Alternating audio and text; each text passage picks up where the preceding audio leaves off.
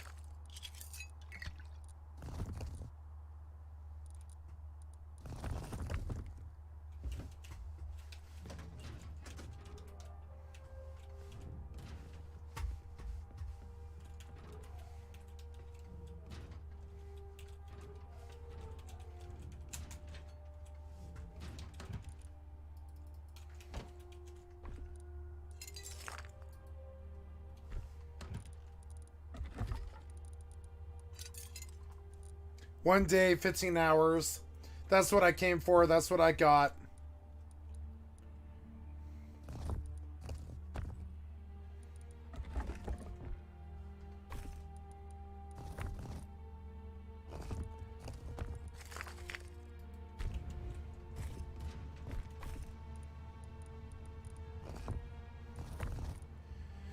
And there's the medal for tomorrow, and I'm done on Rust permanently for tonight. It's good.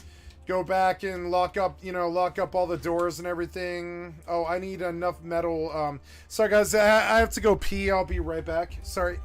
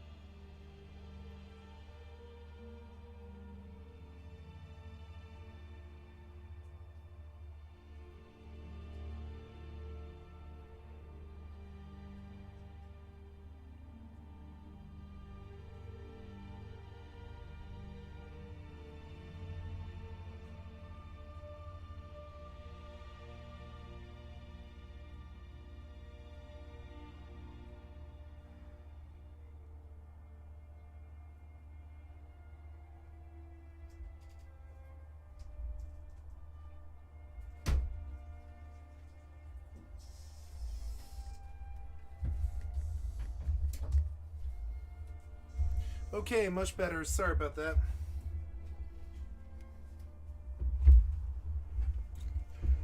Couldn't focus. Much better. Okay, so,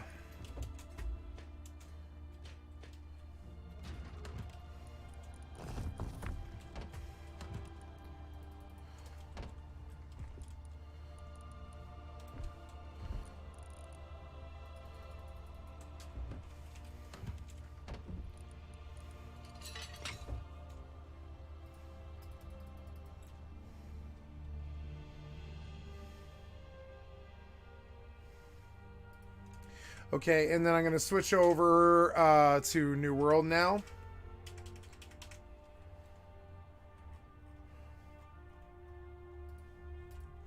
Okay, there we go. And we're going to change the title.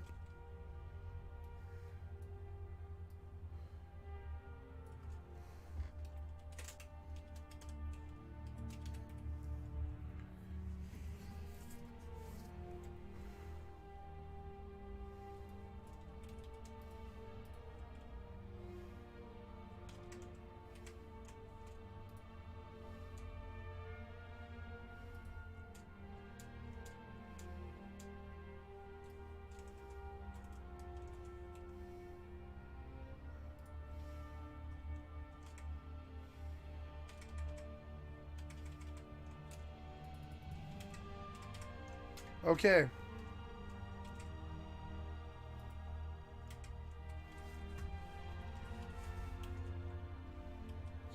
This should be. Get me out of here. Come on, show me how brave you are. The endless sleep comes for us all. Scaly, smelly, winter sausage. Why don't you crawl back into the egg you came from, Lizzie?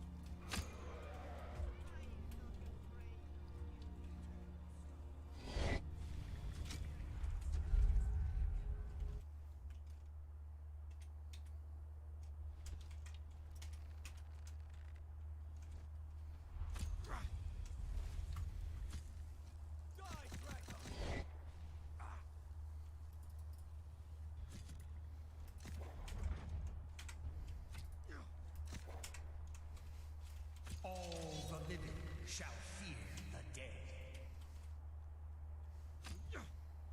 Why don't you crawl back into the egg cave, lizard?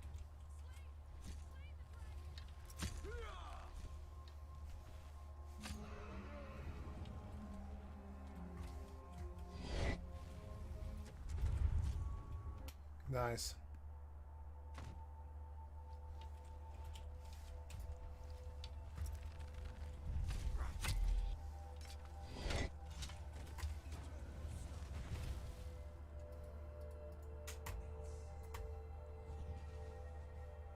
All the living shall fear the dead.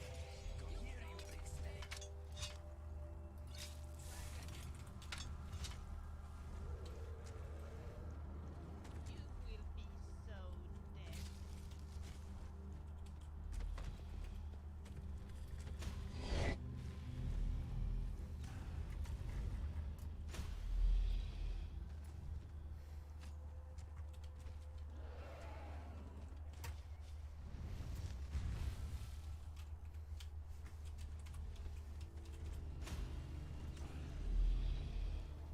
Why don't you crawl back into the egg cave, lizard?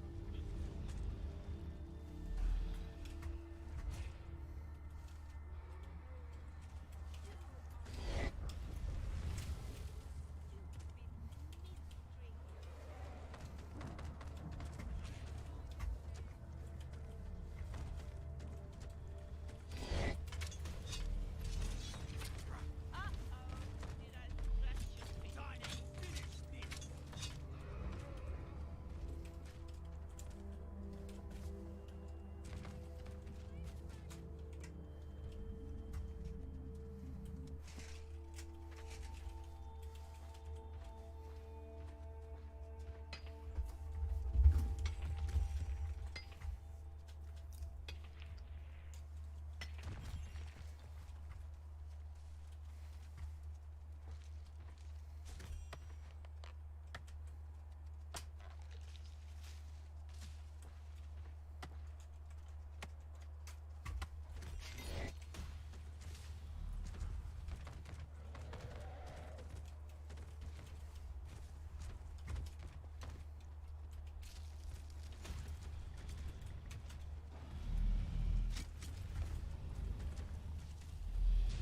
Why don't you That's fun how I go 15, 20, 25, 35 seconds just channeling.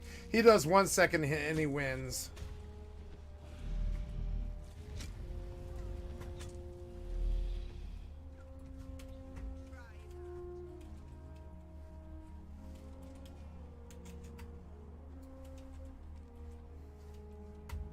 Time to finish them.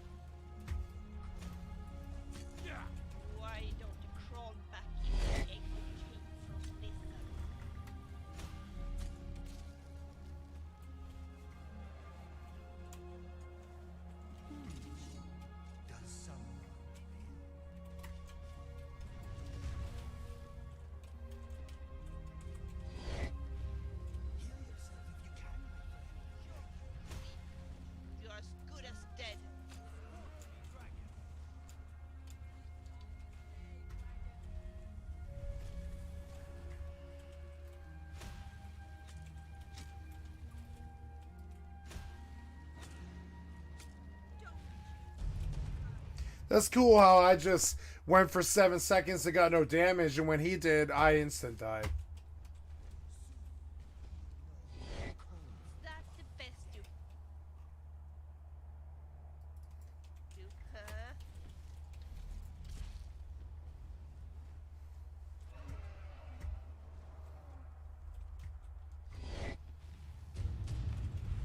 Nice.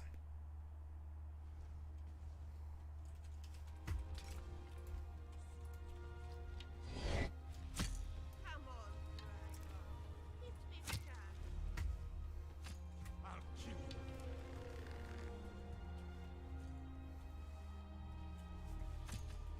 Die, dragon.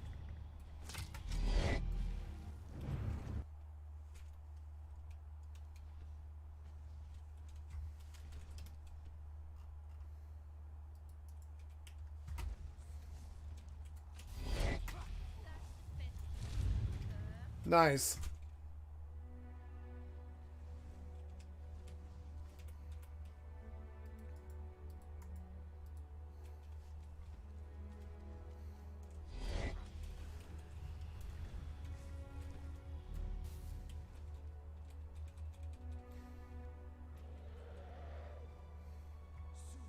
You will know the codes of Nice.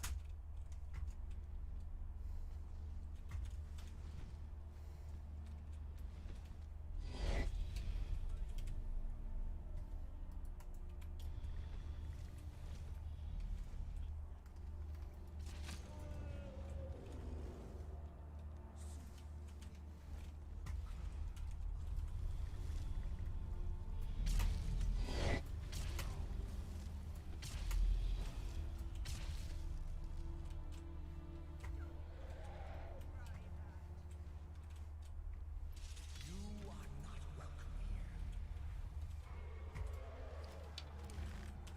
You're a creep. You're as good as dead.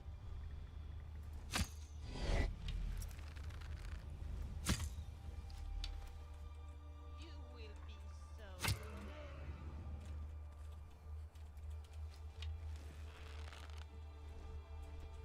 Eternal slumber awaits.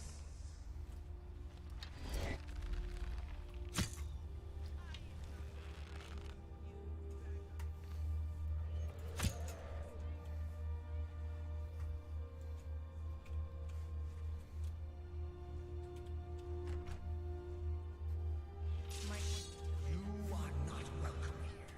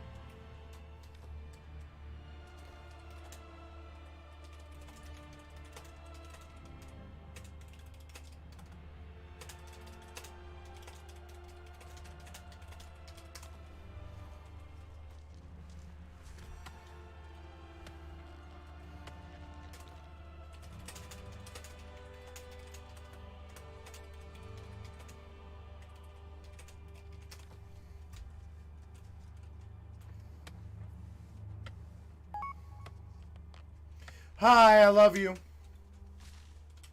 The endless sleep comes for us all.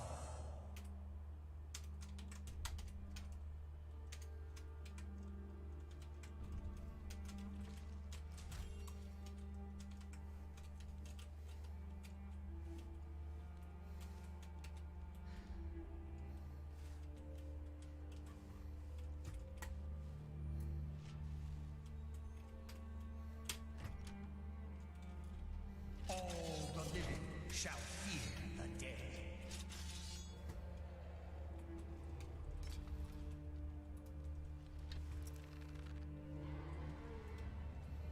Soon you will know the cold of death. You're a creep. Who Not dares good at dead. disturb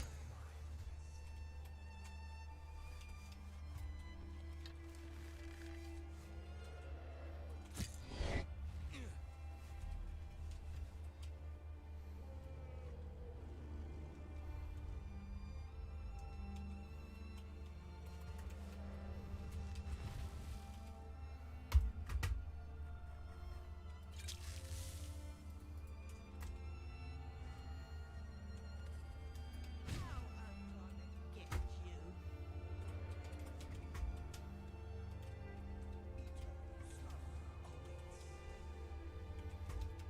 Don't try that.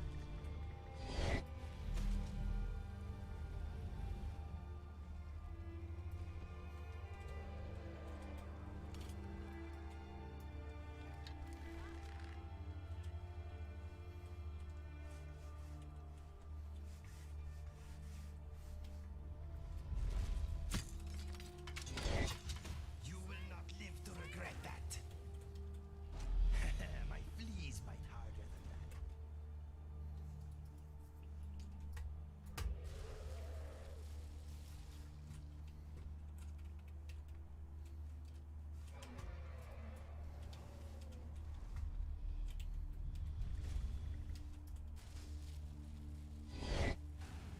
You can, my Cool.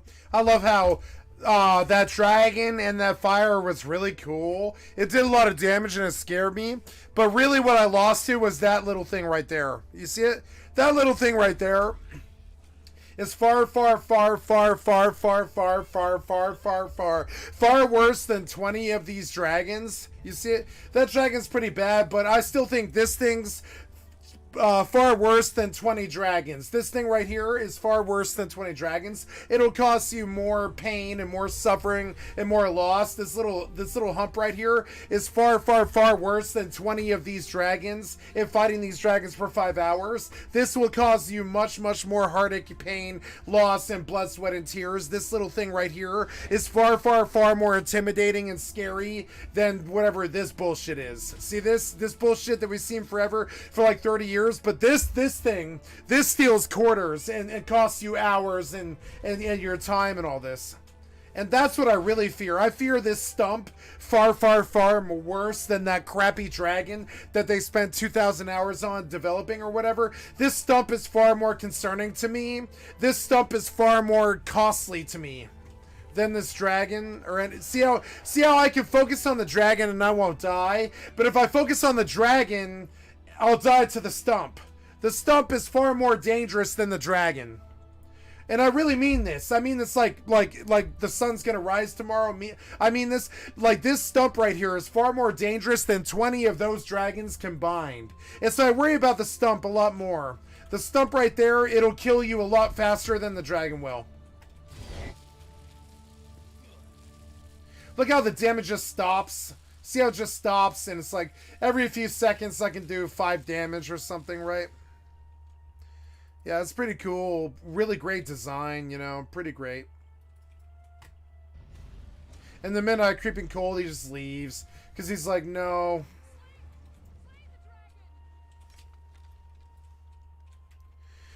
Well, he's halfway now, so if we derp for 45 minutes, we'll probably beat this, you know? If we derp for a long, long time.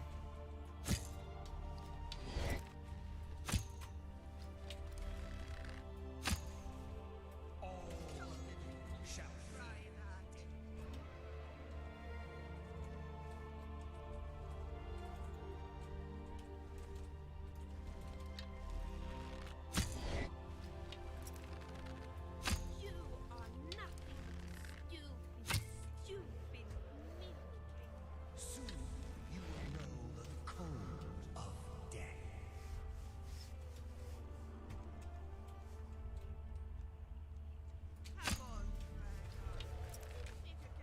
I fear that stump far worse than an entire 18-man Rust clan, all with 4,000 hours each. I fear that stump a lot more. That stump right there. I fear this stump right here far more. Like this stump right here, I fear it far more than 20 Rust clan raiders with about 8 hours a day, 4,000 hours total, or about, I don't know, 100,000 hours total across 20 of them. I fear this stump right here far, far, far more than the worst clan in Rust. This stump will kill you a lot more.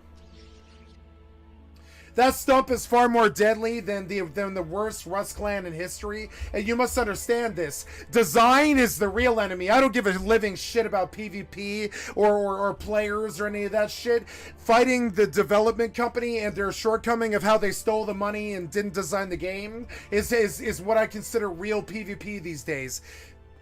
Understanding the stump, getting better than the stump right there. Better, I don't care about the dragon. The dragon's fine, but the stump will get me killed. If I step on it, the stump will get me killed. It is far more dangerous than this dragon. Watch, I can take my hands off the keyboard, right? Nothing will happen to me for a long, long time. But if I were to walk over this stump right now, it would be instant death. If you don't believe me, watch me. If I stand on the stump, watch this. Now, watch how long it takes him. 10, 9... Well, I mean, he was flying anyways, but yeah, if I step on the stump though, he'll come. Watch, here it comes. Now he's gonna breed me. No, never mind. My people have hate. But if I had hate, the stump would get me killed far worse than 20 of them. 20 of these dragons. The stump is far worse than 20 of the dragons. I fear it a lot more. It does a lot more damage and causes a lot more sorrow. This boss is complete horseshit. I don't care about this fucking boss. I care about the walls around me and what they're gonna do to me if I get caught on them. The walls around me with the bad design, the wall is far worse than 20 of these bosses combined. That's the modern reality of new video games. If you think you're good at video games, no, you're good at the wall and the bad design and the bugs. You're good at the bugs and the bad design, yeah. Maybe he won't take off anymore. So maybe now we can finally kill his ass. It was only 45 minutes, you know. That's totally acceptable for a video game, for a dragon to take 45 fucking minutes. Now, how many dragons you're expected to kill? 45? What's 45 times 45? It's 900 hours. 900 hours to kill dragons, that's it. You know? And this is why I don't give a Bethesda game higher than a 9.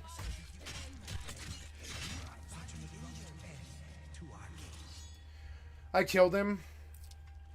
I did in 1 second what took me 37 minutes to do. To get that last 400 damage right, I did in 1 second what took me 47 minutes to get 1200 damage done.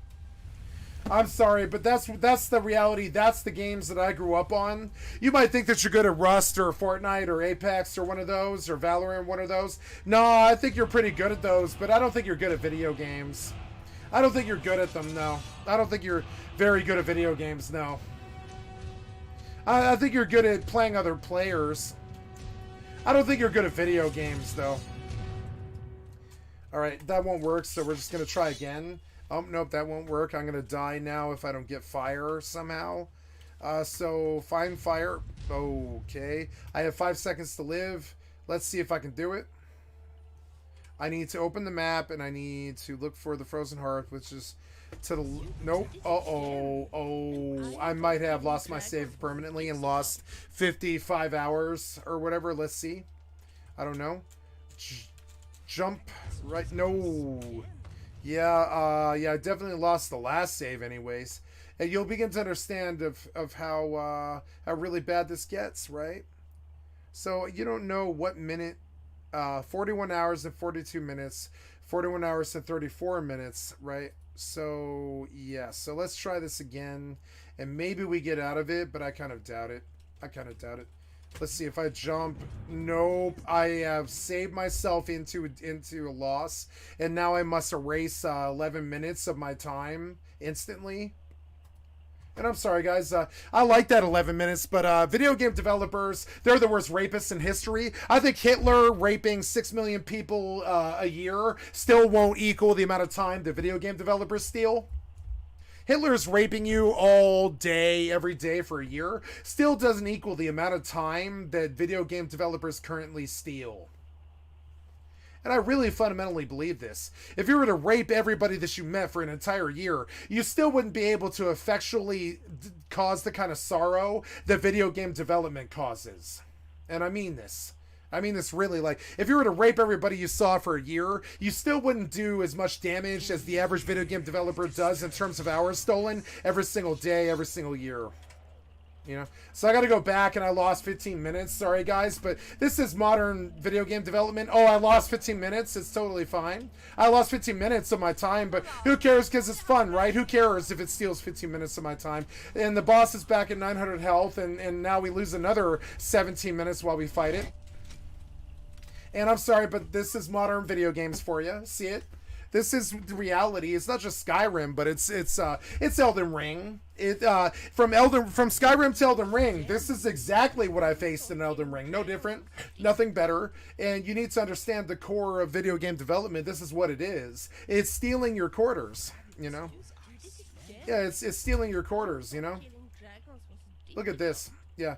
So reload, and I'm gonna pause, and let's see if we can do anything or anything like right. So let's see, magic. I don't know. Let's dump a whole bunch of not magic.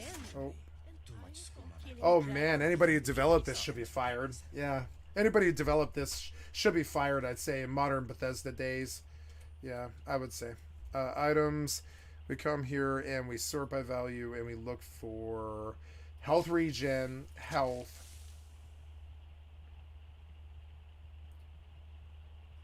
That's it? Nope.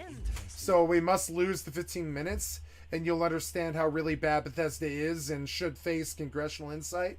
I believe Bethesda is one of the worst corporations that ever existed. I full-heartedly, when you understand how many thousands of hours they steal from children every year, it's some kind of like there was the Trail of Tears, which was worse, but I call it the Trail of I call it the Trail of Children's Tears. This amount of time theft, I call it the Trail of Children's Tears, because the children's are the ones who cry when they lose 20 minutes like this. When they lose 20 minutes like this, they cry, but I don't, because I'm so used to the system and the fucking people and the video game developers fucking me in the ass so bad that when I lose 20 minutes, I'm like, meh, that's a Thursday. Oh, I lost 25 minutes. Oh, that's a Thursday for a professional gamer. Who the fuck cares about losing 25 minutes in a single second? Nobody cares if you're a professional gamer. Nobody cares if you lost 25 minutes. You're a loser. You lost 25 minutes. Oh yeah, no, the developers are losers. Like, I never let me in a room with a developer, because I'll straight punch most of the triple A developers I've ever worked with. Most of them. I would be like, oh man, you developed Elden Ring? Whack! Right in the fucking face. Ba-bow! You developed Elden Ring? Oh man! Ba-bam! Right in his fucking face. Right in real life too. Ba-bam! Right in his fucking face. And they know it too. And they know it. They know it. Anybody with reality is like, oh, yeah, better punch the From Software guy in the fucking face. You know what I'm saying? Better punch the Square Enix guy in the fucking face, Yoshi P. Better punch Todd Howard in the fucking face. I'm serious. Take that opportunity if you ever get one, because that's the only opportunity you have before their money defeats you.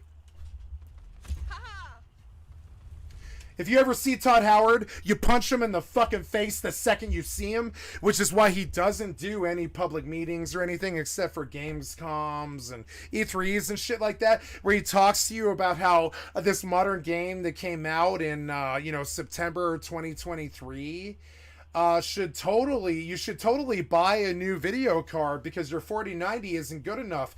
Oh, did you spend $2,300 on a 4090? Well, that's not good enough to make Starfield go faster than 37 frames per second. And so, yeah, when you see Todd Howard, punch him in the fucking face for me. Seriously, punch him in the fucking face when I see him. Ooh, bam, bitch! There's for 2,400 hours lost on Fallout 76. And that's just 76. Let's talk about this game or Oblivion or Morrowind or any of that shit, Yeah. Sorry, guys. These guys stole the money, and I'd really like to punch them in the fucking face. You know? I'd really like to punch him in the fucking face. I'd really like to punch Todd Howard in the fucking face. Pretty bad, too. Like, man, I would pay, let's see, I'd pay $100,000. This is from somebody who's only ever made, like, $45,000 in their entire life, right? I would pay $100,000 if I could sock Todd Howard in the fucking face. Hands down, if somebody was like, here's $100,000, you've only ever made $45,000 in your life, and you could walk with $100,000, or you could punch Todd Howard in the fucking face. Yeah, I punched Todd Howard in the face. Fuck the $100,000. But bow, bitch!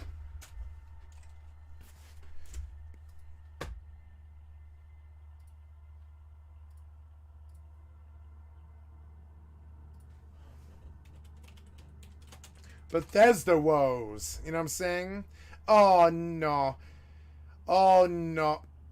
Oh, no. Captain's log. Star date. September Oh, no. Did you steal the money? Oh, did you steal the money and fuck over 6 million nerds? Oh, no. Did they all spend $60 each, so you have $600 million off these nerds that you fuck over all the time? I can't wait until me and Todd Howard are in the same room.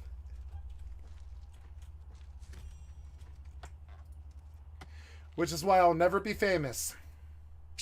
Review. And I don't care about your fucking clout and your fucking money and your girls and your video games and your girl repellent on in the fucking background. I just really want I want the chance, you know what I'm saying, to be in the same room as these people. That when each time I punch Todd Howard in the face, I say 400 storage in Starfield, 1200 storage in Fallout 76, 300 storage in Skyrim. Bam, bitch! Pretty hard in your fucking face. Starfield. I don't know why I'm talking like William Shatner. I don't know either. Space. It's a reason why I was so excited for Cyberpunk, and everything leading up to the launch of that game built it up to be this incredible cyberpunk adventure that it wasn't. I don't have to read. No, Cyberpunk sucked dick. Anybody who spent money on it is an idiot. Hey, I've never spent $1 on Cyberpunk or CDPR. Well, no, that's not true. Well, it is true. I've never ever spent $1 on CDPR, and I'm fucking proud of this. Every time I ever spent any money on CDPR, I got a refund. And I mean this. I asked for a refund on the Witcher 3 complete edition, or not complete, but the day one launch deluxe edition, right?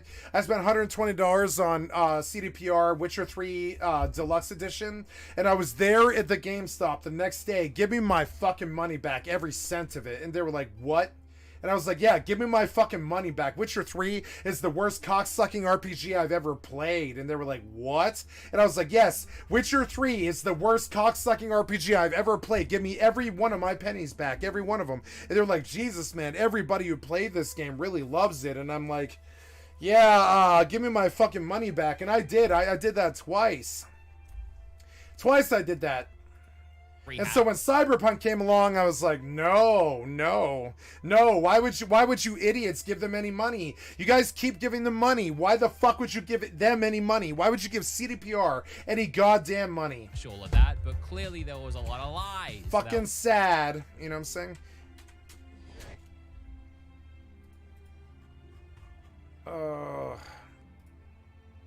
Yep. Sorry, it's just kind of interfering, a little bit. Went on. I feel it happened again. Maybe not so much lies as just yeah. So by the way, I don't know if you guys were aware, but the entire games industry gave Starfield a 9.2 like me. Everybody else gave it a 4.1. 5 points less. I don't know if you guys are aware of this, but I mean, and this is true of a lot of modern games. By Bethesda themselves. Today I want to talk about my experience with the game, but also mostly I want to look through the 45-minute deep dive that Bethesda themselves put out just a couple of months before Starfield released. We can take multiple parts of this deep dive and poke holes and explain literally false information about what this game would eventually end. Okay, so here's what I think happened with Bethesda and Blizzard and Microsoft, and to a lesser degree Apple, right? All of those smart people left back in 2015, I believe this. I really fundamentally believe this. All the smart people left Microsoft. They left Blizzard. They left CDPR. They left fucking, Squaresoft Enix. They left all these things and they said, well, if I'm going to be a good person and try to continue living as a good human being, I can't be involved with cubicle crawling and breast milk stealing and Yoshi P. And so those smart people left the industry and they stopped making games. And now there's nothing left. There's nothing left. There's your occasional Baldur's Gate 3, which I gave like an 8.6. I thought Starfield was better than Baldur's Gate 3, which was really bad, but I didn't want to tell anybody that. I was like, yeah, I think Starfield is better than Baldur's Gate 3. End up looking like. What if we could take that feeling of being who you want to be and exploring? So one of my best friends asked me, what did you think Starfield was? And I said, after 10 years, Starfield is a 9.2. And then he asked me, well, what do you think about Baldur's Gate 3? And I said 7.2. A new world, but because I think in 10 years, they're still going to be talking about Starfield. I don't think they're going to be talking about Baldur's Gate 3. set it in space, where you weren't really limited in where you could go or what you could do. And that is Starfield. And again, that doesn't mean this is a bad game. It's just not the game that a lot of Yeah, I don't think it's a bad game. I've never thought this was a bad game, but I didn't like it. us, myself included, expected. I didn't like it compared to Fallout 76. But stick around, because I got a lot more to say than just what's wrong with the deep dive and the marketing. I also want to talk about what's good about the game. I think so many people in the modern age are convinced that if you have money and clout, then you're God. And if you don't, you won't. Right? It's a simple equation. I think most Players Club kids would tell me. Money is your God now, and if you don't have it, then you aren't. So join me on the SS. Oh. Holy cow! That was like a whole ship of people just exploded up there. Also, ignore me if I eat during this. I killed a Gleeklor on planet the other day, and I made a bunch of hot dogs. There's nothing like Gleeklor Glizzy. It just hits different. Starfield is our first new universe in over 25 years.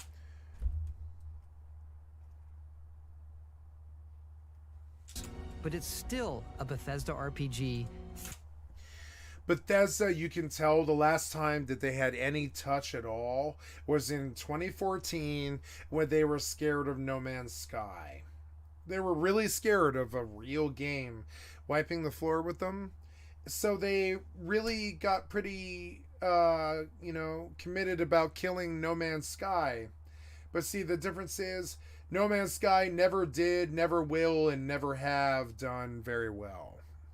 The concurrent on No Man's Sky is like 136. The concurrent on just Starfield is like 996, like 9 times that or something like that. Through and through. Now, I want you to just remember that as we go forward. They wanted to steal and not do any work. Fallout or Elder Scrolls in space. Both of those games have a very distinct style. When I think of playing those games, I think of open world exploration, going anywhere I want, right from the start, but how I get there is up to me. It's my journey, and I do it all in a certain way. And that's mostly by physically traveling to places and going on an adventure. We'll come back to that. And it wasn't until now that we had the technology to create it. It's not until now that we've had the technology to create it. It's interesting that they specifically said that they now have the technology to create something like this when they didn't even fully commit to certain elements we've seen in other games like this, like No Man's Sky with its version of space travel and exploration. So I'm not sure exactly what technology we didn't have before that we have now, where this game couldn't have been made previously, but let's keep going. That isn't just a backdrop. That moon is actually there orbiting the... It's weird because I've seen this before, right? This stupid fucking nerd, pissant, is in a war with the jock douchebag who's like prom king, and I've been both. I've been the prom king, jock douchebag, and I've been the fucking nerd, like, end is nigh, Watchmen fucking, kind of thing. And I've been both sides, right?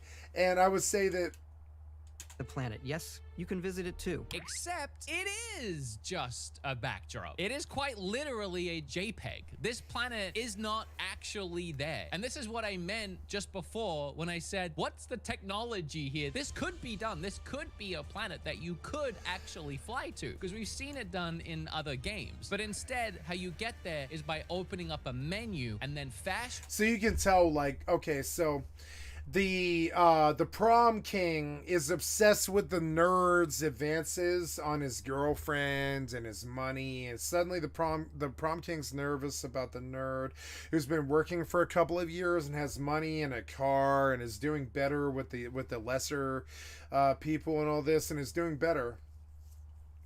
And so he beats up and copies on the nerd.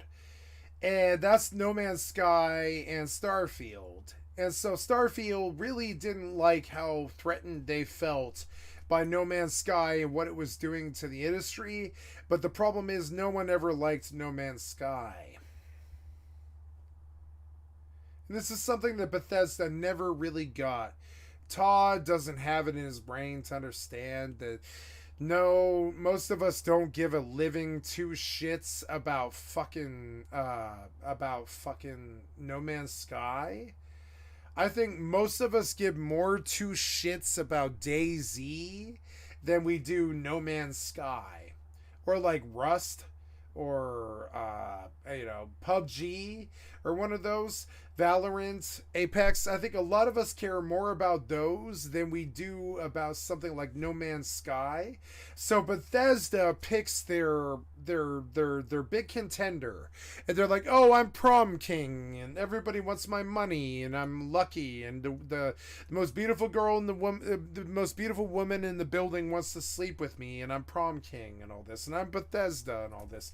Who's my biggest threat?" And they look around, and they're like, "Oh no, Arcane's sucking dick with Redfall. Elden Ring's good, but it's still not like Dark Souls good. It's I mean, what else is left? There's like Rust, but they're only pulling 100,000 concurrent. There's Final Fantasy 14 has a nice 6 million, but the only reason that exists is because pretty much the only Final Fantasy that I can think of that exists is Final Fantasy 14. And that's really tragic. I'd rather pay more attention to Final Fantasy 13 than Final Fantasy 14, which I feel vindicated in saying that Fabula Nova Crystallis was the world in which Final Fantasy 16 and Final Fantasy 15 and Final Fantasy 13 was built. And I have faith in Final Fantasy 13 way the fuck back before it was even 14, before it was even 15, before it was even 16. And so you watch what Yoshi P does, but you think MMO wise, ESO is dead, World of Warcraft is dead, EverQuest is dead, OSRS is still alive over all the games that I just basically said. And like now we're looking towards games like Starfield to suck us in to the point where we can live it like a lifestyle. And trust me, the only game that I could live like a fucking lifestyle at all in the last like 20 fucking years was like Rust and New World. That's it. Like maybe Minecraft. Like Minecraft, Rust, and New World had like enough flavor where I could stand to play them as new games. But we were all raised on Fallout 3 or Fallout New Vegas or whatever. So we're like, where's Fallout? Where's Elder Scrolls? Oh, it turns out the Elder Scrolls 6 can't actually like shine up to what the kind of mods do to Skyrim SE, which is one of the reasons why I'm on Skyrim SE right the fuck now. You know what I'm saying? I'm talking like right the fuck now. I'm on Skyrim SE. Now, when I hunt in New World, I get a bad frame rate, which I'm convinced is part of the whole problem. Is some games are optimized and some games aren't. I killed the sound on this because the dragon is literally so fucking boring that I just don't care what happens. And I'm going to start fucking, like, phoning in this RPG battle like the way that I used to phone in raids, because I just don't care so much that it's very powerful me to understand how to care about this so much that this is over, you know? And I'll pull the video that I was watching, but I mean, this is so boring that I'm sorry that... If you tried, it would take several hours to actually even get close to the planet. There are people on Twitch, like Alana, who have actually done this. It took her 7 hours to get to Pluto, and she just went through one side and out the other. I mean, I think this one is just a lot. The combat and gunplay in the game is extremely basic. Every time they show it, even in this deep dive, they kind of hide how unexciting it is behind multiple camera cuts and then constantly switching between first and third person to make it look more cinematic and actiony. If you actually watch what's happening, it's just a lot of jumping and pointing and shooting. And one of my biggest complaints is brain dead AI. You can stand in the middle of gunfights for an exuberant amount of time, just taking damage like a bullet sponge before you actually need to start playing the game. Sit somewhere. Oh! Yeah, he's got a powerful point, and I'm gonna reiterate.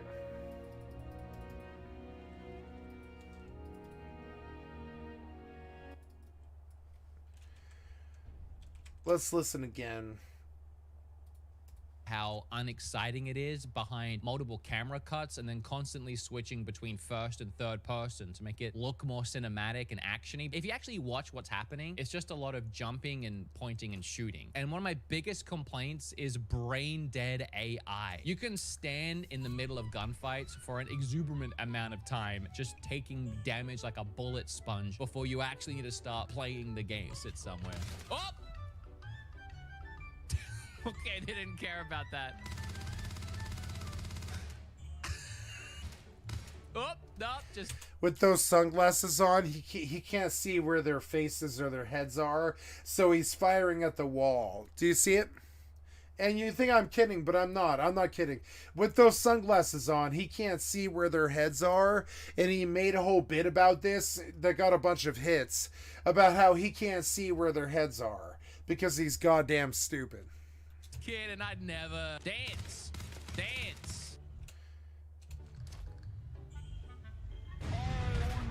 Oh, that did it though.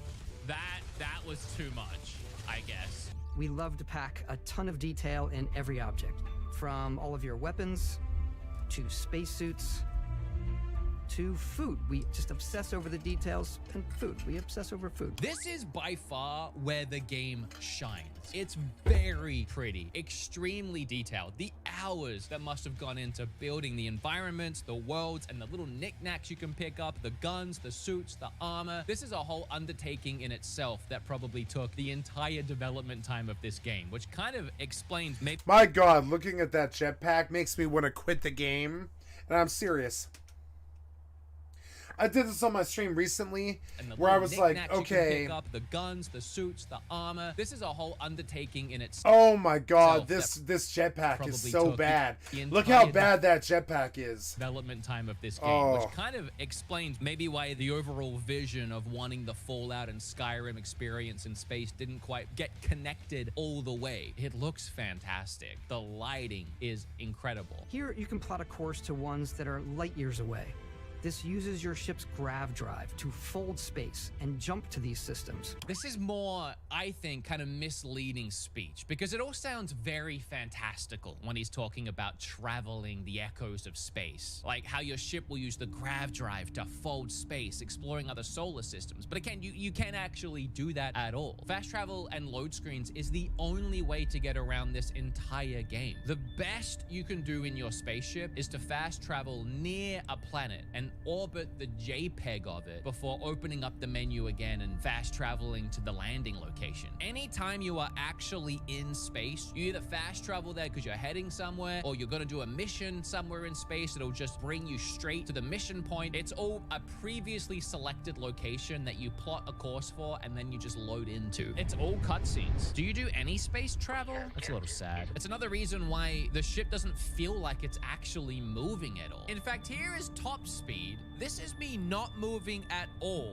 And this is me going in reverse. And I can't tell the difference between any of these. And it doesn't really matter because you got nowhere to go. Go back to the map to land. Are you kidding? I can't just land on the planet like this? Why am I playing this? I have No Man's Sky, which is a little disappointing because I was excited when making my character. I was making him a Han Solo type and gave him combat, but also piloting skills. But then that ended up being an irrelevant perk, I guess. It makes it feel all less connected and far more disjointed. The best way I can describe this is like when you move somewhere new for the first time where you haven't lived before and you Google Maps everywhere and you rely so heavily on Google Maps that when you don't have it, you realize how lost you are and you have no idea where anything is in the city around you. And that's this game. I fast travel everywhere because I have to, and I don't know how any of it is connected, but that's the fun of it all. That's the Skyrim and Fallout of it all. I've never played an open adventure game before with fast traveling where I didn't have to actually go somewhere the first time before I was allowed to fast travel there. That's usually a staple in games, which is probably a perfect time to show you this. Create a character you want and explore with unparalleled freedom as you embark on an epic journey. Unparalleled freedom. No unparalleled load screens. Meaning, this has never been done before. An unparalleled experience. I need you watching at home to understand what I took from that. Because I've played No Man's Sky, and I know how that travel works. I've even played Starlink on the Switch, and you can travel from a planet to space to another planet just like that. This is not unparalleled. You'll hit an invisible wall even if you try and walk too far from your ship. And some areas that you land literally have physical walls. Guys, I'm getting a bad feeling about exploring this planet. There's like walls everywhere. Invisible walls. This is not an invisible wall. This is literally a wall. But none of this even compared to No Man's Sky. Being compared to No Man's Sky isn't a bad thing, by the way. I think a lot of people haven't realized how fantastic that game is now after all of the intense... That game sucked. I played it, and I'd rather play Rust. You know what I'm saying? That game sucked. It sucked. Amount of updates they've added to it. To put this in a... The amount of updates that they've added to it, yeah, it was never fun, though. It was never fun. Perspective. It was never fun. It's like if you were playing Skyrim the first time, and as you're standing in the middle of that burning village that you start in, the game says, hey, you can go to River Run now, and it just brings up a menu, and you teleport straight there, and you miss all of the adventure on the way. The on the way is the best part. Why do I not have the on the way of a space travel game? I hate to keep going on about it, but they promised unparalleled freedom, so what is the excuse for not having it? Is the Xbox holding it back? We can talk more about that later. Let's go back to the deep dive. I think it is. And also, the X is not a box anymore. It's the biggest city. By the way, the current Xbox is now basically a cell phone. Did you guys hear? We've ever made, not just in size, but also in the amount of custom art, crowds, and quests. So they really focused on this new Atlantis. No, Skyrim community is thousands of hours of gameplay as proven right here as I do it. You know what I'm saying? As I do it. You know what I'm saying? So here we go.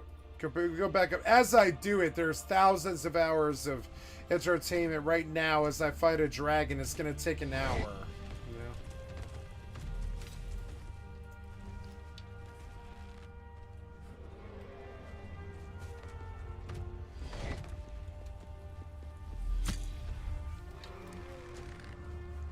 I don't really want to fight this thing, and I don't think I have to.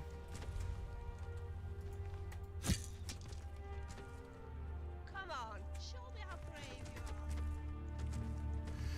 are. I don't think I have to fight this thing. I mean, I could.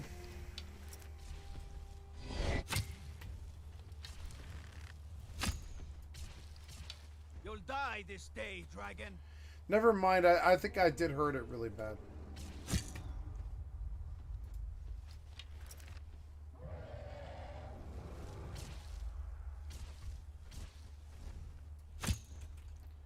Slay it. Slay the dragon.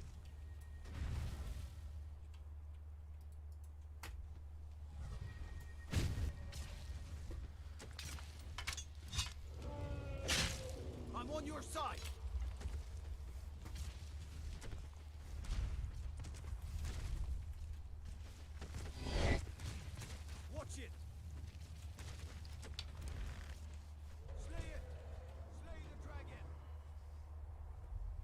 We're halfway.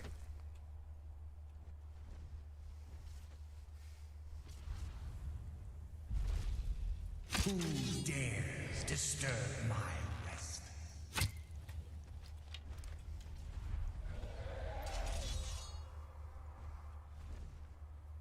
You'll die this day, dragon.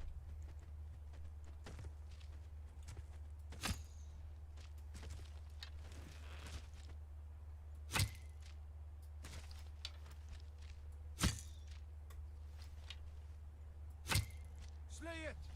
Slay the dragon!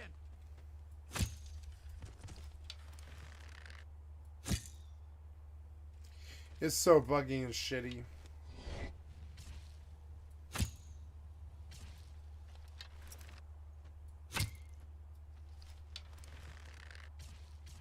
You'll die this day, dragon.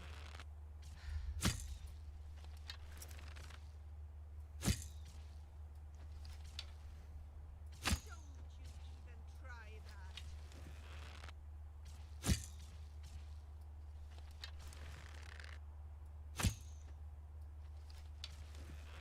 You'll die this day, dragon.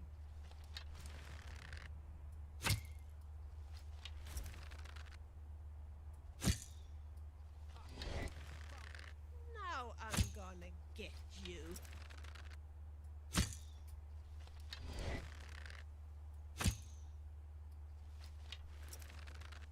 Don't you even try that.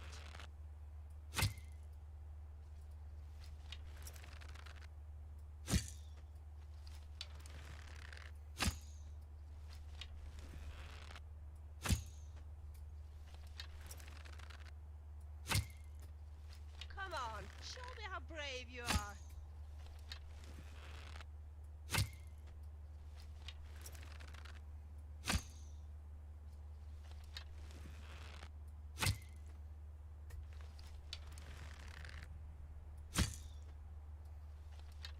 Don't you even try that.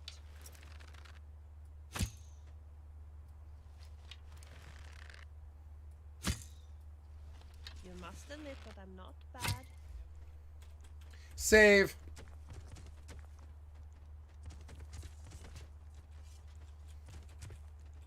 I beat him in the end.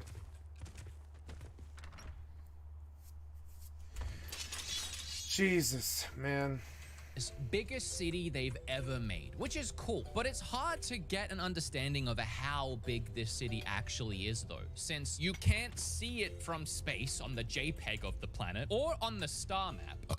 Sorry, the glizzies. Like, just don't go down softly. You also can't fly your ship, as we talked about, so you can't go near or around the city or see it from a distance as you're landing. And the city itself is all broken up into different zones, separated by a train ride. Even riding the train is a little lazy, because you just kind of open the door a little, select where you want to go, and then the door quickly closes and then leaves without you. If it's all gonna be quick and fast travel-y, at least give me a cutscene in between of like going through the city. Again, like my Google Maps comparison earlier, I'll get a better sense of how this big city is connected. It's not an impressively big city if I can walk one end to the other in 30 seconds in each location. It's a few moments of gameplay that make the space feel like it's full of real characters that are going about That makes it feel like it's full of it. You hear him say it full in real time. He's like, it makes it feel like it's full of it. their Yep. day-to-day lives. Okay, now this part is feeling a little bit like deja vu.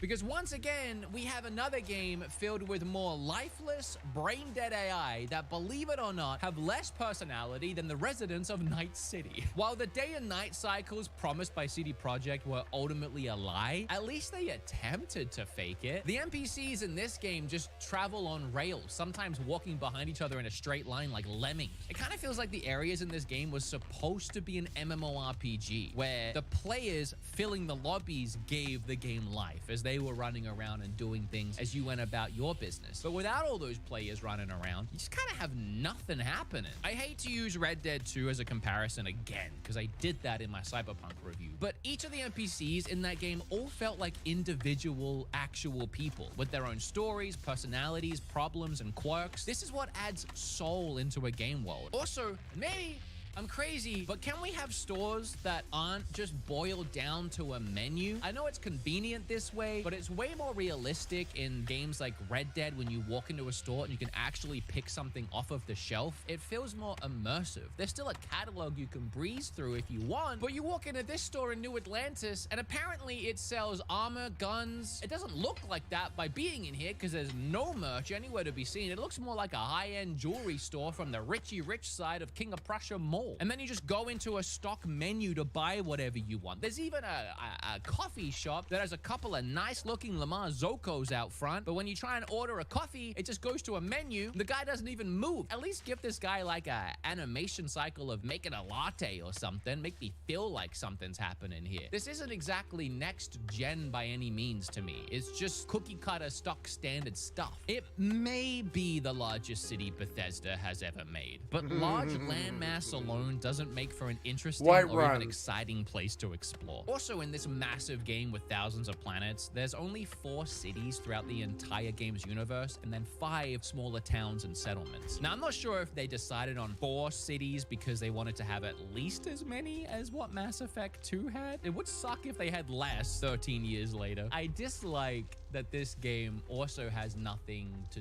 do in the cities other than pick up missions and then leave with those missions. We even have this really cool neon city that reminds me of Cyberpunk, but you can't do it. There's no activities. There's no mini games or like fun things to do in the actual cities themselves. I mean, at least in Cyberpunk, you could bang a robot, you know?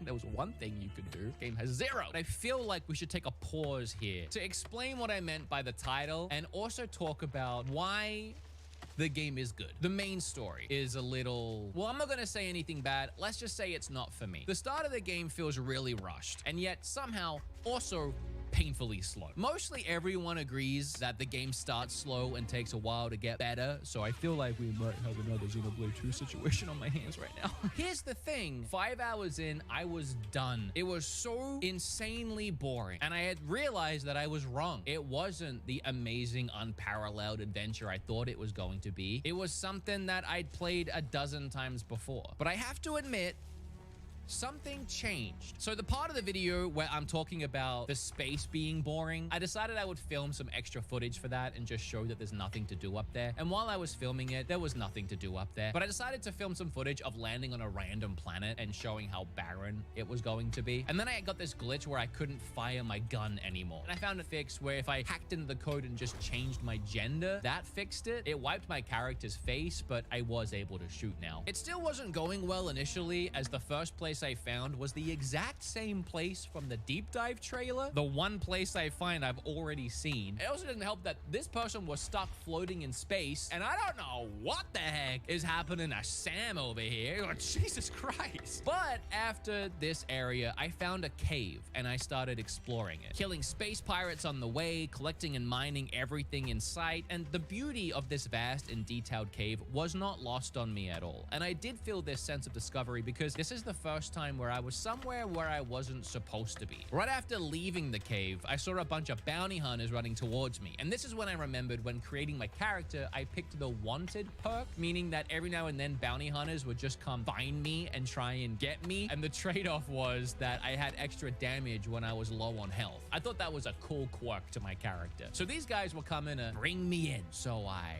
failed to persuade them not to, and then moited them all.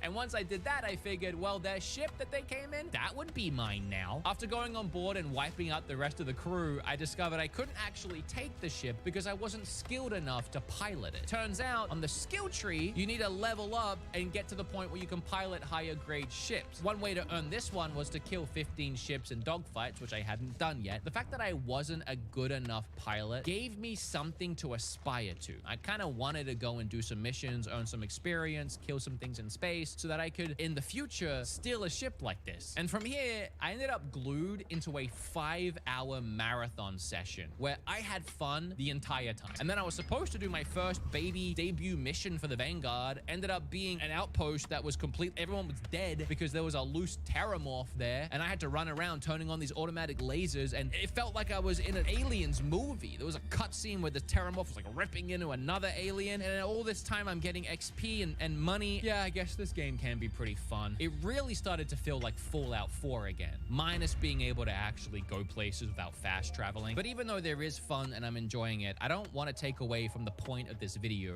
that this game could have been so much more and was kind of promised to be so much more. For me, a game like this needs to be about the adventure, the exploration, and the unlimited potential, not just the mindless doing chores to unlock cool, detailed things. Red Dead, No Man's Sky, Tears of the Kingdom, even Baldur's Gate 3, which I haven't talked about yet, but I am loving. These experiences allow players to interact with the game any way they want. That's what a game like this needs to be. On top of all the story and the lore and everything that does give it merit, that's what would propel this game to be a genre-defining game and something truly special. Some things that would help on top of that, I wish the story was delivered slightly more dramatically. We have characters that never move from a single location, dead staring into the camera lens, poorly reading off lines from a script with little to no expression on their face, and it's nowhere near dynamic enough to keep my ADHD goo-riddled brain entertained through the slugs of dialogue options. You compare that to a game like Baldur's Gate 3, which has some of the best voice acting I've heard in gaming, with interesting and at times hilarious dialogue options, each of which can lead to several varying outcomes. If I want to talk about unlimited freedom and choice, you can do literally whatever you want in Baldur's Gate 3. Whole ass main characters you can just kill right from the start, or you can romance everyone, party up with who you want. Every solution has multiple outcomes. It's always your choice. The game never tells me no. It's very similar to Tears of the Kingdom. In fact, I think Baldur's Gate 3 is the Tears of the Kingdom to the RPG genre. It is as free, as open as Tears of the Kingdom was.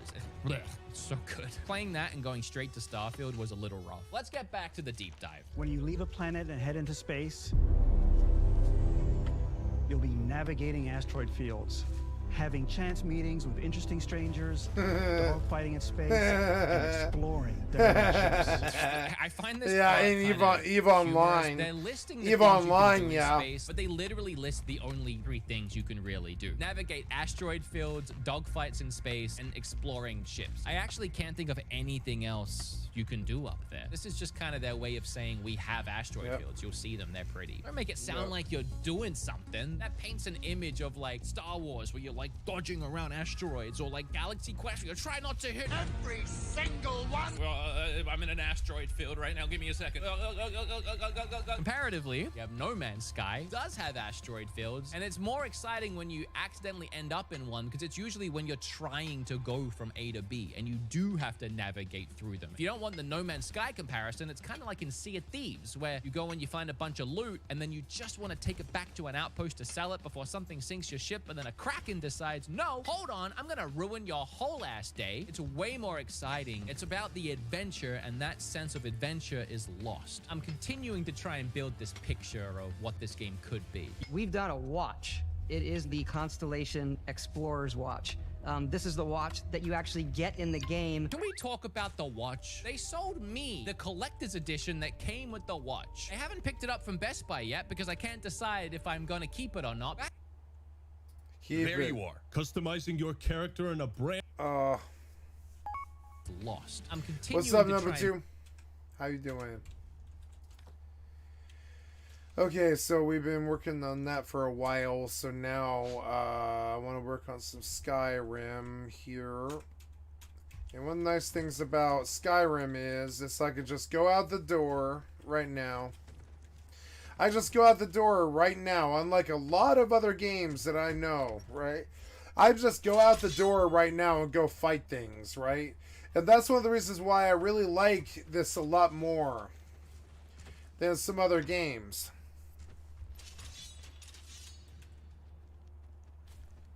You've been quiet so far. What do you think we should do? Well, your classmates certainly seem to disagree with you. Oh, don't listen to her. We can do it. Just give us a chance. All right, let's settle down. I suppose we can try something practical. In continuing with our theme of safety, we'll start with wards. Wards are protective spells that block magic. I'll teach you all a ward, and we'll see if you can successfully use it to block spells, all right? Would you mind helping me with the demonstration? Are you at all familiar with ward spells? Well, then this should be no problem at all for you. Now, if you'll just stand right over there, I'll cast a spell.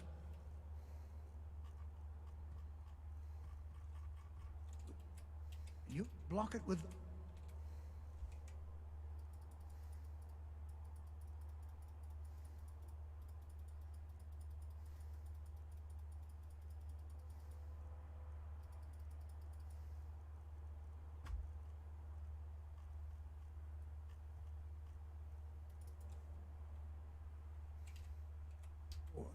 Here we go. Over there, please. Just opposite me. Wouldn't want anyone else in the way.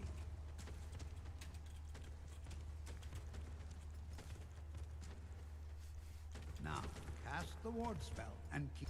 Hold still.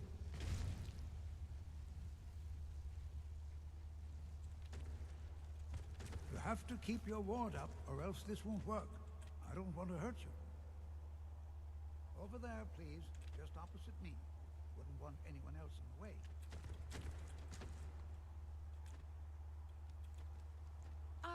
Oh, sorry.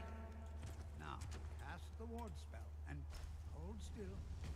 Excellent. Hello there. Well, I think this is an excellent start. I'd like you all to continue practicing with wards, please. I think perhaps we're ready to begin exploring some of the various applications. The college has undertaken a fascinating excavation in the ruins of Sarthal nearby. It's an excellent learning opportunity. I suggest we meet there in a few hours and see what awaits us inside. That's all for now. Thank you.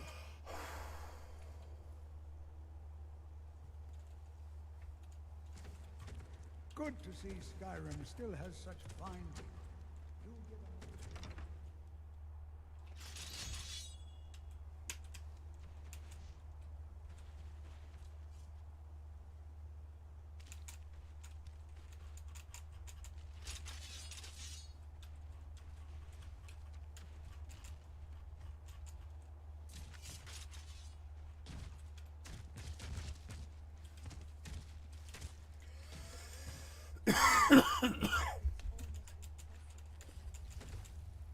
Still, you have managed to get through.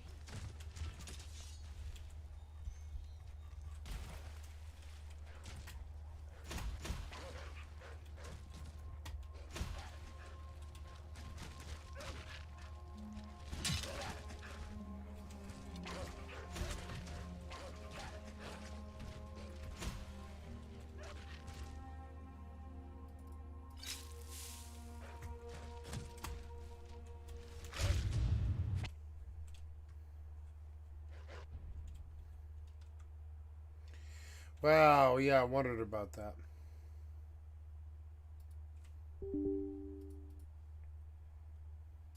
And build this picture of what this game could be. We've done a watch. It is the Constellation Explorer's Watch.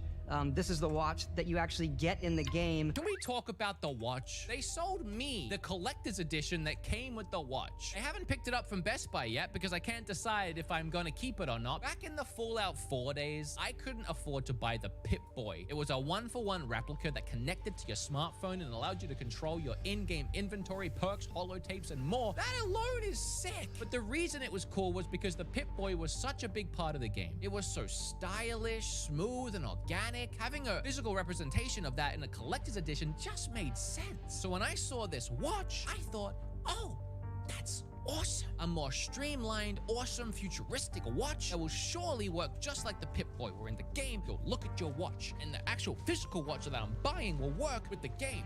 It's just a watch. I actually knew that. They did say it was going to be just a watch and it wouldn't work with the game at all. So I knew that going into it, but I still thought I was buying a part of the game like the Pip-Boy that would be an important part of the game. Nope. After it's handed to you at the start of the game in this big showcasey moment, you'll never see it again. Where's the looking at the in-game in-game menu thing gone? What's the point of the watch? I can only assume that they added the watch so that they could sell it physically in a collector's edition for $300. I don't know why else they would do this. The only way the watch is reflected in the game at all physically is the HUD in the lower left corner of the screen, but it's not the actual watch. It's a digital representation of it. And I honestly never even look at it.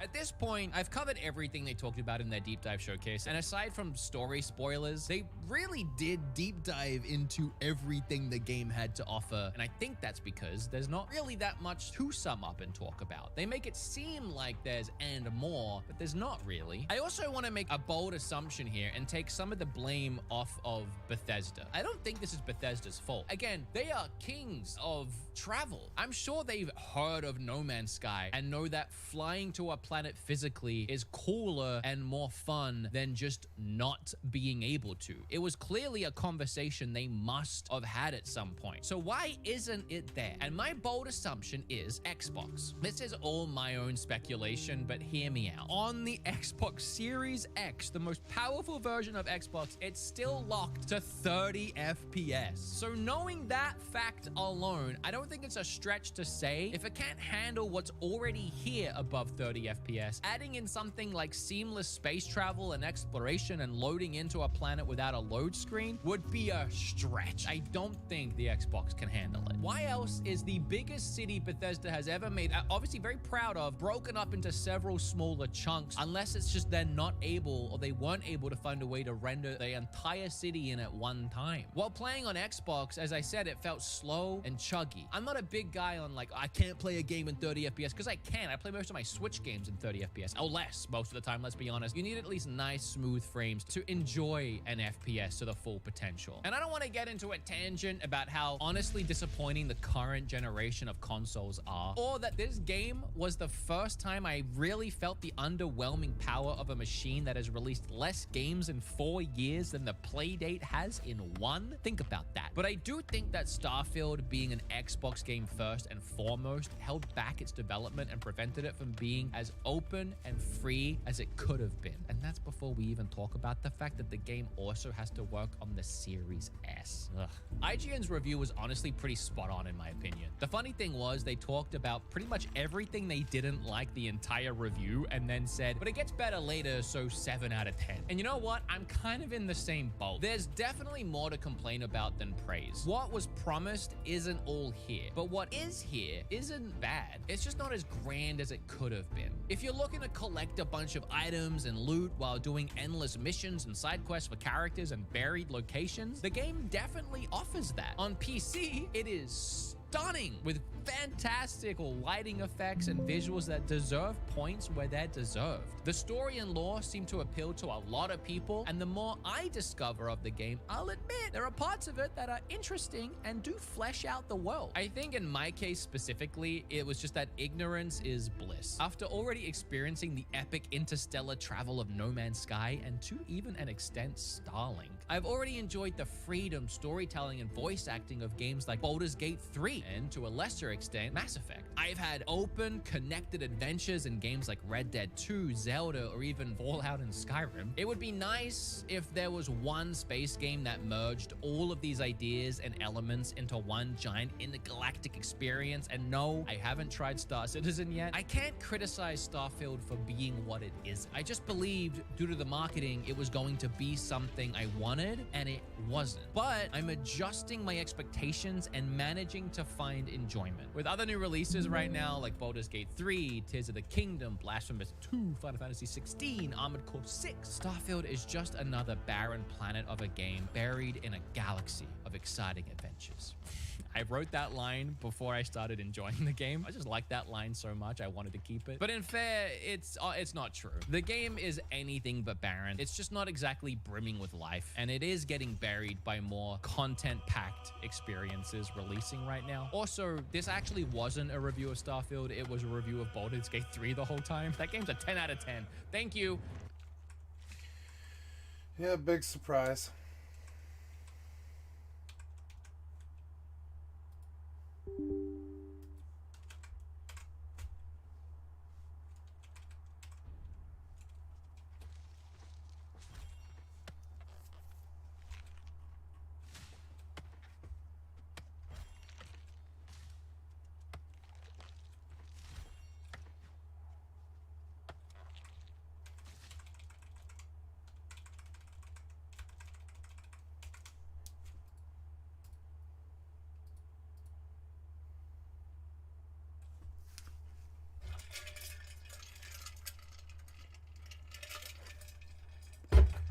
Oh no, what was that?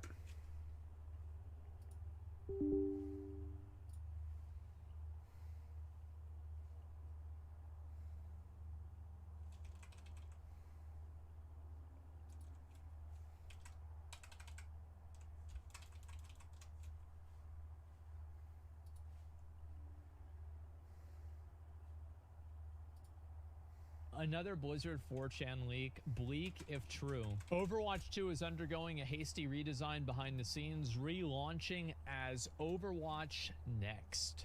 And essentially, Overwatch 1 is trying to undo the damage.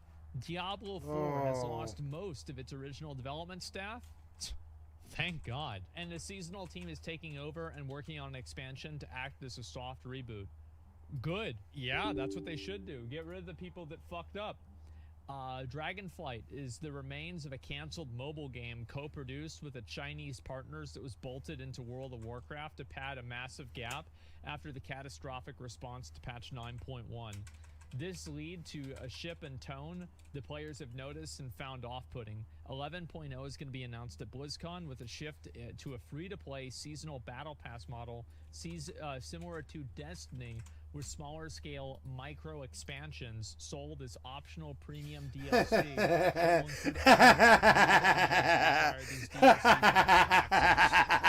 think that if they do that, they're probably going to end up actually unironically killing the game.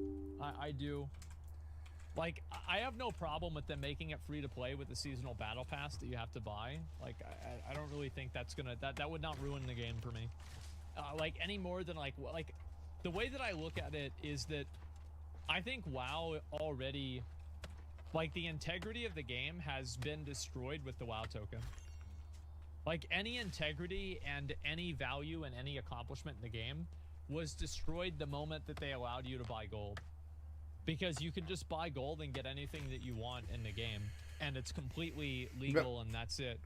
So, like, I don't really care about this. Is this going to make the game any more, is this going to remove any more integrity? Well, it never had any to begin with. So what's the problem? How do people not boycott the game? Well, because gamers have no self-control. Yeah, that's all there is to it. So, sorry, I can't play Dungeon X. I don't have the DLC for it. Yeah, exactly. I think if they try to have people buy, like, a bunch of micro DLCs, the reason why WoW is successful is because people are, like, very invested already into it. And there are very rarely times that you have to, like, redo that investment. Like, you buy an expansion, what, every 2 years, something like that?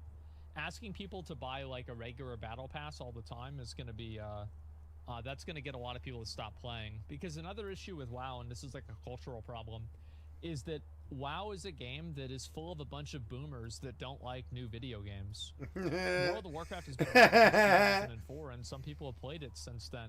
Oh so my god! Pass, which is like one of the definitive characteristics of new age gaming. And the truth is, like, the trading post is a battle pass, right? But because you're not buying it, because it's not really a battle pass, people don't see it the same way. And guess what? People are going to be pissed off about a battle pass. Like, think about how many of them got mad about being able to buy Trader's Tender. It was just so crazy. I think if they make the game free to play with the seasonal battle pass, I don't really think that's like a horrible thing for the game. I really don't. Like, because all of the things that a sub is supposed to avoid, right? What do you think so paying a subscription to a game, the idea with paying a subscription to the game, this is my opinion, is that you pay the sub so the game doesn't have weird pay-to-win stuff, right? Like, you pay for the game, so you have to earn the things in the game, rather than if it's a free game, and then you have to buy them, right?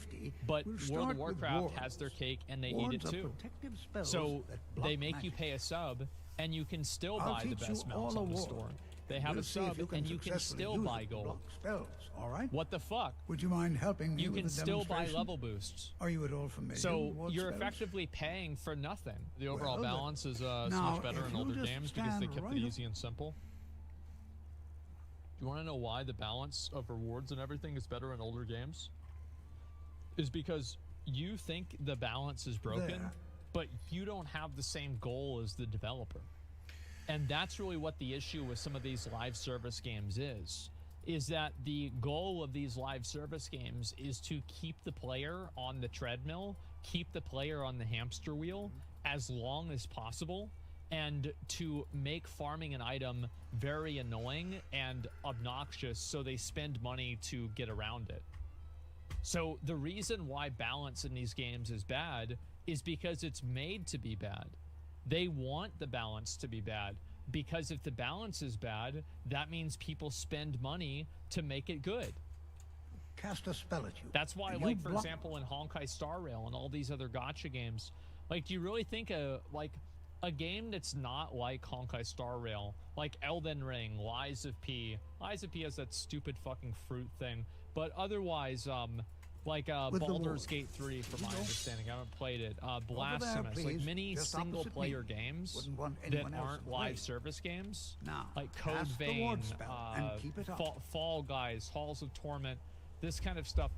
There aren't these massive time gates. They don't exist because they don't need to exist, because they only exist, like, they're basically putting ankle weights around you and then telling you that you have to pay every day to remove the ankle weights. Isn't it so companies don't care about real gamers because real gamers don't spend as much money as someone who plays it casually? Hold still.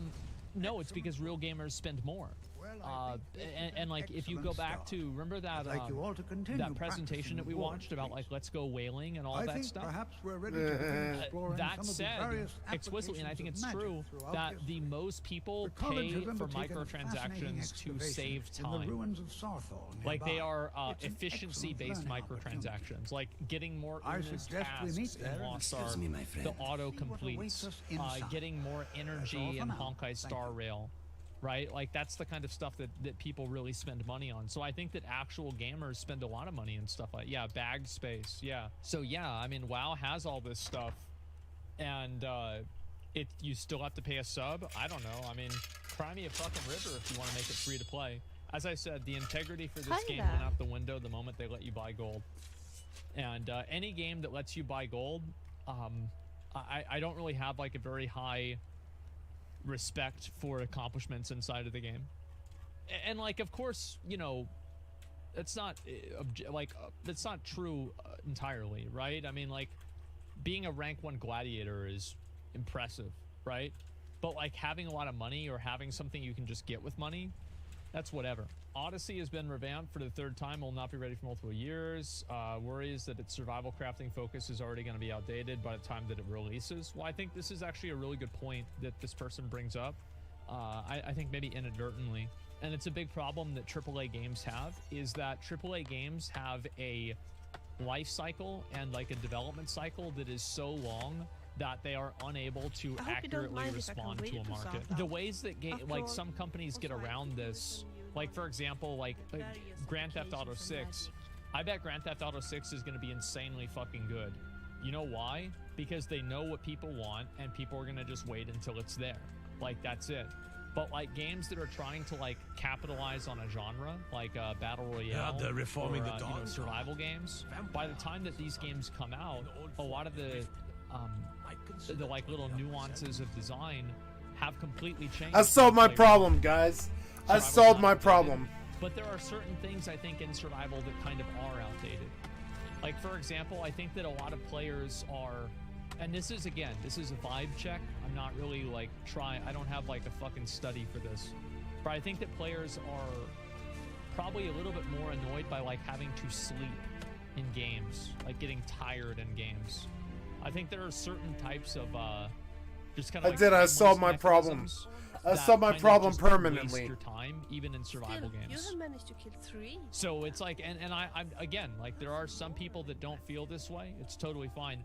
But what I'm saying is that I think that there has been a bit of a shift, and AAA game studios aren't able to. It's like, you know, for example, if you're, I mean, obviously you freeze to death, but like, there's no way a canoe would have hit. Their Viking longboat would have hit the iceberg that the Titanic did, right? Because they would have just been like, oh, wow, well, let's turn around. Because they can easily turn it around. It's not a big deal. But a big ship like that can't turn as fast. That's just how it is. My sword. So, yeah, I think that's another big problem, is that these games are so big and there's so much money invested into them that they can't adapt to the market as fast as the market changes. Hearthstone is at the lowest engagement metrics it's ever been at. Attempts to increase monetization per player have failed, and it's considered on its last legs. Diablo Immortal. Oh, I love this. The light in the darkness is Diablo Immortal. Is extremely profitable, and its user base retention has far exceeded expectations. I believe that. I do. I believe it. The hero and savior of Blizzard Entertainment, Diablo Immortal. Can you check how much money Diablo Immortal made? Yeah, sure. How much money does Diablo Immortal make a month? Let's see here. Diablo Immortal supposedly made Activision Blizzard $2 million a day. The mobile gamers are not here reading this. They are living life, having fun, buying powers on their lunch break, and they don't care about games like you do.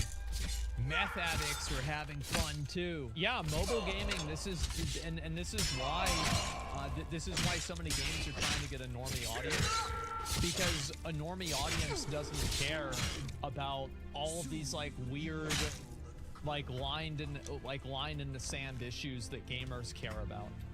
Like gamers care about de novo. Gamers care about early access. Gamers care about pay to win.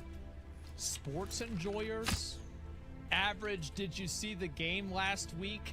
Havers, you know, the Bills, the Teds, the Davids out there that are just, you know, fucking 37, and they, you know, I used to play Diablo, it's on the phone now? That's crazy. What's this about? You know, 800% value, that's a lot. Wow. I guess I should buy this then, right? Yeah, the Star Wars Andes. Yeah, they've got 17 Funko Pops at home. They watch The Big Bang Theory. They heard about Diablo 4 in a commercial. I hate The Big Bang Theory. Game that they were watching, and they can play it for a few hours a week whenever the wife doesn't want them to do something. And these guys here don't care about early. They don't even know what it is. They're like, what do you mean? You mean early access? Like, oh, cool. So we can play the game early? Oh, that's awesome. What do you mean? What are they, stupid? Oh, you fucking yeah, dick. what do you mean? And so that's why so many of these games, they try to appeal to these like super omega normies, right? Because they're a much easier community. I think the issue though is normies, that they're very short term. They don't stick around very long term. I think only investors want normies. Okay, so like you're right. Whenever Honkai Impact 3rd came around, like, are people still playing Honkai Impact 3rd? No, but they're playing Genshin Impact. And then Honkai Star Rail comes out, and they're playing Star Rail. So you're right, but you have to keep them on. You keep them on the carousel. It doesn't mean that they're always on the exact same ride, but they're on the carousel. You know, whether they're riding the unicorn or, you know, the zebra or the giraffe, it doesn't really matter, does it? Because you got their quarter anyway. So yeah, they're just gonna go, yeah, keep them on the treadmill. Yep, it doesn't matter. It's that simple. Honkai's still huge. Yeah, but it's nothing like what it was. Seems like everybody's a gamer nowadays. You're right. Remember the Warcraft mobile game? Oh, I'm gonna play it. I'm gonna play it for sure. I'm not gonna play that. Thank God I'm not gonna play that. I'm not gonna play that. Thank God. The content is. If the content's very popular, then it'll be spend $10,000. But like, if I'm not gonna make that money back, then who gives a fuck, right? Like the goal with the game will not be to beat the game. It won't be to have fun. It will be to spend $1,000. How fast can I get onto this game and spend $1,000? And I'll have like a, you know what I'll do? I'll make like a little altar, and every time I'll have like an altar with like a laminated picture of Bobby Kotick, and I will put a $20 bill every time that I spend money as like an offering to the altar. I think that's actually a really good idea. I should probably do that. Maybe, you know what I could do? I wonder if I could get it laser engraved into like a piece of wood, because I wouldn't want to have it be plastic, because then it would like smell bad, right? What's the rest of these? Microsoft expressed interest once the merger goes through to break up Blizzard as a singular entity and distribute its IPs amongst their studios while closing and reallocating the billions of dollars in Californian real estate the company's been sitting on while trying to force a return to office policy to make them look like they are still needed. Well, I mean, again, most places have been forcing a return to work policy for a long period of time. Like, I think mandatory return to work for a lot of places has been going on for over 6 months. So, like, obviously the Blizzard employees were very upset about this, but Riot has the same rules and many other people have. It's like 50-50 still? Yeah, no, but like they were upset about 50-50 is what I mean. It seems to me like Blizzard is, like maybe this is like a macro doomer opinion, but like if Blizzard doesn't have something cool this BlizzCon, I would say, yeah, maybe they shouldn't exist the way they do. Because it's very clear that like you failed with StarCraft 2. StarCraft 2 is a dead franchise. They've totally failed with Diablo 4. I think they are just slowly losing ground and relevance with World of Warcraft. Hello, number 2. Sorry about that. I didn't know who spoke. Sorry, I'm just messing with my game in these 2 games and trying to get them to work. And I think I might have had a breakthrough. Because when I got rid of the game capture entirely, I think I got what is needed. Yep. And so now I wanna upgrade my display capture, and I got better at my job. I think I might have really stopped having problems. The capture method is Windows 10, but there it is. There it is. There it is. There it is.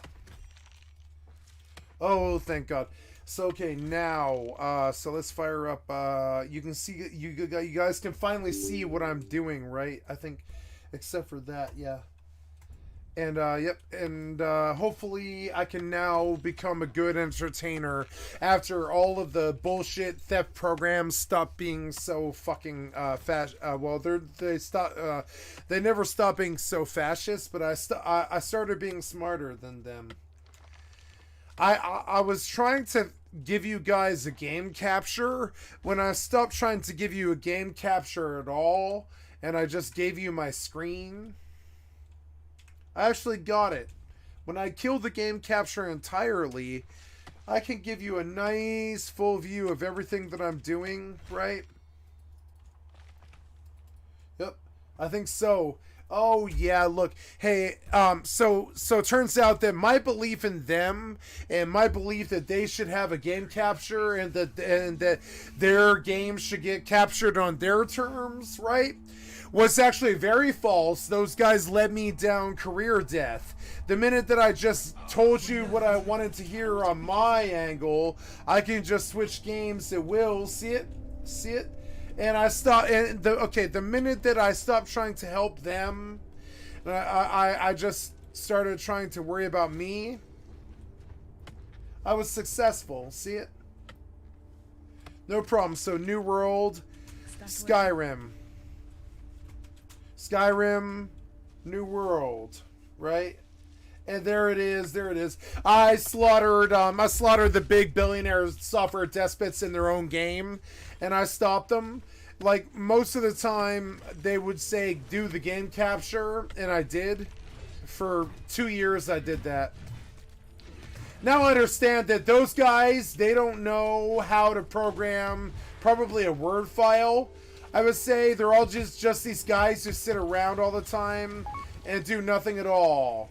You know what I'm saying? There's these guys who do nothing at all. I would say they don't like look like I can even drag this around. Oh, I died, but it's because I had that open. Yeah, I can't drag that easy. You see it? So here's Windows failing in real time at Windows. You see it? The one thing Windows says that they should do, they fail at horribly. So now that I'm learning, I can maybe do better, right? So I pop around and I try to give you the experience that I wanted to give you, which was this. Oh, shit.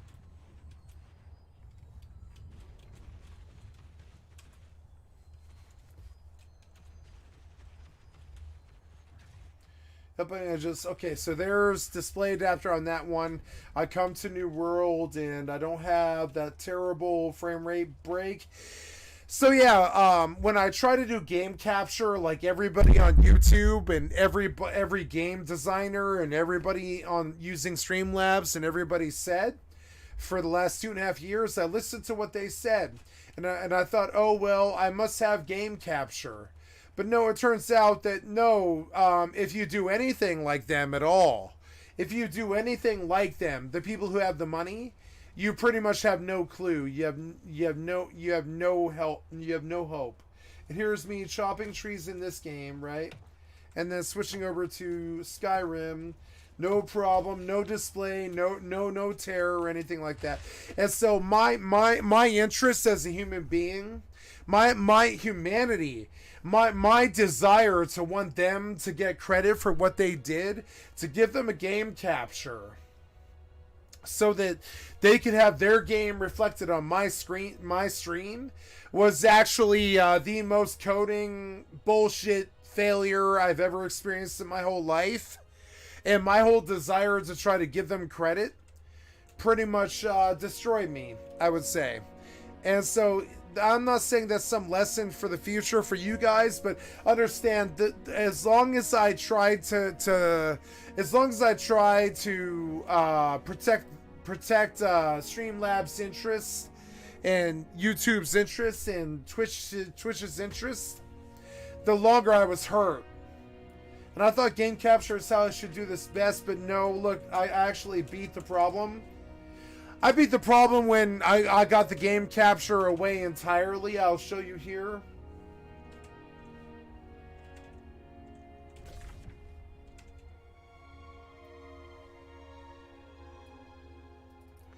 There it is. So now that the game capture is gone, the thing that every expert, the last 55 to 175 experts that I've consulted over the last, I would say,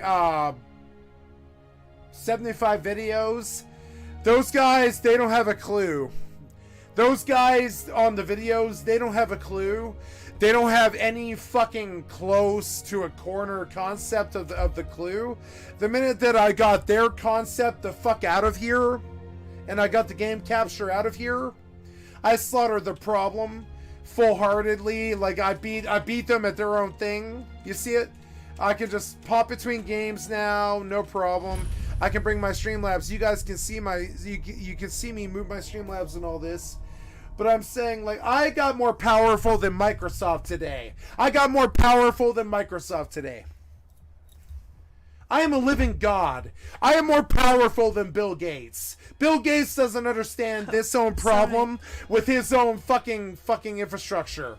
He really does not. I am more powerful than Bill Gates right now, today, in the second. I am more powerful than Bill Gates. I am more powerful than him.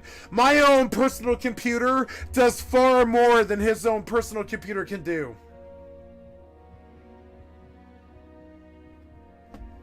And I mean this. His incompetence has driven him down that hole so badly that he fucked over the streaming community, the display capture community, the Streamlabs community. Everybody who's famous in the scene, they got fucked over by Bill Gates so fucking badly that they should pretty much want blood. I pretty much want blood right now. Watching me defeat Bill Gates in real time. Watch me do it. I lived under 2 years of oppression. Oppression, I would say, and I slaughtered him at it. Look at it. Look at it right now. The proof is in the pudding. You see it? It doesn't matter. I beat him in the end. I beat him, guys. I own Billy Boy. I beat Billy at his own fucking game. You know what I'm saying? I am better than everybody else on the internet, and I mean this. Most of the rest of the internet have spent the last 5 years trying to beat this problem, just like me. I actually did it. You can see it. I beat it. Now, when I move in display adapter, you guys get a much lower rate, but it's still doable though.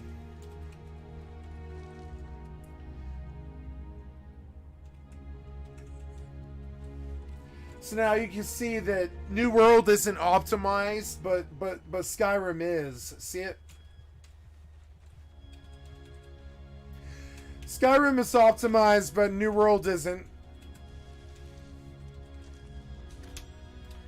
These are the people stealing from you in real time. If you don't know what it is, you're a fucking idiot. These people have been stealing from us for so long that I spend most of my days and nights trying to figure out how to not to do that. Oh, cool, I got one shot. That's one of the ways that they really steal from you. Every time that you get one shot by something, that's the software development company, full blown, going in your wallet, taking your money, putting it in their wallet, and throwing your time away. Out into the fucking universe. Your time, woof, gone. They don't love you. They don't care about you. They don't care that they gave you Elder Scrolls Oblivion or Fallout 3 or New Vegas or something like that. They don't care about that. They just want to steal your time and your energy and waste you.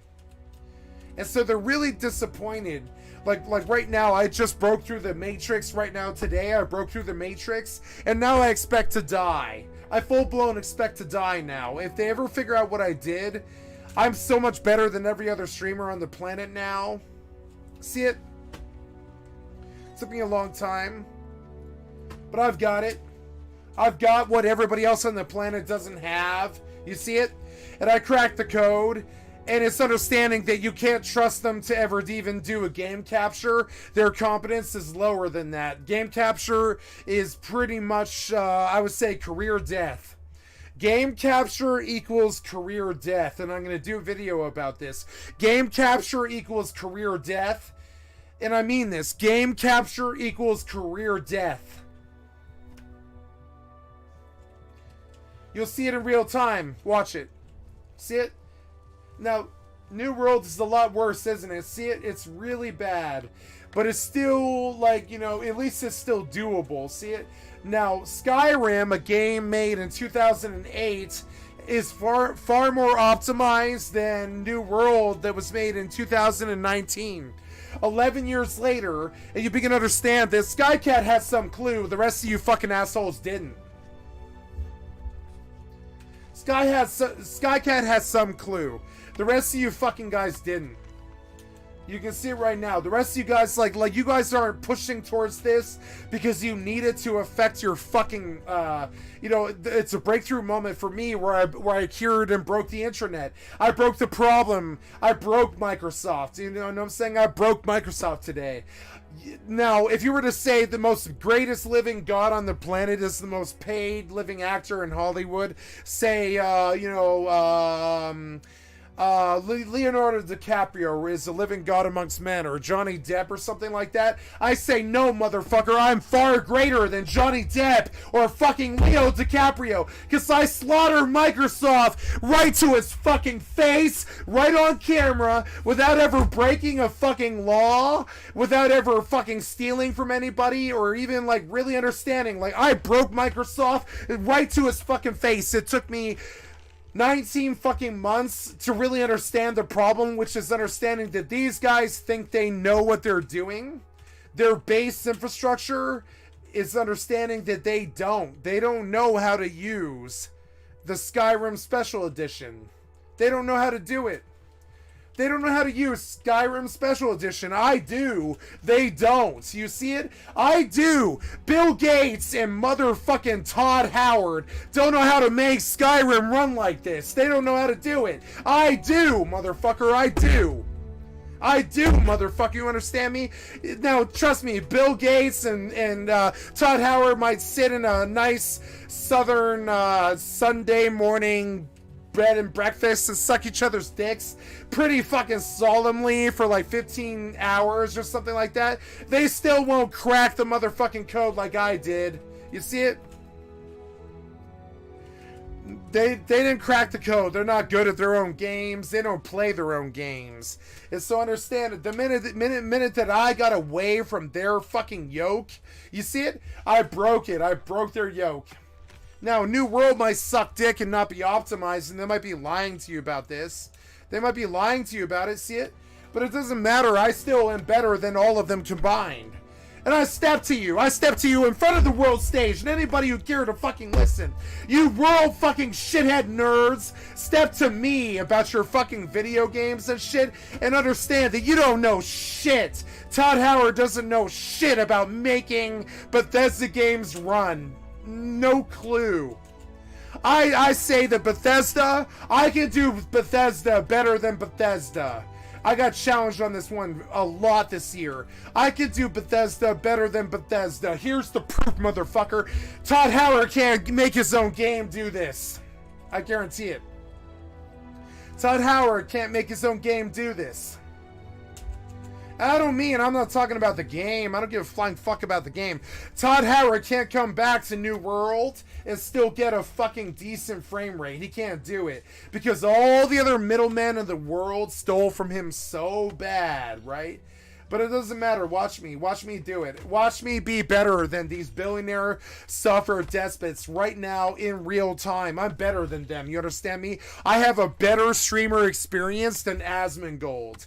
I have a better streamer experience than fucking Todd Howard. I have a better streamer experience than Ninja. I have a better streamer experience than anyone else on the fucking planet. And I'll take the credit where it's due.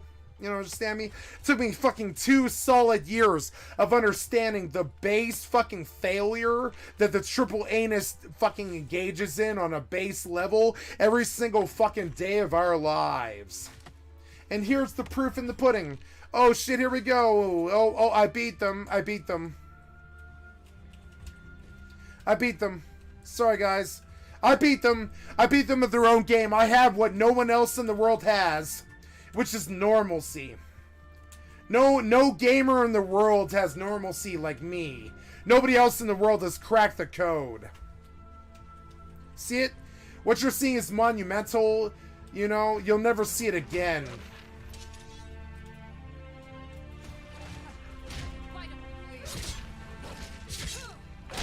It's not because I modded it.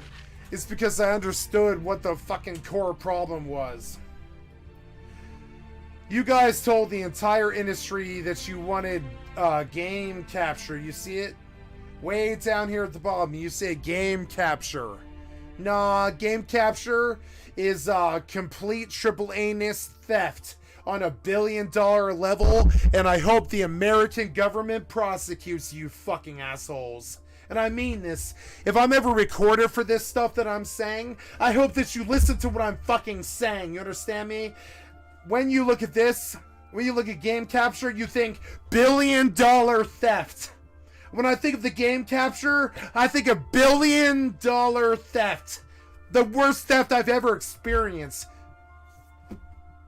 It's $1 billion theft. It's $1 billion theft. It's the worst theft I've ever experienced. I've dealt with it for 2 years. I've dealt with the ravages of it. I've watched people's careers get detonated. I'm sorry, but like most of us are multitaskers, but the people who build Microsoft, like Bill Gates, they can't actually handle 2 thoughts going on in the same time. Because they aren't smart people.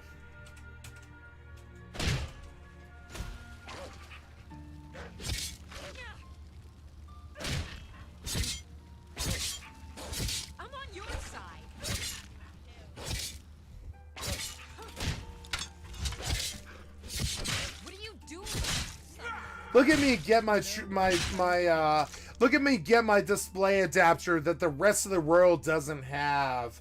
I guarantee it. The rest of the world doesn't have this. Like, all those stupid, like, fucking news sites and stuff. They're like, oh, look at what some nerd did in the mod community. Yeah, I got away from the triple anus cocksuckers like Todd Howard and fucking Bill Gates. Yeah, I got away from them. And I stopped letting them limit me on what I can do. See it? I don't care about your fucking jump. I don't care about your jump height, Bethesda. I don't care about your frame rate, Microsoft. I don't care about your fucking bullshit with Streamlabs, you fucking cocksuckers, working background trying to fucking, you know, insider trade on shit like fucking Streamlabs and shit like that. I know how bad Twitch is. I'm not stupid like you. Now watch. Watch me do what no streamer in the world can do. Watch me do it. And I had the breakthrough. I slaughtered Microsoft at the age of 39, or well, 40, and I'm 40 now. At the age of 40, I slaughtered Microsoft. Twice now in my life. One time I had a Microsoft fucking phone call guy tell me that I knew more about Microsoft than the entirety of his entire sector. And I was like, yeah, I need you to solve my problem, which is that I don't have Microsoft permissions. And he was like, well, but I don't know how to solve that problem. And I said, yeah, but you're Microsoft. Just fix your Microsoft permissions on my Microsoft drive. And he said, oh, no, well, it turns out that your Microsoft install, after I did like an hour of remote desktop, turns out that your Microsoft was never Microsoft. And you bought a computer from China that had a partition drive that had a different copy of Windows on it that was corrupted and was stealing your information. Now, he laughs at me at this point and informs me, you know, it doesn't matter how much information they stole, nothing was ever stolen, was it? And I said, no, nothing's ever been stolen from me. And he said, yeah. What he's saying about this is that I never had any money to steal. But what I'm telling you is that had I had any money to steal, when I went to my Windows, I would have had my Bitcoin stolen, my Microsoft account stolen, my fucking like live account stolen. I would have my Google account stolen. I would have my Microsoft Windows account stolen. I would have my password stolen. All this other shit. And I showed him this. I showed him their own fucking problem and their own fucking infrastructure, where I was like, I want to refund on Windows on this machine. He was like, you never paid for Windows on this machine. And I was like, that's superior logic. Thank you. That's true. He was like, you are within your right to demand a refund after the way we treated you. But he was like, you never paid for this copy of Windows. And I was like, yeah, I didn't. He had me there. He had me there. But I was like, Jesus fucking Christ, man. Like, watching you guys fucking steal in real time from people. Every time I have a breakthrough, I'm like, Jesus Christ, man. You guys steal from people really fucking bad. You steal from us so bad. Every time I fucking have a breakthrough like this, I'm like, oh my God, you fucking thieves steal from us so fucking bad. Okay, the crackheads who used to steal my money when I fell asleep, I think they're way less of a problem than Bill Gates and Microsoft. I'd rather have crackheads who stole from my fucking wallet when I fell asleep on the streets than Microsoft and Bill Gates. And I mean this. I'd rather deal with crackheads on the streets with pistols and shit than Bill Gates and Microsoft. I think it's a far more insidious fucking premise. And I really mean this. I think Microsoft is far more of a fucking insidious premise than crackheads with pistols on the fucking street. They scare me way less. You know what I'm saying? And after I beat Microsoft at their own fucking game and I kill Game Capture off of fucking Streamlabs and they're sucking dick back and forth between Microsoft and Streamlabs and all these other corporate fucking billion-dollar theft bastards, you know what I'm saying? March of the fucking bastards and shit. I think, oh my God, every time I get better at this than them, I'm probably less likely to live. You know, every time I get better at this than Bill Gates, I think, how much longer am I to live? To the storm, they literally announced they failed at it. Overwatch is like, it's probably even a it's bigger cash grab, motherfuckers. Cash grab. These guys, they haven't done anything in 10 years and they're cash grabbing your money. If you're not aware of it, you're a fucking idiot. I haven't bought anything for Fortnite in 5 years. I haven't bought anything from Overwatch in 5 years.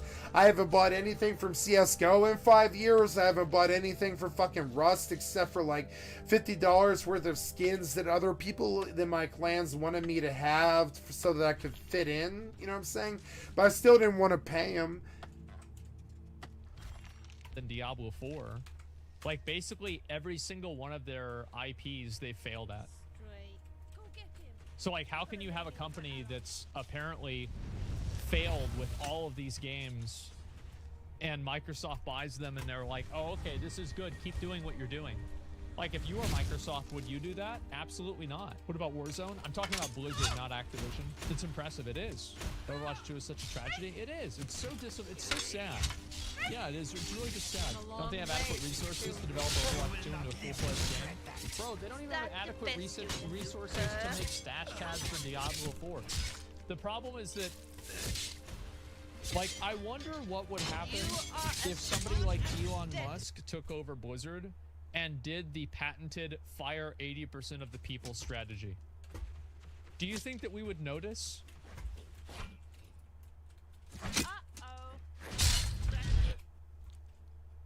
I wonder, right? I do, I wonder. Because it's like, how can you have so many people working on a video game and you're seemingly unable to produce anything like better than like PoE? It's like, imagine literally billions of dollars and you get beat by some Kiwis. Some hobbits and Kiwis.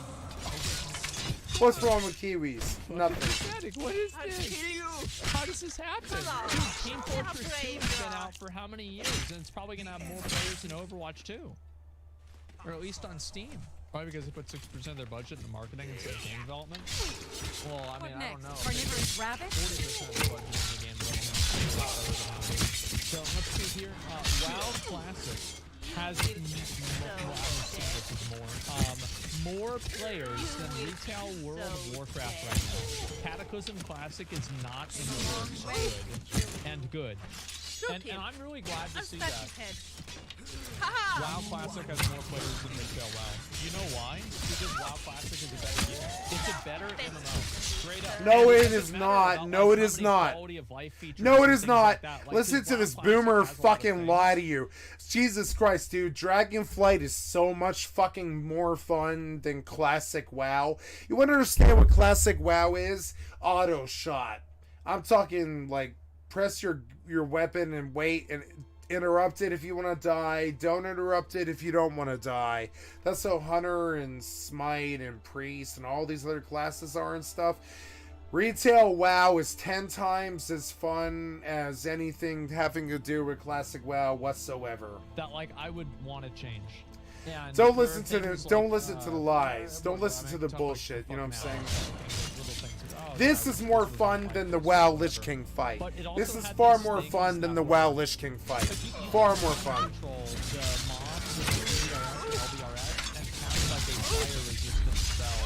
On people to do Molten Core. Like, that's the good stuff that WoW Classic has. And that's just like, and also it's a really easy game. And it's, again, like, guess what? Blizzard hired a bunch of no-lifers that played World of Warcraft all the time that were high-end raiders, and they made the game all about no-lifers and high-end raiders. Meanwhile, most of the people that play WoW are brain-dead boomers that are barely alive. Like, it's the same problem that Lost Ark has. Like, yeah, obviously the new Thamine raid is popular, people are going to want to see that. But nobody's going to clear this shit. They're going to have to nerf it like 10 times, probably. Because nobody's going to want to do it. It's the same problem with Belshazzar. Like, let's see here. Where's World of Warcraft? I must have skipped it. There it is. Like, everybody here is just watching Classic WoW. Why are there this many people watching Classic WoW? It's because it's a better game. The reason why Hardcore WoW is really popular, and also, like, if they do a new season of Mastery, people are going to watch that too. People are going to do that too. And also, people are interested in watching content that they can understand. What the fuck is going on here? And, like, I know what's going on. I play the game and he's playing my main class. I know exactly what's happening, right? Well, not exactly, but I have a general idea. Like, there's too much going on. There's too much happening. There's numbers everywhere. It's constant stress fest, super high intensity. If you stop paying attention for like 1 minute, you're gonna die. Meanwhile, you've got this one right here, and there's one mob. And you're casting lightning bolts at the mob, and then whenever you have a crit, you can see the mob's health go down. Yep. And there's not a lot of stuff going on. It's just really fucking simple. It's really simple. and it's easy to understand. 2 guys are here. Okay? Oh, bro. Did you jump that way? Bro, it would have stressed me out. So yeah, exactly. And that's like, it's just easier to watch. Like, what? that gameplay has been garbage for 15 years. Yeah, I thought it was bad when I did it. I was like, no, man, I think Halo's more fun than this. Okay, when I did like Firelands, I was like, nah, these bosses suck dick. And I had more fun from the first boss in Dark Souls than all of these bosses combined. And I really felt that way, and I used to tell people about this. I'd be like, man, you think you're so good at killing that boss? Fuck that boss. Try to kill somebody from Perseverance 100 times in a row, and you'll understand what a real boss is. Wants to play this. Yeah, I don't want to play it. No, I mean, like, this guy's doing what he wants to do, right? Good for him. Like, I don't want to shit on this guy. He's doing good. what he enjoys. But, like, it makes sense that something like this is a lot simpler. And it's a lot more enjoyable because, like, being able to play a game at this level is really hard. Meanwhile, you can play this game and it's really easy. And it's just fun. Don't you even That's it. It's just fun. Yeah, that's why Classic is so successful. Like, whenever I think about going back to play WoW, like, sometimes I think about playing retail again, and I probably will go back to play WoW, and whenever I do, I'll play retail. But I really am looking forward to a season of Mastery 2. Like, I really want to play, like, Classic again. I'm not really that interested in hardcore for a lot of reasons. But, like, I want to play a new version of Classic. You know, I want to go back and go back to Azeroth, right? Go back to the, you know, the world. And just like the environment. The world of war. Everything. It was so great, man.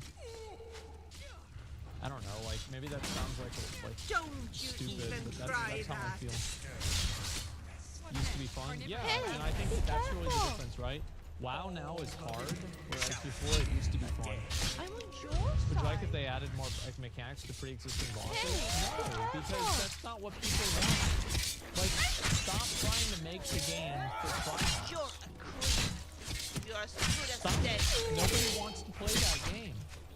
That's why, like, stop making the game hard. Why? Like, I can beat it. It's not a big deal. I can beat it. Sure, I can beat it. It's no big deal. But, like, what the fuck? Is it going to be fun? Am I going to enjoy myself doing it? Not really. No, it's not fun to do. What makes you think current Blizzard can iterate successfully in Classic?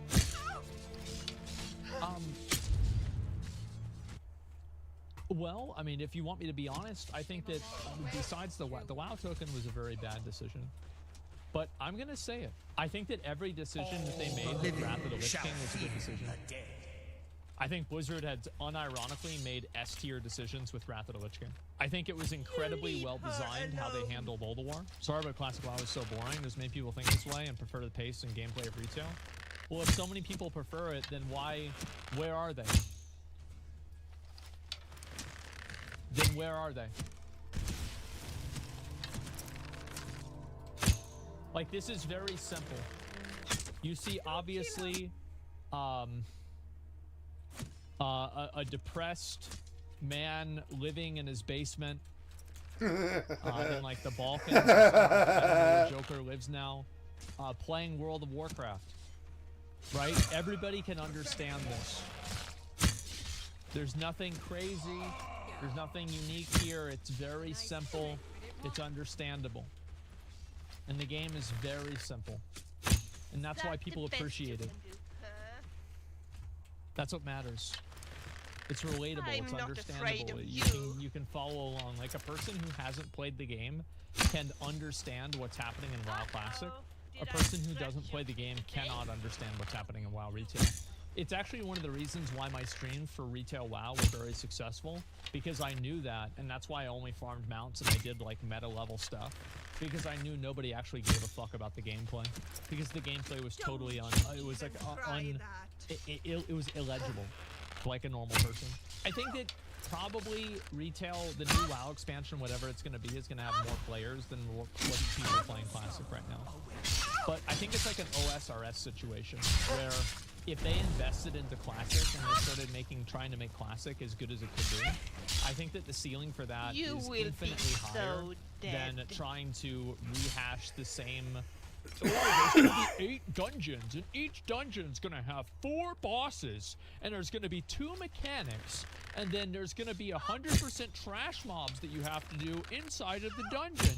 And this is the 17th season of the same thing. Have fun. Get the fuck out of here.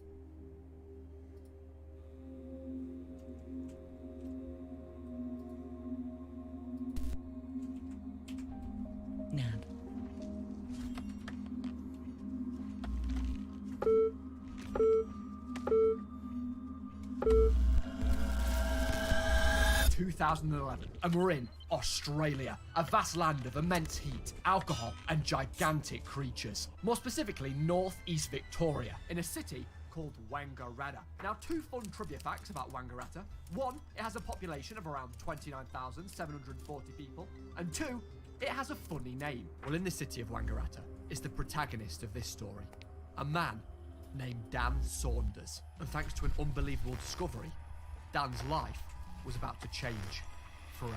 But hold on a second. How exactly did we get here? A brief history lesson on Dan. So he'd previously worked over in Melbourne at the luxurious Crown Casino, a sprawling casino floor within the Crown Melbourne Resort, featuring 540 tables total, 100 poker tables, and 2,500 poker machines. A job Dan started when he was just 18 years of age. But after being caught swimming in the hotel pool and walking through the casino floor with pints of booze in hand, it was fair to say that his boss didn't have the greatest opinion of him. Well, it was at this job that Dan would meet his future fiancée, who after a while would move away to live closer to family. So, of course, Dan followed, making the big move to Wangaratta. Living just down the road as the two saved for a house together, Dan was your average Aussie fella simply getting on with life. He worked a brief stint at Nando's and then snagged a job working as a barman pulling beers in the West Side Tavern pub. Now, while somewhat ordinary on the surface, this place becomes quite the spot in this story. It's a small local joint, a few regulars, nothing too fancy. It had decent enough business, as it's common knowledge that Aussies need at least 1 alcoholic beverage a day to survive. If you're a full-grown Aussie, this is what you'd have for breakfast. BB long neck. Get that up, yeah. And with that, we're up to date in our story. So it's a regular Tuesday night. Dan was finishing up a tiring shift at the tavern. He mopped the floors, cashed the registers, and locked up as he would at the end of any workday. Now, it wasn't uncommon that after work, Dan would go out drinking with friends, and tonight was no different. So to wind down and recover from the lengthy shift of serving all that booze, Dan and his best mate Mark went out for booze. The two hit the town and found themselves in the Bull's Head Hotel Martini Bar in downtown Wangaratta. Mark started off buying the drinks. He'd waved the first few rounds as the two sat at the bar chatting away. Well, as the night grew later and the two grew slightly drunker, it was Dan's turn to cover the next round. But as he pulled out his wallet, he quickly realised it had run dry. So staggering out of the Bull's Head, Dan did what anybody would do in that scenario and searched around for the nearest ATM to reload his wallet. Wandering around the dark Wangaratta streets for a while, Dan eventually came across a National Australia Bank ATM. The time was 12:11 AM. He slid in his card and thumped in his 4-digit PIN. Now, Dan knew that his savings account had a whole $3 in it, so that wasn't an option. And as for the joint account that Dan shared with his fiancée, for any money to be taken out of that, the two of them would have to have signed for it, so that wasn't an option either. He did, though, have a credit card account. But even that, Dan knew was around $2,000 in debt on overdraft, close to its limits. So he wasn't even sure if that account would let him withdraw anything. Regardless, he needed cash. The night must go on. So deciding to give it a go, Dan pressed the transfer button and attempted to move a sum of $200 from his credit card account to his savings account. After pressing confirm, he was met with an error message that flashed up on the ATM's display that simply stated, transaction cancelled. The machine also refused to show Dan his saving account balance, displaying account balance cannot be displayed at this time, and spat the card back at him. Confused, Dan reinserted his card and attempted to withdraw the $200 out of his savings account anyway, and the machine dispensed the $200. Not really thinking much of it, Dan assumed that despite the error message, the $200 had just transferred out of his credit card account to his savings as normal. So with $200 cash in hand, he made his way back to the Bull's Head for more rounds of drinks. So as the early hours of the morning rolled in, at around 1 AM, Dan and Mark finally decided to call it a night. Morning. Dan pulled himself up from the bar and started walking home in the pouring rain. Making slow progress, tired, drunk, and wet, something caused Dan to stop in his tracks. It caught his glazed eyes. A bright red glow.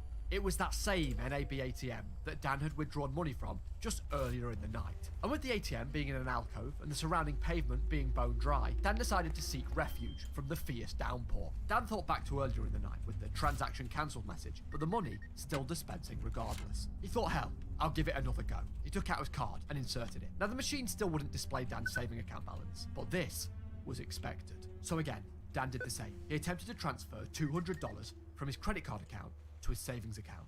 Transaction cancelled, and his card was spat back out. The card goes back in. Dan tries to withdraw the $200 from his savings, and it worked. The machine dispensed the $200 just like earlier. He tried again with $400 this time. Transaction cancelled. Card spat out. Card goes back in, and the money dispenses.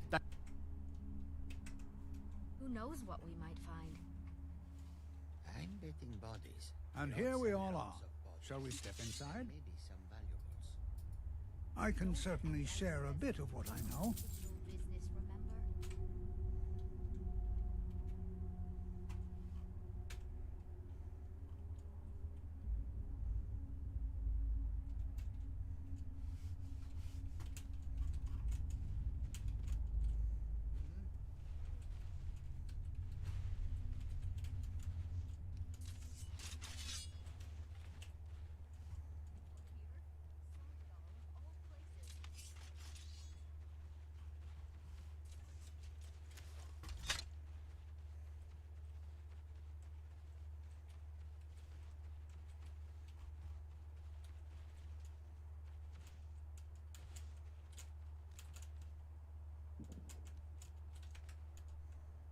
Then again, 600, 800, each time, transaction cancelled, but the money kept coming.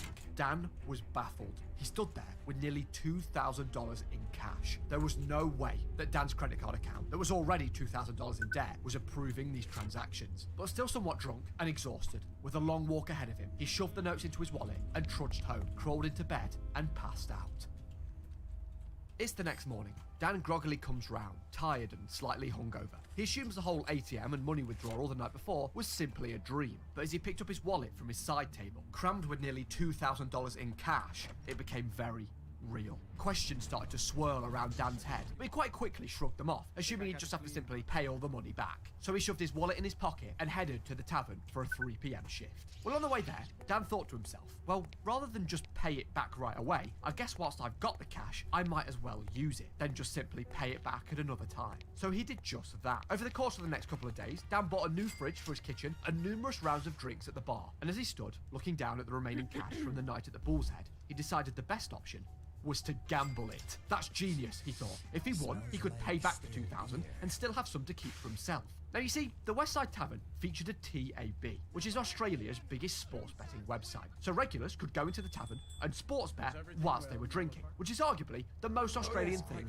I have ever heard. So after work, as the tavern closed, Dan would punt the remaining money he had. After a few hours of gambling, Dan had lost. He'd lost it all. Feeling defeated and down on his luck, Dan decided to call NAB Phone Bank to check his balance. And as he expected, his savings account was down minus $1,997 from all the withdrawals that he'd made. But weirdly, when Dan got a statement on his credit card, there was no record of the transfers Dan had made from his credit to his savings at all. Dan could not stop thinking about the night after the Bull's Head. The fact he could even take a penny out of his surely overdrawn credit account. The transaction cancelled message. Why were the transfers that Dan had made between his accounts not showing up on his credit card bank statement? Dan slowly started to piece a theory together in his head, but he had to be sure. He needed to try it again. So a couple of days later, around midnight, Dan locked up the tavern for the night and started walking home. There it was, the elusive NAB ATM. Dan's curiosity took the better of him once more. Now, the machine actually allowed Dan to see his savings account balance at the time.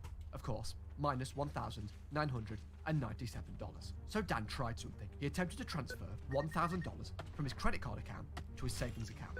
And again, that error message that Dan knew too well. Transaction cancelled. But when Dan checked his saving account balance, it was minus $997. So he frantically transferred another $1,000 from his credit to his savings. Transaction cancelled. But the balance on his savings account went back up to $3. Dan had paid off his debt in a matter of seconds. It was clear that this wasn't supposed to be happening. Now, Dan knew the ATM withdrawal limit was $1,000 on each card, so he took things slightly further. He transferred yet another $2,000 and withdrew the $2,000 total in cash, $1,000 off each card, and crammed the notes into his wallet. Dan was really starting to piece things together now, noticing patterns from his various ATM trips. His theory grew. So the next day, Dan became obsessed with checking his bank balance, calls after calls to NAB phone banking to check the totals, and he plotted his results. In the morning, saving account balance, $3, with no record of the transfers on his credit card statement at all. 11 p.m, the same. Saving account balance, $3. Still no record of the transfers on his credit card statement. 1 a.m, the same. $3 in the savings account, and no record of the transfers on the credit card statement. So after a full day of checking his balance with no change, Dan decides to call it a night. Well, when he awoke at around 6 a.m, Dan sat up in bed and thought hell, and he called NAB phone banking once more. Saving account balance, minus $3,997. All the transactions that Dan had made had caught up and reversed, but there was still no record of the transfers on his credit card statement at all. And with that, Dan's theory was correct. What exactly was happening? What was Dan's theory? Well, what Dan had worked out after repeated calls to phone banking to check his statements at different times of the day and his numerous trips to the ATM was between 12 and 1 a.m, the NAB ATMs would go into a status called standby mode. And whilst in this mode, the NAB banking network would just seemingly disconnect from their ATMs. This meant that in short, the network couldn't actually see Dan's credit card balance and would just auto-approve whatever transfer amount Dan would key in, allowing him to move up to 6 figures at a time from his credit card account to his savings account and spend it as normal. All whilst the ATMs were in this sort of limbo period. And despite the error message, the money would transfer, but these transfers wouldn't show up on Dan's credit card statement. Although, here's the kicker. Roughly 24 hours after the payments are made, around 3 to 5 a.m. the next day, the NAB network would catch up, realise the false transactions, and auto-reverse the transactions out of Dan's savings account, putting his account in debt. But Dan had a solution. All he had to do was just stay ahead of the bank. So he could transfer an amount, spend that money on his card as normal, then the next night, just a couple hours before the payment's reversed, Dan goes to the NAB ATM and just simply transfers double the last amount to keep the balance topped up. So when the network would catch up and the transaction would reverse, he still had cash in there, like a buffer, stopping the account going into debt and the bank being alerted. And he just had to keep that loop up, seemingly creating cash from nowhere. Just say the word if you need a drink or something to eat. We paused this showing to take a small break. It's time for the ads. Oh, I was just getting into that. Let's see what else is on, shall we? This week on the History Channel, the age-old strategy of War Thunder, the most comprehensive vehicle combat game ever made. Yes, exactly, Richard. Every vehicle in the War Thunder range is incredibly detailed and modelled down to their individual components. Yes, Jezza, and that offers a highly immersive combat experience. So here we see the lone dung beetle as he is bombarded by more than 2,000 playable tanks, helicopters and ships that take part in dynamic, combined arms PvP battles.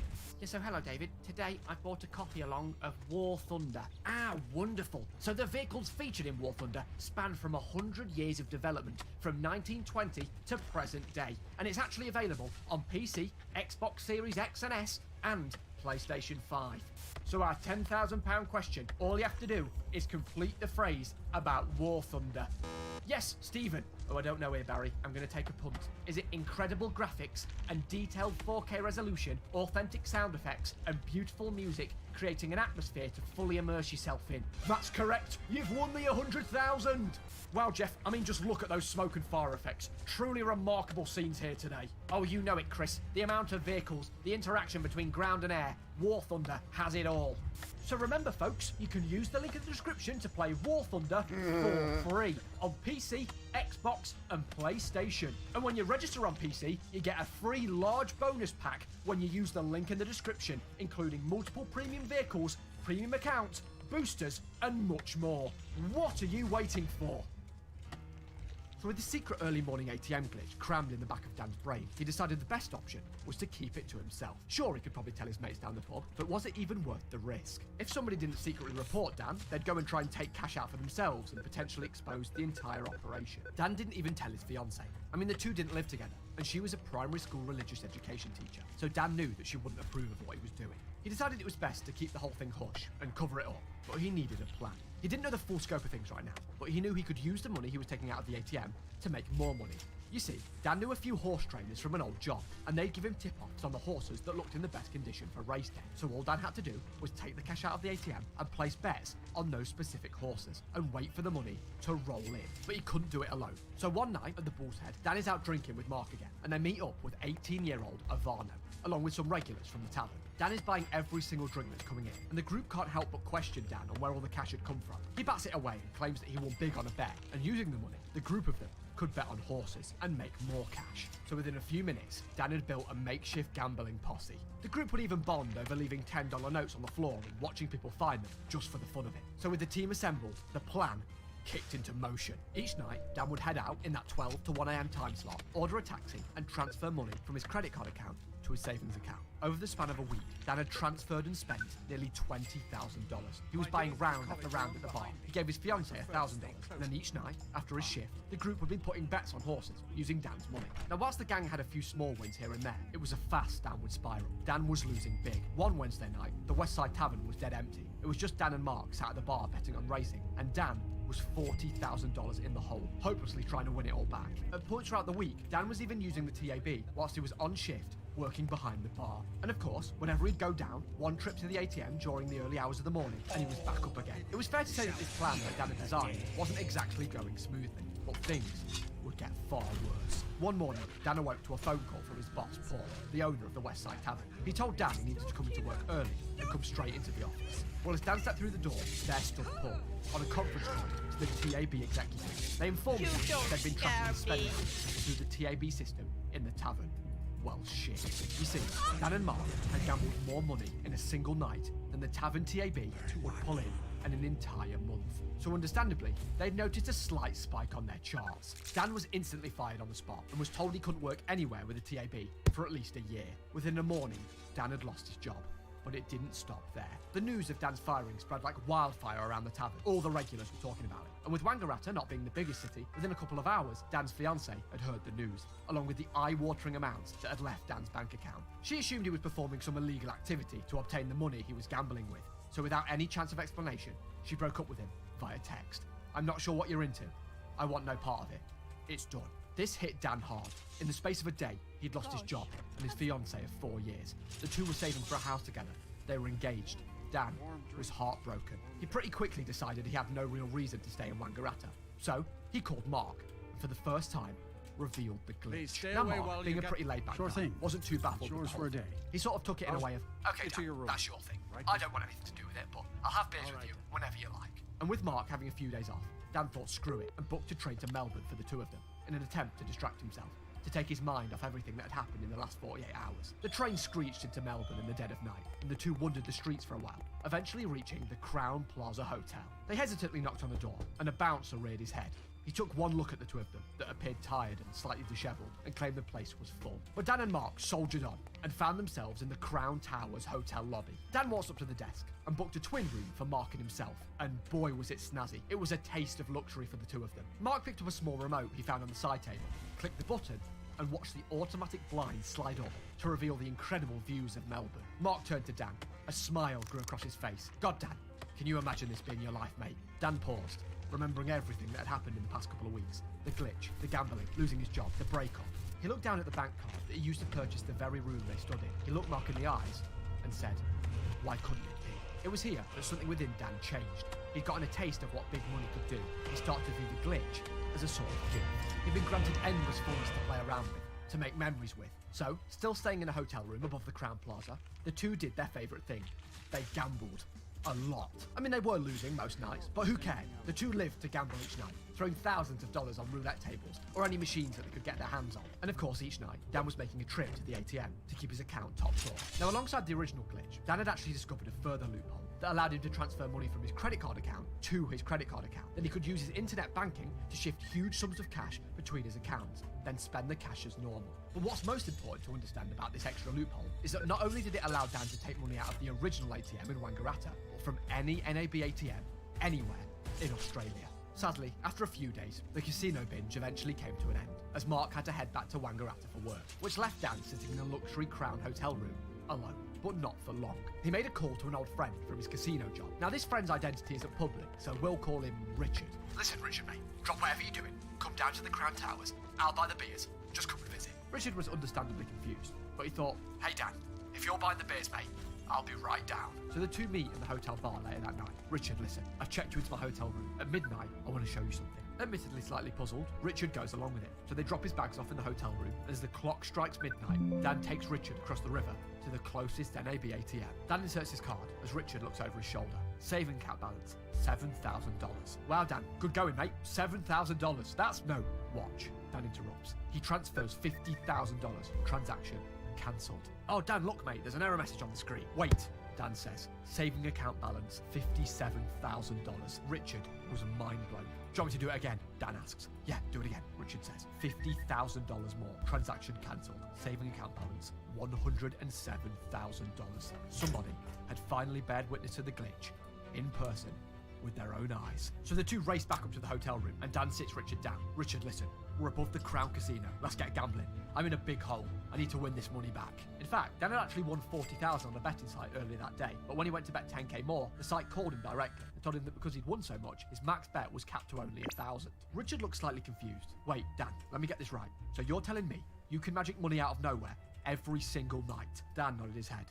Then why are you gambling? Richard asked. Why try and win the money back when you can just make it appear from nowhere? I mean, I just watched you transfer $100,000 at that ATM across the river. You have a holy grail, Dan. Dan realised Richard was right. Why was he even wasting time gambling to try and win the money back? He had a method that was allowing him to move up to 6 figures at a time at any NAB ATM across Australia. He thought, well, I'm surely going to jail for what I'm doing, so I might as well make the most of it. Dan vowed to live each day better than the last. So the next morning, he called Ivano and Mark, and they headed down on the train. So Dan, Mark, Ivano, and Richard all gathered in the hotel room, and over the course of the next few months, the group would go crazy. It started that very night. Out bar hopping they went, Dan shouting every drink that was coming in, handing Ivano stacks of cash, splashing on whatever he liked. Every person they ran into, they'd invite to luxury penthouse parties. I guess when you walk into a bar and wave every single person's order, you start to turn heads. From that point onwards, Dan and the group would travel exclusively by pristine stretch limos, walking through designer outlets and clearing them out. Gucci, Prada, Louis Vuitton, buying whatever he or the people he was with wanted. Ironically, Dan became somewhat of a human ATM, handing out cash left, right and centre, but he made sure to put others before himself. He knew he had the power to grant people things that would take them years to get. He'd frequently hand waiters hundreds of dollars in tips, and he paid off all of his French student debts in a single day. One of Dan's lady friends told him about her lifelong dream to fly to France and learn French in a Paris university.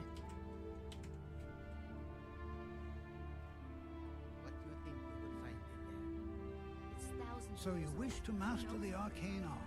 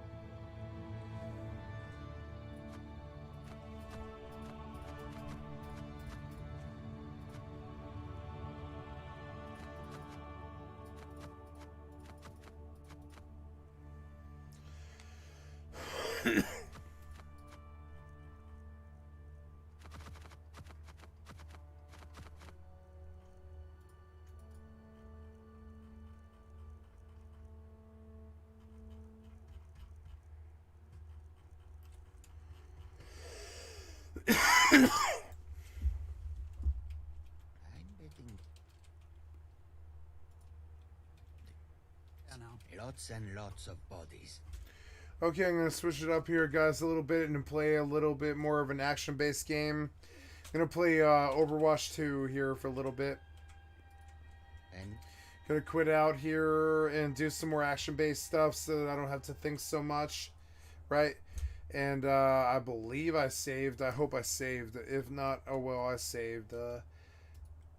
To become an au pair. So he picked her up, took her shopping for everything she needed, and like that, she was off to France. Or when Dan was alone one day and he came across a busker that he really enjoyed, but nobody was really stood around watching. Besides, Dan, of course. So he walked into a music store, bought all new gear, and started secretly paying passing bystanders $50 to just stand and watch the busker. It got to the point where the crowd had grown so large, they started to slow down the trams in the street. Random acts of kindness seemed to be Dan's preferred way of spending. He was addicted to it, you could say. It was every single night. Dan was sat having dinner at a teppanyaki grill, and he got speaking to a lovely couple that mentioned they wanted to go on their dream vacation to Hawaii, but couldn't afford it. So they decided to stay in Australia, and planned a trip to Queensland instead. And upon hearing that, Dan slams a Louis Vuitton bag on the table, unzips it, full of cash. Here, $20,000. Go to Hawaii. He smirked. He loved it. Dan would also befriend people without a place to stay for the night and buy them rooms in the Hilton Hotel so they could have a shower and a good rest. And on one occasion, Dan got a call from the hotel informing him that one of the rooms that he bought for somebody had been stripped of all of its robes, all of its towels, and the kettle. But this was no problem for Dan. He chuckled and related the theft of a kettle to his theft from the NAB, and he told the hotel manager to cover the costs of the stolen items on his card. Now, with the limit on the transfers being a maximum of 6 figures, at the height of the binge, Dan was transferring hundreds of thousands of dollars at a time. But instead of spending it directly off his card, and the ATM withdrawal limit being only $1,000 per card, Dan would walk straight into NAB branches and just ask to withdraw the cash. And the bank Oh my god. Dan would ask to withdraw $100,000, and the bank Oh would my back god. for abnormally long amounts of time. Dan would start to panic and sweat, thinking he'd been exposed. And then they'd come right out and just hand him the cash like it was nothing. In fact, when Dan would be out spending thousands of dollars in designer stores, he'd get phone calls from the bank. Sir, did you just spend $15,000 in the Louis Vuitton store? Was that you? And Dan would just simply reply, yeah, that was me. Oh, okay, Yeah. no problem. Just making sure. Thank you for banking with us, sir. Well, that was nothing. The mornings after Dan would transfer, the bank would call him up and ask, sir, did you just transfer $900,000 into your savings account? And Dan would call you. Sure. I mean, yeah, I was pretty drunk last night. I was but fine. I don't even think that's possible, is it? The line would go silent. Yeah, you're right. That isn't possible.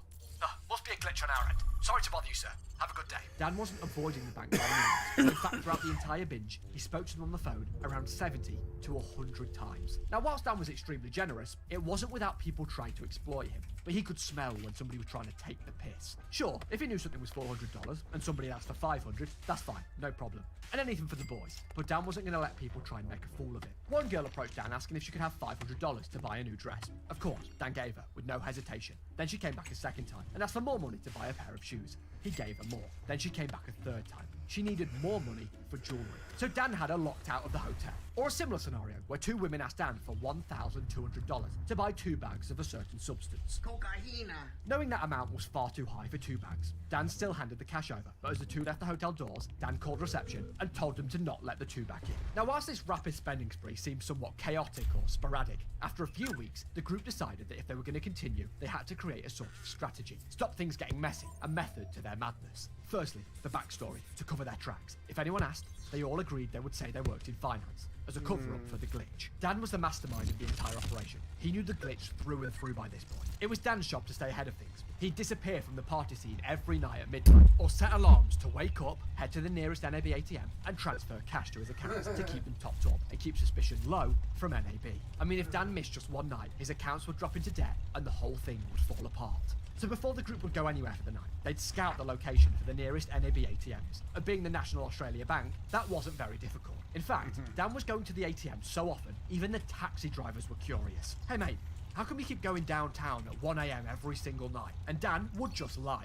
He'd claim that he was into the stock exchange and he had to transfer cash in the early hours of the morning to invest. Then he'd slip the driver a $50 for a $10 ride and race to the ATM. He did this every single night. Now, Richard's logic was if the group were going to be in expensive, luxurious locations around wealthy individuals, real millionaires, they had to look the part.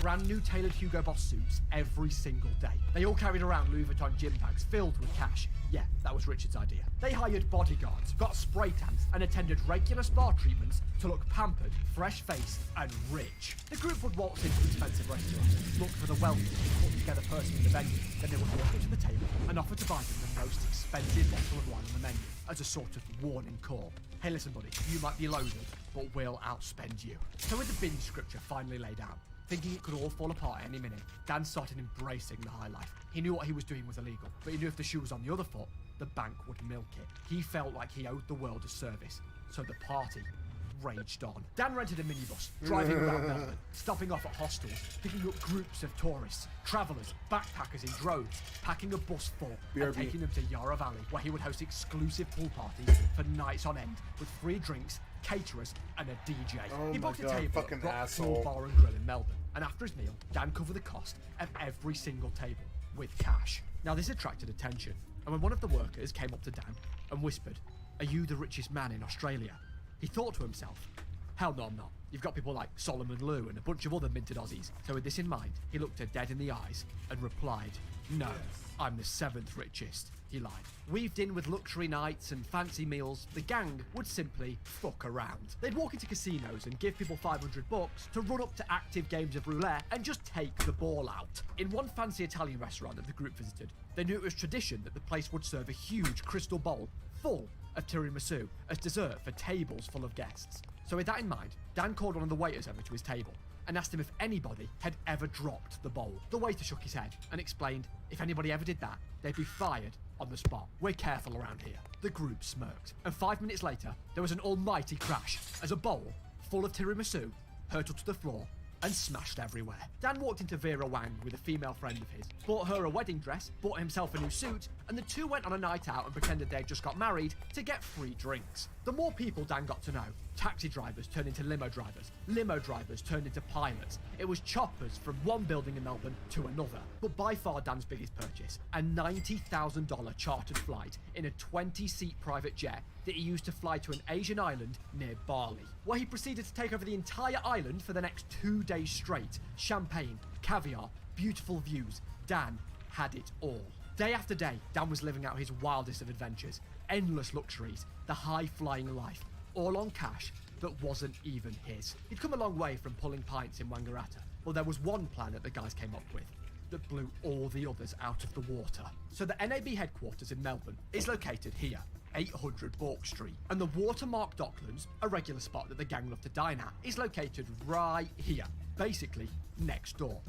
Interesting. So one morning, Richard and Dan decided to design a poster. NAB staff party at the Watermark Docklands. Friday, all drinks free. So they printed it out, headed to said NAB headquarters, and placed the poster right at the entrance. A spot where conveniently every single NAB staff member would walk past every single morning. So cut to Friday night. The Watermark Docklands is swarming with kids 400 with nothing to to 600 offer. NAB staff members. Richard stands on a table and makes a toast. The room goes deadly silent. Thank you, everybody, for coming. And thank you, NAB. You really have been good to us and our business this year. This would really not be possible without you. The room erupts into applause. They had the NAB on strings. They were hosting a party for the workers of the bank that they were robbing blind. But as applies to everything in this life, all good things must come to an end. Now this is the part of the story where you expect me to say that NAB caught up with what Dan was doing and he was thrown in handcuffs. But it wasn't anywhere near as simple as that. So towards the end of the binge, as Dan would wake up each morning on the floor of some random hotel penthouse, surrounded by empty bottles and loose cash that he'd partied the previous night in, he'd think to himself, who am I? What do I stand for? Have I pushed the envelope too far? And then he'd head down to the day spa to sweat his hangover out. Dan lived each day not knowing if this would be the day that the whole operation would fall apart. He became paranoid, constantly looking over his shoulder. He was riddled with guilt. One afternoon, Dan drifted into a deep sleep in his hotel bed, and he had a vivid dream of the SWAT team swarming his hotel room. Then he awoke to a knock at the door, convincing himself that the nightmare had personified itself. He opened the door, and it was the housekeeper with towels for the room, which he needed because he was soaked with sweat. Dan had very rapidly developed severe anxiety, suffering from regular attacks, things getting so bad at points he'd struggle to even stand. He'd have regular heart palpitations, and he'd developed a severe twitch in his right eye, as the vessels would spasm. The bank would continue to call Dan regularly. Each time, he'd assume it was all over, but they were just checking on him to confirm his payments, yet again. He felt it was finally time. He had to call an end to the whole thing. It was taking such a toll on his mental and physical health by the day that he genuinely thought he was going to die. So Dan, with his eye rapidly twitching, had made his decision. He just stopped. He went cold turkey. No more spending. He called the guys into the hotel room one last time and broke the news that it was all coming to an end. Dan pulled out his laptop, opened internet banking, and told the group that they could transfer any final sum of cash into their personal accounts. And after that, he was done. So as the boys headed back to Wangaratta, for the first night in months, Dan didn't leave the hotel room. He didn't pick his account up. He climbed into bed and went to sleep. So with Dan not making his nightly ATM trip to stay ahead of the reverse payments, his savings account had fallen into $1.6 million of debt. So the next morning, with the remaining $80,000 cash in a Hilton laundry bag, he checked into a more affordable hotel nearby, got into his room, and poured the money into the bank. There was the last of the cash and things, sat right in front of Dan, $80,000. So Dan walked to the nearest MMO branch, dialed the house number, and waited. A man named Bernie, Dan's investor, weird transactions with cash. Bernie was stiff. Listen, Mr. Saunders, you aren't getting any more money, and I think you know why. Now, Dan thought two things in his head. One, well, I don't want any more money. And two, yeah, what is actually happening with all that? Dan is. And Bernie was shocked. Want to go to jail, Mr. Saunders? It's a police matter now. You've ruined your life. And the call dropped. Now, despite the hostile interaction, Dan had basically just confessed directly to NLP. So now the police smash through Dan's hotel room and smack him in handcuffs. Well, not exactly. A month passed. The remaining $80K had almost run dry. Dan was still $1.6 million in debt, and still, he'd heard nothing. On the bright side, his eye spasms had completely cleared up, so Dan decided it was best to head back to Wangaratta. 3 months had passed. Still, Dan hadn't heard a thing. No police, no NAB, nothing. Well, this went on for 3 years. It's 2014, and Dan is living in Queensland at this point. He had scammed the NAB of $1.6 million, and there wasn't a single consequence. Dan had assumed that the NAB had simply written the debt off, but he just wanted a simple status on that police investigation that Bernie had mentioned. He wanted closure more than anything. You see, the thing is, whilst Dan knew they hadn't come to him for 3 years, he didn't know if they could have. He had visions of growing old with children, and the police turning him and arresting him for a glitch that happened back in 2011. Funnily enough, the person that wanted justice the most was Dan himself. Then, he had an idea. If they weren't going to come for him, he was going to go for them. He was going to use the media to out his story publicly and get himself caught. So first, Dan contacted the Sydney Morning Herald newspaper and shared his story. They took it on, and a journalist met with Dan. They took him in a suite, then in a private jet, and took some flashy photos. The story was out. The glitch, the binge, this was it. Surely, Dan is the one. Lock him up, throw away the key. But still, nothing. Nobody. So Dan decides to push it up a notch. He makes an appearance on a current affair.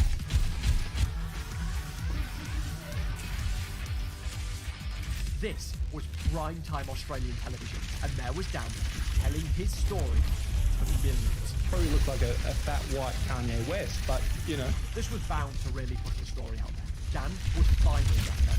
What the police were doing this entire time, how the nearly 2-year-long investigation was going. But as Dan sat down that night to watch the story be told on the current event, he heard something for a second. He did, however, speak with him by phone and encourage him to hand himself in. At this stage, he's chosen not to contact police, who now want to arrest him. If you know his whereabouts, contact Crime Stoppers on 1-800-333-000. Dan was back.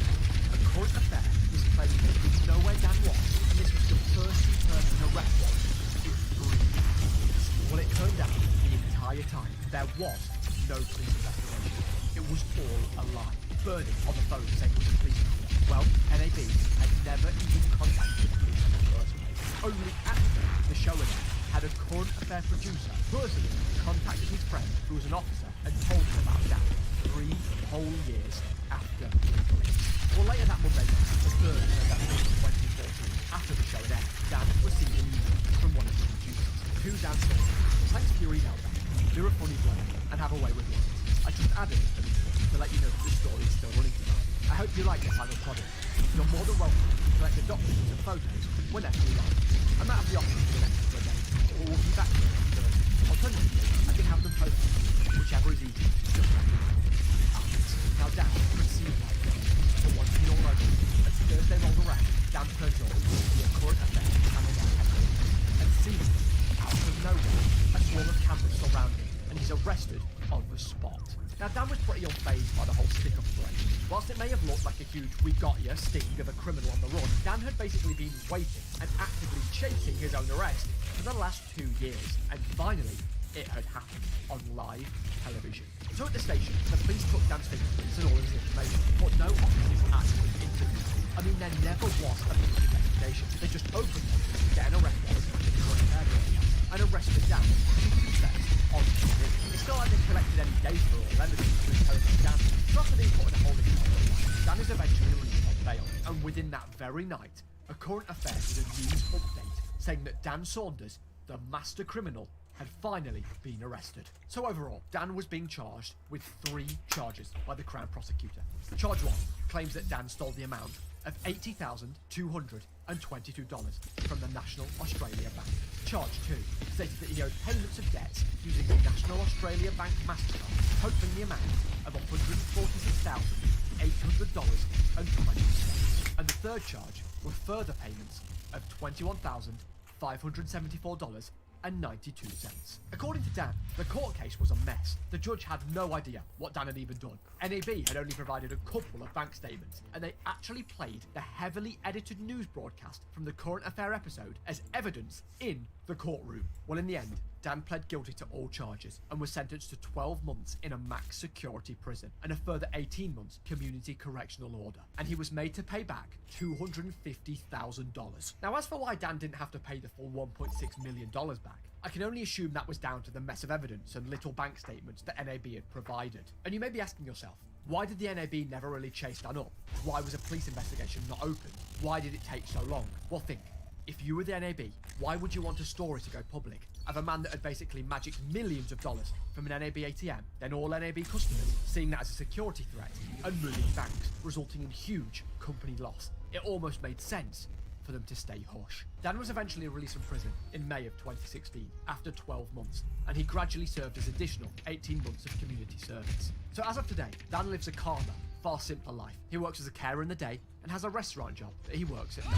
Dan is supposedly meant to be paying back the money from the court case, but not much has really been chased up on. Dan claims that's because he doesn't really have much money to give at the moment. Dan is now in the process of writing a book about his story and is signed on to make a Hollywood movie about the events that unfolded that is apparently now in pre-production. And I just want to say, if you're going to take anything from this story, please go and listen to the Glitch podcast on Spotify, as well as Willem Powerfish's interview with Dan. They've both been unbelievable resources in the making of this video, and are both linked below. I know I've mentioned a lot in this video, but there's so many little anecdotes and details that are just great to hear. Dan's stories from prison, things I can't mention on YouTube, and Dan's personality is one of the funniest, most endearing I've ever come across. He really is the life of this whole story. I highly recommend you go and hear it directly from his mouth.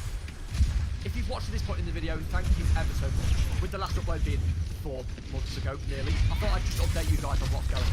Thanks to Warcraft for sponsoring the video, making this all possible. Make sure to use the link in the description if you want to give the game a try. It's available on PC, Xbox Series X and S, and PlayStation. And when you sign up on PC using the link in the description, you'll have access to everything you see on screen. And for you regular viewers of the channel, you degenerates, I now have a second channel, Josepi2, for more frequent fun uploads while stuff's being worked on over here on the main. There's a little vlog series up on there from when we went to France. I don't even know where I am. And more stuff will be going up on there in the coming weeks. I've also just set up channel membership, so using the join button below the video, you can get access to the set portal. Honestly, I'm taking a year off of thinking of that name. Get some rad little badges next to your YouTube username, depending on how many months you've subbed. Access to some emotes. This is a great way to support the channel or fund this project. And it also grants you the supporter role in the Discord server with access to a secret chat, and of course, image perms. And there's plenty of cool ideas lined up for this channel. So with all of that said, goodbye.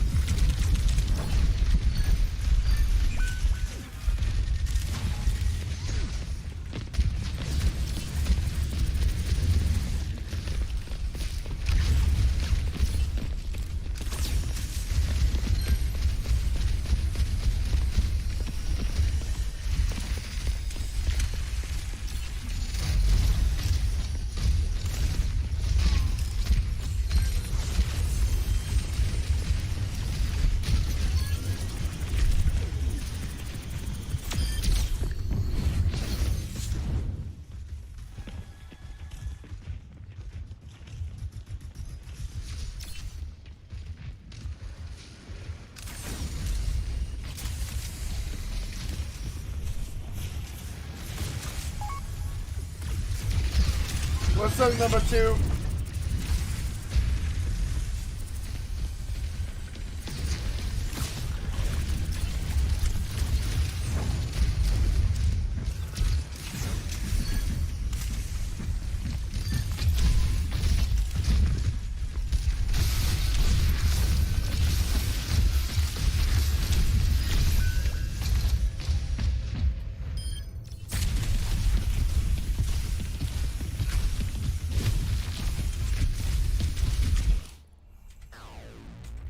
Charlie's conflict with the insane bodybuilder Vegan Gains would go down as one of the most tumultuous controversies in YouTube history. A mentally ill vegan who goes as far as making fun of children with cancer. So blah blah blah. Cancer is an almighty killer and I wish there was a cure for it. I for one will be supporting Team Lewis in the future and hope you guys will too. One day, cancer will be a thing of the past and the memory of Lewis will live on in the cure when it's found. To wishing death upon Charlie would literally jizz my pants if I heard a vegan ended the existence of Zero, all the way to threatening little babies. And when I see babies in a stroller, especially when they're crying, I just want to put my foot in the and step on it until it's nothing but and pump on the pavement. Hi, I'm the Internet Anarchist. I create weekly YouTube documentaries, and today we'll be looking into the insane vegan YouTuber known as Vegan Gains, as well as the catastrophic controversy with YouTube Titan Zero, aka Most Critical or Charlie. If you didn't just have a bout of nostalgia, you may be asking yourself the question of who is Vegan Gains? Vegan Gains, real name Richard Burgers, rose to fame on YouTube by generating controversial and provocative content centered around veganism. Targeting meat eaters and other YouTube bodybuilders, he cultivated a reputation for his aggressive and confrontational style, becoming a divisive figure in the YouTube landscape. By 2015, his notorious antics had garnered disdain from the broader YouTube community, although his following of more radicalized vegans continued to swell amidst the escalating drama. In late 2015, the world would witness some of the first signs of sociopathic symptoms, when Vegan Gains' grandfather would suffer and die from a heart attack right in front of his eyes. For an average person, this would be an extremely traumatizing event. But for Vegan Gains, this was an opportunity to take out his camera. I just got back from the funeral thing that we had. It wasn't exactly a funeral, but a bunch of family got together and I was dragged to it. But anyway, I was planning on showing you guys footage of my grandfather actually having the heart attack. As soon as the paramedics got to the house, I took out my camera and started filming. But a bunch of people in my family, my mom, my grandmother, uncles, shit like that, they threw a big fucking fit about me showing that footage on YouTube. They're perfectly fucking fine with eating foods that cause fucking heart disease and make people actually die of fucking heart attacks. But when it comes to actually showing people what happens when they eat these foods, that's just too much. So later in the video, Vegan Gains would talk about the situation like it didn't even matter and like it was deserved, showing zero empathy at all. Now, why this heart attack happened, it's obvious he was eating like absolute fucking shit, ridiculous amounts of like red meat and pork, ice cream and shit like that, and you know, I knew a few months ago he was on to live. I even told my mom, I think back in like February or March, like he's not gonna make it to the end of the year. And yeah, I called it. He died because his fucking diet was absolute shit. One of the most notable controversies earlier in his journey was with the YouTuber Furious Pete, which was explained well by the game of Mark, where he discussed vegan gains. Furious Pete is one of the biggest YouTubers in the genre of eating challenge videos. Along with this, Pete is also known to be very into fitness, with him often making videos about his workout routines. In August of 2015, though, he had some bad news to reveal to his 3 million subscribers. When people in the comments started to mention that it looked like he was losing weight, Pete decided to make this video. In it, he explains that he was fighting a second round of cancer, which was taking a toll on him physically and mentally. Now, this is where vegan gains enters the picture. Richard is a Canadian-born man in his 20s that is fully committed to the vegan lifestyle and runs a YouTube channel about it. Because of past altercations with Pete, Vegan Gains decided to make a video about the cancer and let his true feelings out loud and clear. And it seems I was correct because Pete got cancer again. Oh, so sad. And before you all start calling me a sociopath as some sort of attempt to insult me, how about you consider the fact that Furious Pete makes fun of the suffering and death of the animals he eats on a daily basis. So I don't see why I should make a joke about his suffering and death. So who would like a haha, you're gonna die of cancer t-shirt? This would just make up of one of the many times that Vegan Gains would actively push out borderline sociopathic opinions and standards. Borderline. There are Borderline some my people ass. that I really do love, and I think they're worth something, but the majority of the human race I Isn't just worth have absolutely anything. no respect for. So don't get on my bad side, make some vegan gains, and be nice to animals, or I'll kill you. One of the many fitness YouTubers that Vegan Gains would beef with was a creator known as Lex Fitness. Throughout the controversy, Lex Fitness would claim that Vegan Gains was a keyboard warrior and challenged him to confront him in person, which to Lex's surprise, he actually did.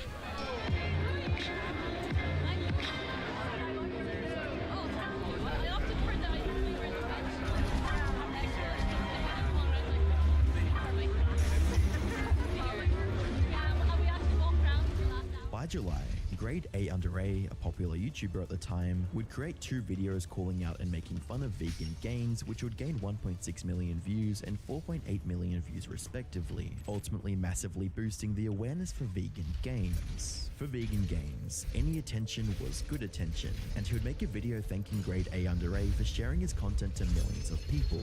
A lot of you have been begging me to respond to Grade Under A, and some of you have gotten the idea that the reason I've been reluctant to do so is because of fear of embarrassment, but no, I just don't have a problem with someone giving me free advertising that is so effective it reaches over 3 million people. So let me do what I do best, which is feed off the popularity of others. Say goodbye to your bad habits the delightful way with today's sponsor, Fume, the award-nominated device that's all natural. At the start, I wasn't sure what to think about it, but after trying the maple peppercorn for the first time, I was completely sold. Instead of using electronics, Fume is completely natural. Instead of using vapor, Fume uses flavored air. Instead of using harmful chemicals, Fume uses all natural delicious flavors. You get the deal. Experience the ultimate relaxation with Fume's adjustable airflow dial. It's a blended design, perfect for easy stress and anxiety as you reshape your habits. Instead of Fume's exhilarating U4, where the zest of orange vanilla meets the tangy delight of raspberry lemon and the refreshing burst of sparkling grapefruit. Stopping is something we all put off because it's hard, but switching to Fume is easy, enjoyable, and even fun. Fume has served over 100,000 customers and has thousands of success stories, and there's no reason that can't be you. Join Fume in accelerating humanity's breakup from destructive habits by picking up the Journey Pack today. Head over to tryfume.com/internetanarchist or scan the QR code and use code internetanarchist to get 10% off when you get the Journey Pack today. That's tryfum.com and use code internetanarchist to save an additional 10% off your order today. Now back to the video. Entering 2016, Vegan Gains would catch the attention of popular YouTuber at the time, Lucius here, who would go on to create a video on him, further sharing his content. What's up, guys? Welcome back to a brand new video of me, Vegan Gains, a YouTuber that has 200,000 subscribers, a very proud and active animal rights supporter, one of the few inactive vegetarian bodybuilders, and last but definitely not least, a fucking psychopath. This guy is fucking nuts. Like, this motherfucker is fucking insane. Like, this dude is most known on this entire website for, get this, alright? Threatening to fucking kill people with the site, not to only eat fucking plants. And you're going to die just like those animals. On top of all that, he's also known for threatening people that don't like him to, get this, come and meet him somewhere so they can try to fucking kill him. And I'm not talking about killing him in Call of Duty or something. I'm talking about real life. You get stabbed in the neck, you're done. It's over. It all started a few months ago when he uploaded a brand new video saying he was going to a vegetable club, and that if you didn't like him, you could actually come to that vegetable club and try to straight up battle him. So it's a good opportunity to try and kill me, so if you think you have the fucking guts, come to fucking Toronto Veg Fest. I swear to God, I am so fucking dumb. This dude is literally threatening people to come and find him at a fucking vegetable club so they can fight him. Like, dude, what is this guy's life? He's like a real-life fucking animator. Despite receiving a considerable amount of negative attention, vegan games will continue to amass a large portion of audience around the vegan and people attracted to the variety created. But all things must eventually come to an end, and by 2017, his long run of viral growth would come to a halt, as his channel went from amassing 7 million views per month in January of 2016 down to 1.8 million views per month in December of 2018. 1 year later, on the 27th of January 2019, the Vegan Gains channel would be terminated from YouTube, with a tweet reading, "Please help at YT Creators. I run an educational channel that focuses around plant-based nutrition, and I just had my channel terminated. I've tried my best to comply with YT guidelines, but apparently one of my older videos got flagged. I would appreciate help to resolve this issue."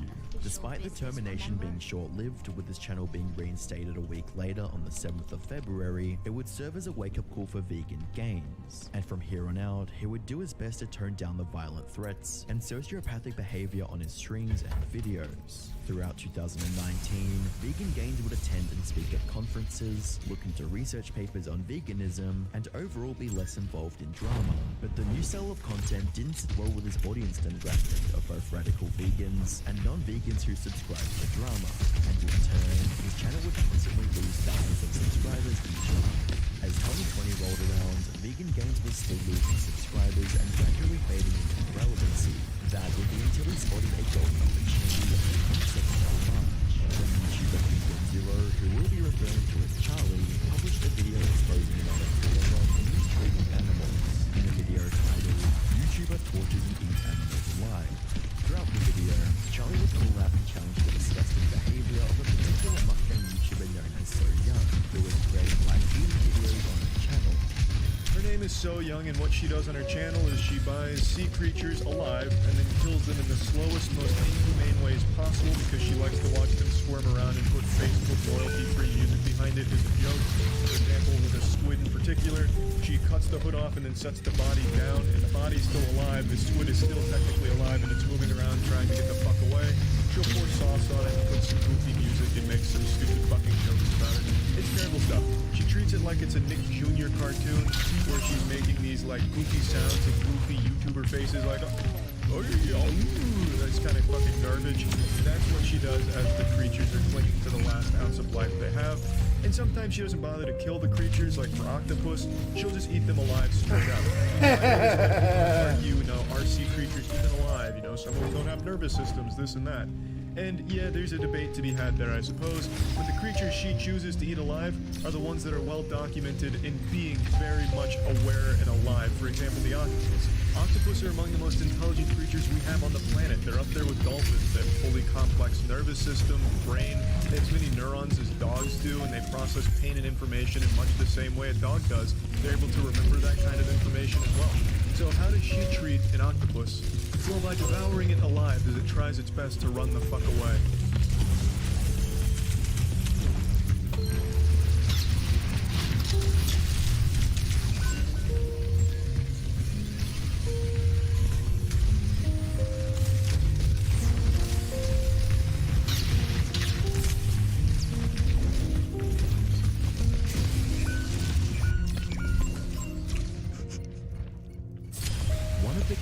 Charlie explored throughout the video was how she would often pick out animals which were known for being incredibly smart, such as octopi, which are known for thinking remarkably similar to humans in terms of problem solving, short-term, long-term memory, and a highly developed nervous system.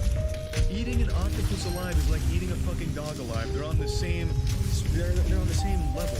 She's basically just eating a sea hentai dog. It's fucking crazy how this is even allowed and how she has an audience that supports it and defends her in the comment section. She has fucking simps defending her in the comment section. Have some fucking shame. Even if you set aside morals and ethics, the content itself is fucking atrocious. All she does when she's not torturing and eating animals alive is scream.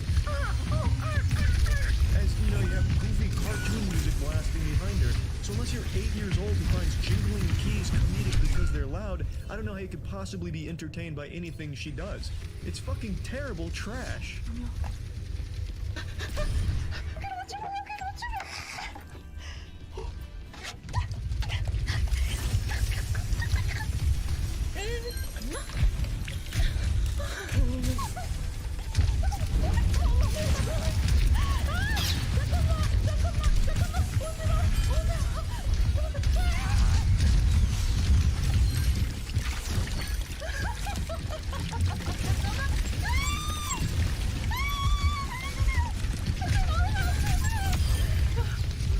Towards the end of the video, Charlie would call her out for how she did to her pet squid.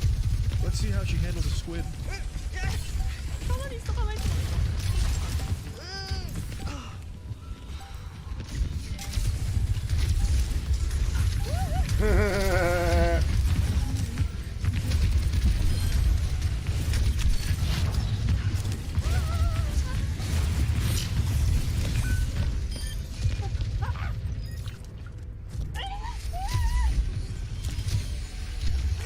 Thank As you. you can likely imagine, that's the most inhumane way of killing a squid and preparing it. She didn't dress the squid, she fucking mutilated it while it was alive. The video proved to be a massive success, accumulating over 9 million views. Not only that, but it also succeeded in raising awareness about the inhumane treatment of animals on the platform, a move that was widely recognized by the YouTube community, with comments stating, "The worst part of this is that octopuses are known to have very similar emotions to humans." The fact that the squid was still alive when she ripped off their head things, absolutely disgusting.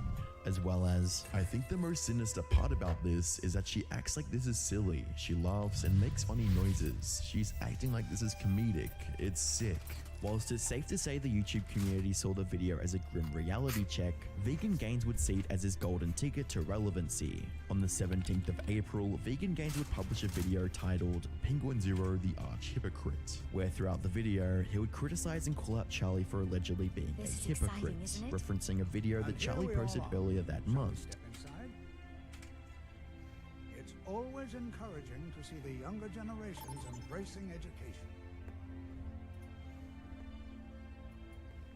We're particularly interested in the prevalence of magical seals placed on the tombs here.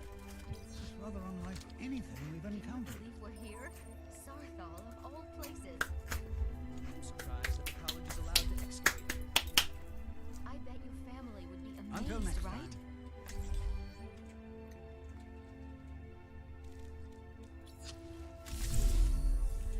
Titled, I tried making sausages and it was a disaster.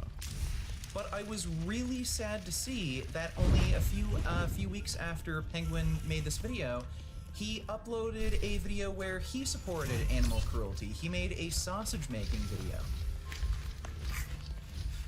So what is this, Charlie? Honestly, I don't know. This looks like something I would have dissected in biology class in high school. You're not gonna show him the front of it and show him what it's supposed to be? It's supposed to be sausage casing, but I feel like I've been scammed and got intestines. So it seems that Penguin is unaware of this, but sausage casings, at least natural sausage casings like the ones he's using, are in fact made out of animal intestines. And if you look at the package, hog sausage casings, as the name implies, these sausage casings are made out of pig intestines. So I find it interesting that Penguin will complain about So Young abusing, torturing, and murdering these sentient animals, these very intelligent animals, by the way, like octopi and squid, but he's totally fine with abusing, torturing, and murdering other very intelligent animals, you know, in the meat industry. While Vegan Gains managed to compose himself in slavery video, many of his arguments would be irrational and difficult to take seriously, such as when he claimed Charlie was worse than So Young simply because he was meat. So who are you to criticize So Young for not killing these animals quickly and humanely when you can't even do that yourself? So you're just a complete hypocrite, and if anything, what you're doing is arguably worse because, again, you're paying someone else to do it. It's happening behind closed doors. You can keep getting away with this, you can keep doing this, and you don't have to suffer any social repercussions, financial repercussions. I'm sure eventually So Young's YouTube channel will end up being terminated for this sort of content. But you can keep doing this and just get away scot-free. So I also want to touch on this issue you brought up of humane killing, there's no such thing as humane killing. There's no way to kill a sentient being nicely, because murder is inherently cruel. It is inherently cruel to take away the life of a sentient being that has a will to live. If we were doing the sort of thing to family pets like dogs, if somebody shot a dog in their backyard, killed it instantly in one shot, the video would be received extremely negatively, with an amount of over 30,000 dislikes compared to only a mere 4,000 likes. The amount of possibility this happiness has is incredible.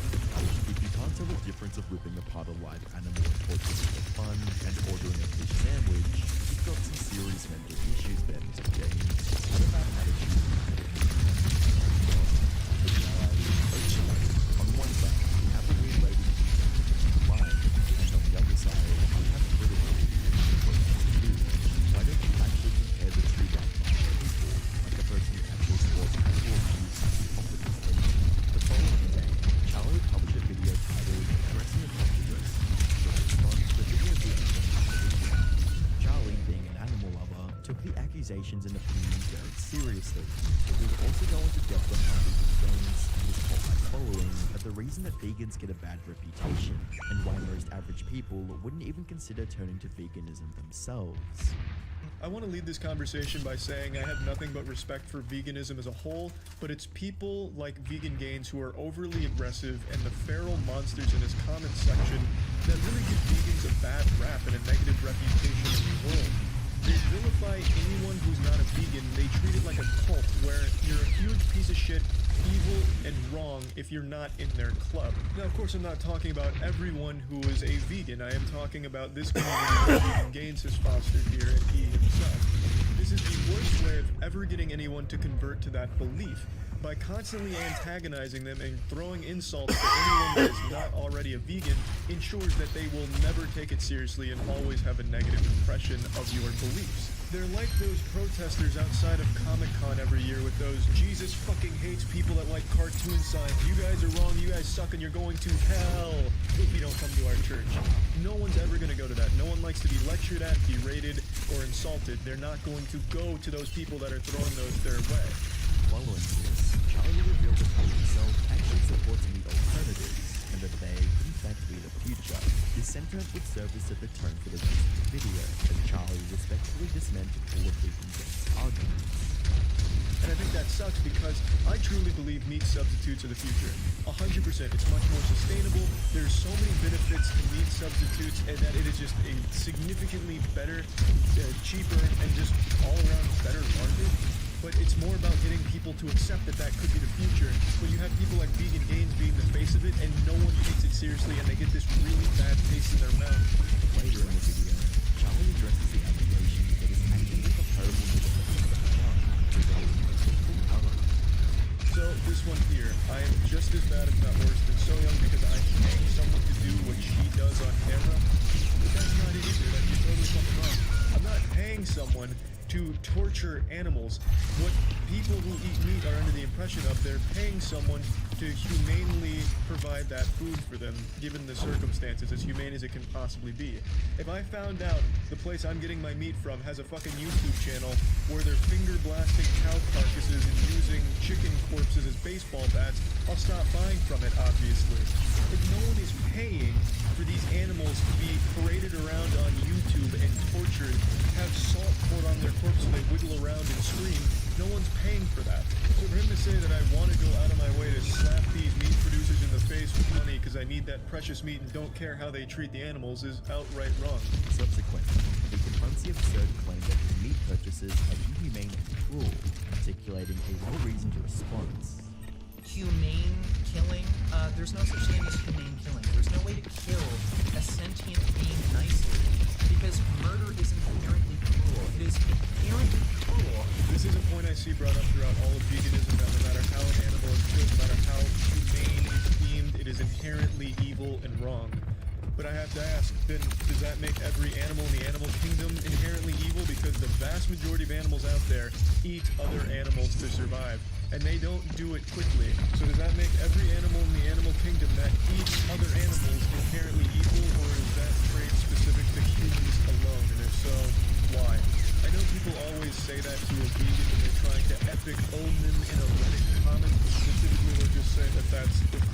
or a dumb question, but I actually would like to know your opinion on it, Vegan Games. What do you feel when an animal eats another animal? Is that animal now evil, and is that whole species bad?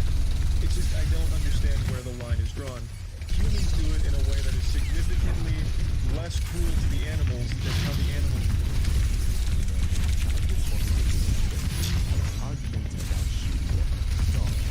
If somebody shot a dog in their backyard, killed it instantly in one shot, would you say, oh, good, he humanely, nicely murdered his dog? No. Yeah, this comparison you've given here is actual dog shit. This doesn't fit anywhere into this ballpark here. Someone came and shot your pet for no reason. When these animals are being killed, there is a reason behind it. It is so that it can provide food for people out there. I think I get the point you're making, but dog and pig, why dog, not pig? Oh, goodness me, what if dog was killed? You'd be upset about dog, but not pig. You can be upset equally for both. If that pig is a pet and it gets killed like that, you're gonna be upset. It's inhumane. That's not what the fuck we're talking about here. That makes no sense. Even if it wasn't even a living creature. Let's say your son had a pet rock that he bonded with hugely, and someone comes over and throws it in the trash. That shit's inhumane. It's not right. It's evil. This comparison just doesn't fit into this argument anywhere, because in your example, someone just comes and shoots a beloved family member. To conclude the video, Charlie explained if individual weapons may actually be causing more harm to the victim community, presenting a nuanced analysis. I know only showed like 4 clips from his video, but that's because these are the only 4 times he made a point. The rest of the video was filled with either him repeating the same thing or showing the atrocities that do unfortunately occur in some places in the meat industry. And I agree, terrible, absolutely terrible what happens in some of those places. And then he talks about the meat alternatives and how great they are. Totally agree. That shit fucking slaps. I talk about it on my streams from time to time when people ask me what my opinion is on vegan food. I fucking love meat alternatives. But the majority of the video is him just repeating the same point. Meat eater can't like animals. If meat eater like animal, meat eater wrong, meat eater dumb, meat eater bad. It's the silliest way of looking at things, the most childish and naive way of approaching things by vilifying these people, by vilifying meat eaters. You're ensuring that they're never going to try vegan food, because they're going to associate vegan food when they see Beyond Meat vegan. They're going to associate that with someone who's just fucking crying on YouTube. I fucking tuned into your Doom Eternal stream last night and you started whining towards the end of it about how everything you do loses you subscribers. You then had a moment of self-reflection and realization when you said maybe it's because you're an unlikable asshole. Yes, that's exactly why. That is how you're perceived on YouTube. It's how you conduct yourself. You're extremely condescending to anyone that's not in your club. You literally present yourself as a pseudo-intellectual Twitter user on YouTube. You attack everyone in the fitness industry that even so much as walks by a diner that has meat on the menu. You go out of your way to be an asshole to people and then act surprised when people think you're an asshole. It's how you're conducting yourself. This hyper-aggressive way, and it's not just you Vegan Gains, but a lot of people in that community go out of their way to try and lecture people or guilt them into joining, which is the worst possible approach to take and only holds it back. The public perception of meat substitutes could be huge right now if the community as a whole didn't keep vilifying them for it. The video would be received extremely well from the audience, with one comment putting it well. Moral of the story: vegans give vegans a bad name. Later the same day, Vegan Gains would publish a response to Charlie's video. By now, it was becoming more and more obvious that he was involved with the intent to stir drama, rather than having a real and honest discourse, as he would take the offensive and call out Charlie's audience for being toxic and allegedly harassing him on stream. I just did a live stream a few hours ago, and because Charlie did this response video around the same time I started my live stream, a lot of his followers came over to my live stream, and what did they do? They called me names, they were spamming the chat with, oh, meat tastes great, you're an idiot. They were talking about how they butcher and kill animals, and throughout the entire stream, there were people encouraging everyone to false flag the stream to get it taken down, and to give my channel a community guideline strike, and there were even people who were insulting me with racial slurs like the N-word. Is my community that toxic, Charlie? Does my community go over to your channel and just spam you with nonsense? Do the people who follow me encourage everyone to false flag your videos, your streams, to give you community guideline strikes? Do they insult you with racial slurs? I'm pretty sure they don't. So not only are you just making ridiculous personal attacks and poisoning the well, but this is community is just as, if not more toxic than my community. And what the hell does this matter? What does this have to do with the topic of my video of animal ethics? Nothing. You are just going off on a completely irrelevant tangent to just make me and my community look bad so that you seem like the reasonable one, but you are clearly anything but reasonable. Rather than taking accountability for his own actions, Vegan Games would frequently resort to deflecting. Instead of playing his long history of sending death threats, starting fights, and sociopathic behavior, he instead blames Charlie for being the one that pointed out. One of the dumbest takes that Vegan Games had throughout the video was his comparison of Charlie buying KFC to the literal Holocaust. It's not illegal, nor is it some type of moral conundrum to like animals, but still eat meat. So, two really bad arguments here. First argument he made, he said that killing and eating animals isn't illegal. Well, what does that matter? The law doesn't determine morality. At one point, it was legal to keep slaves. In Nazi Germany, it was legal to kill Jews. So, is it okay to keep slaves and kill Jews as long as it's legal? No. So, if the law doesn't determine morality, then why are you using that as an argument? The video would only escalate from here. Next, Vegan Games would go for Charlie's love of dogs. An argument. And the second argument he made wasn't even an argument, he just merely made a statement. He said that it's not contradictory to claim that you're an animal lover but also kill and eat animals. No, that is completely contradictory. If you are going to claim that you love animals or you are a friend to animals, you can't then kill them. You're a dog lover, it seems, Charlie. You have, a lot of Instagram videos where you're playing with your dogs, giving them a lot of love, care, and attention. Would it be hypocritical for you to shoot and kill your dogs, to shoot them in the back of the head, and then chop them up and eat them? Yes, that would be pretty damn hypocritical. You can't claim that you love something, you can't claim that you support animal welfare, but then also support their abuse and murder. That's nonsense. Following this, Vegan Games would almost completely arguments when he attempted to use Charlie's argument of animals eating other animals against him in order to defend So Young's content. And I'm not accusing Charlie of doing this. I don't know what his real intention was here, but normally when I hear this sort of argument made or point that animals kill other animals, people are suggesting that because animals do it, then it's okay for us to do it. Well, if you're actually making that argument that if animals do it, it's okay for us to do it, then you can't criticize So Young. As you pointed out, when animals kill other animals, they do it in horrific fashion. They usually start eating the animal while it's still alive. Well, if it's okay for us to emulate animal behavior, then what So Young is doing is perfectly fine. She's emulating animal behavior. She is eating these animals while they're still alive, just like other animals do.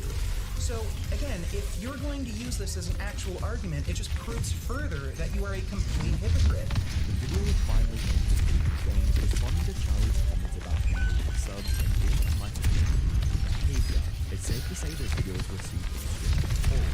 The video has seen over 23,000 dislikes and comments in support of Charlie, such as, "Bro, get out of here." He kept saying he was making a personal attack to him, being personally attacking the WWE hypocrite. The point of this video was to counter-argue. He was annoyed with the fact that vegans, yourself included, are getting far too aggressive with insulting meat eaters. I personally don't like animal torture, but end up having to eat meat due to substitute pricing and dietary reasons. You're a total toolbag, dude. All you can do is stir up controversy to get clicks. Imagine how great this channel would be if he wasn't such an immature prick. 3 days later, on the 21st of April, Charlie would publish his final video, Situation. Throughout the video, Charlie would respond to a post saying the questions of such as how Vegan Games are personality approaches the community, as well as how Vegan Games is instructed in scientific information in order to fuel his moral superiority complex. By now, it was crystal clear to Charlie that Vegan Games wasn't involved in the controversy to represent the unspoken voice of animals, but rather for his own personal benefits. I wanted his perspective. I did open that video up for a dialogue. I thought that's what the goal was, but Vegan Gains has made it clear he doesn't give a fuck about a conversation, he only cares about milking the attention. This would set the tone for the rest of the video, as Charlie would go on to dismantle not just Vegan Gains' arguments, but himself as a person. The point I'm making is your entire history on YouTube has been actively shooting the idea of meat substitutes in the foot to people that aren't in the know. You say a lot of it's geared towards education, but if you look at the video you made about me, only a chunk in the middle seems educational where you talk about the alternatives and, well, here's what you could have done. That's educational. The entire second half of the video is you call So Young a piece of shit, look in the mirror, you're a hypocrite, hypocrite, hypocrite, you do this, you're a hypocrite, she does this, she's not a hypocrite, you're a hypocrite, big hypocrite. That's not educational and it doesn't do anything. You're not challenging my beliefs, you're not making me reevaluate the way I look at things, that's just you doing an attack. The way Vegan Gains presents himself is extremely out of touch, and Charlie would call him out for this too, as he'd go on to call Vegan Gains delusional for his comparison of eating chicken for dinner to being equal or worse than literally torching animals alive. But since you want to play this game, I'll hop in the swamp with you for a moment and fight you on some things. Your comparison to me eating a chicken tender being the same as So Young torturing animals on YouTube for entertainment, if not worse, that is just outright ridiculous and you're fucking delusional. It's hard to have like an actual cohesive argument to that because it is so outlandish. That's like me saying you support the abuse of women and children by buying tickets to a movie. Hollywood has abused child actors and actresses constantly, so by you having seen even a single movie in your life, you have supported that. It's a moral high ground anyone can take against anyone for anything. You wear a gaming headset during your streams. You realize those parts that compose that gaming headset, a lot of them are made in sweatshops. Very, very immoral means of getting those parts, and you're wearing it freely. So by wearing that, you're supporting that kind of terrible thing in the world. I'm of course not the only one to make this comparison, but you keep dodging it. On Twitter, a user proposed the exact same thing, and your response was, oh, you're just retarded, you're not nearly on the same level of intelligence that I am, you don't know what you're talking about, I'm holier than thou, you're wrong. Look at Foxconn. I don't know if you're joking or if you're actually dumb, but Foxconn actually does use minors at their factories in China. They're being investigated for it. Pretty well documented. And Foxconn's an extremely terrible place to work that's well known for workers committing suicide. So I don't know why you'd use this as an example to somehow dismiss the argument. But even if you did cherry pick like the world's best factory, it doesn't dismiss the comparison. That'd be like me saying, hey, look at this incredible slaughterhouse that treats its animals extremely well. This is representative of all slaughterhouses, right? It just doesn't make any sense. You just come across real dumb here. Later in the video, Charlie would break down the various hypocritical actions of Vegan Gains, such as how he produced cotton t-shirts for profit, which is known to have an adverse effect on nature. But none of this would come close to when Charlie brought up a dark moment in Vegan Gains' past, the time when Vegan Gains decided to make fun of a child suffering from cancer. One thing you've done pretty often is make fun of people with cancer, which I think is very low. Even recently, it's not like you've progressed past an edgy stage. Recently, you made fun of a bodybuilder who took a picture with a child with cancer. Cancer is an almighty killer, and I wish there was a cure for it. I, for one, will be supporting Team Lewis in the future and hope you guys will too. One day, cancer will be a thing of the past and the memory of Lewis will live on in the cure when it's found. Well, Eddie, since we're still waiting for that cure for cancer to be found, how about in the meantime we try and prevent ourselves from developing cancer in the first place? Vegan Gains defends this clip vehemently by saying he's clearly not mocking this child with cancer, but I don't know how he can possibly not see how it seems like he is by the way he's talking. If I talk to you that way, Vegan Gains, you'd think that I'm mocking you, right? Like, my name's Richard and I'm so mad at meat. That sounds like I'm making fun of you, doesn't it? That's exactly what you did to this kid in this very tough situation. The video seems like a perfect way to end the saga. Charlie not only gave relatively solid counter-arguments, but he also explained to Vegan Gains where he went wrong with his approach, with constructive feedback on how to actually convert more people into being vegan. And the audience recognized this, with comments stating, "I originally thought Charlie was just a funny and sarcastic YouTuber. Then I realized he's actually pretty intelligent and a great person. Did Charlie just destroy a man with his own logic and ideology through sheer intelligence and rational sense?" As well as, "Charlie may not like controversy videos, but he's goddamn good at them." When it seemed like the back and forth had finally come to an end, Vegan Gains would post yet another video. The video was about all you could expect from Vegan Gains by this point. Deflections after deflections after deflections. It would unironically try to argue that Charlie was only making personal attacks at him for his own financial gain. And that's despite the entire drama being started by Vegan Gains himself, by making the accusation that Charlie is worse than a literal animal abuser simply based on the fact he eats meat. The video can be easily summed up by when Vegan Gains resorted to calling Charlie a liar. So Charlie, it's obvious that you're just lying and trying to slander me, I guess because you're mad that you lost this like argument on the internet. It's funny how you will take this clip of me out of context, but you won't actually show what I actually said on this issue. I think my stance on this was very reasonable, even if you disagree. I don't think you can claim after watching that clip that I made fun of a kid with cancer, yet still, even though you alluded to the fact that you are aware of this clip, you saw the video I made, you still deliberately chose to take this clip out of context and slander me. Seriously, you're just a piece of crap. I don't even understand why you're doing this other than you're just mad that I made you look like a fool. The video once again would be received extremely negatively, with the video garnering over 22,000 dislikes compared to a mere 3,800 likes, with comments stating, "Other morons like you have used this personal attack against me. For someone who hates personal attacks so much, you sure use them a lot. This guy is so fucking sensitive and has done no research on what should be disliked on any of his videos. Wish I could dislike him once." As well as, "I know this is a year old, but how are you going to end the video by saying Charlie's a liar without any reason other than, well, I don't believe those facts." Whilst it's safe to say that Vegan Gains Charlie into giving his attention goes quite well, his channel would only continue to decline over the following year. He briefly wasn't finished with his sociopathic behavior when he was getting pulled out by a wet machete for making fun of another man and his son just mere hours after he passed away. Coach Greg, and as you know, I'm not a fan of Vegan Gains. He often does videos attacking me or other people, but this time he went after John Meadows only hours after he passed away. I was sent a video from Prophet Fear. Vegan Gains insults John Meadows just hours after his death. So I watched the video and I was shocked by what he said. I was thinking, should I do a video or not do a video? And I think that we need to call him out when he does something wrong. He should realize that there's a line where you just can't cross, and that line was crossed. Despite Vegan Gains' slowly fading to irrelevancy, more recently, he has made appearances on debates hosted by Destiny, where he is known for losing his temper, rage quitting, and his usual lack of empathy for other humans. If you enjoyed this video, please consider subscribing.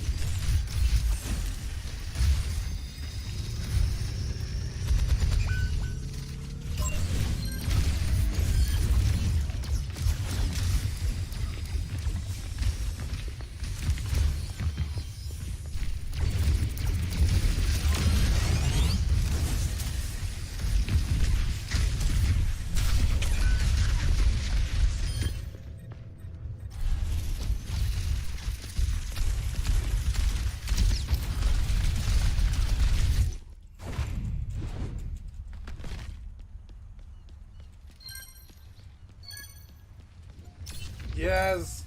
Yes. I love you guys.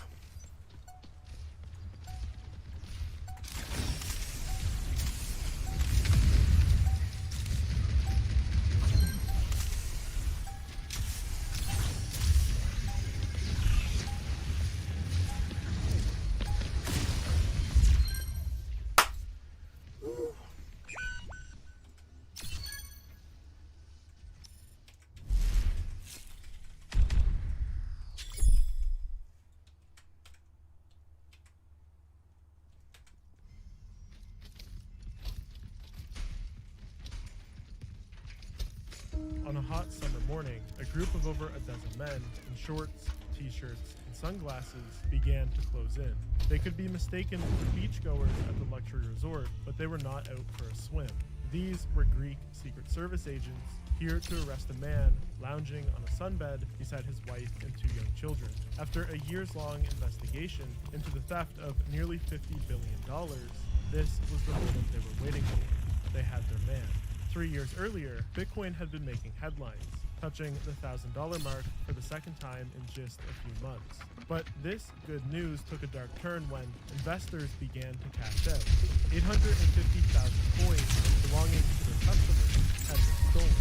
Mark Capella, the eccentric French owner, became an immediate suspect. However, at the same time, a mysterious new exchange ran by completely anonymous leadership began to flourish. This new platform had already caught the attention of FBI and IRS, but when one of their own agents was caught selling stolen funds to it, an international manhunt was launched to find the people behind it. This is the story of the local crypto hype, and it all started with the founding of Goth.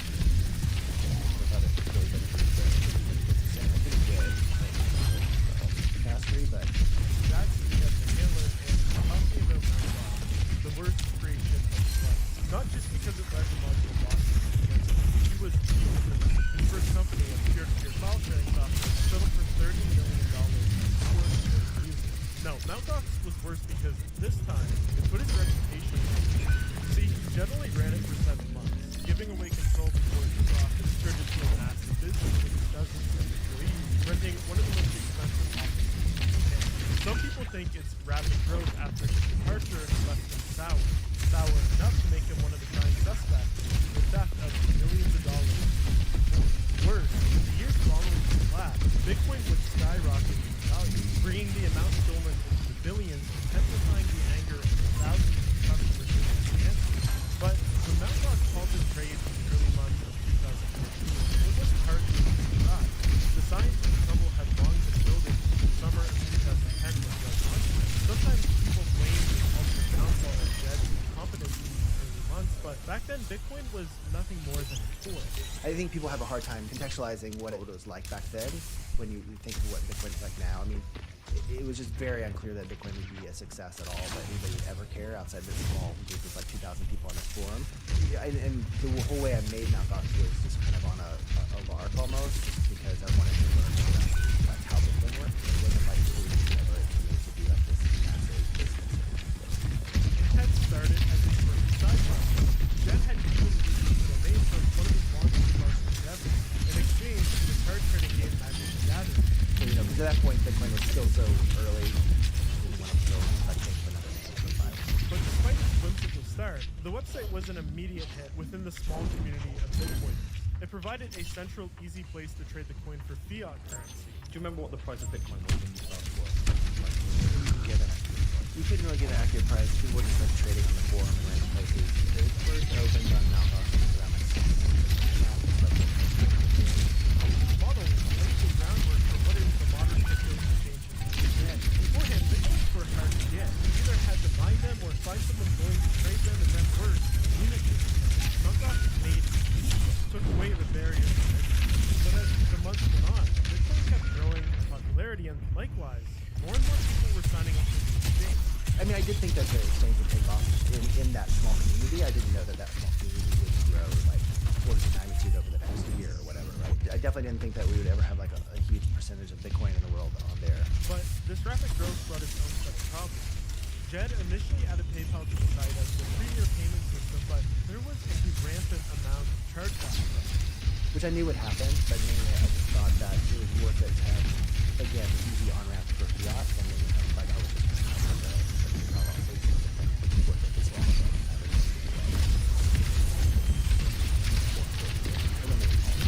PayPal naturally, after a 2 months of personally and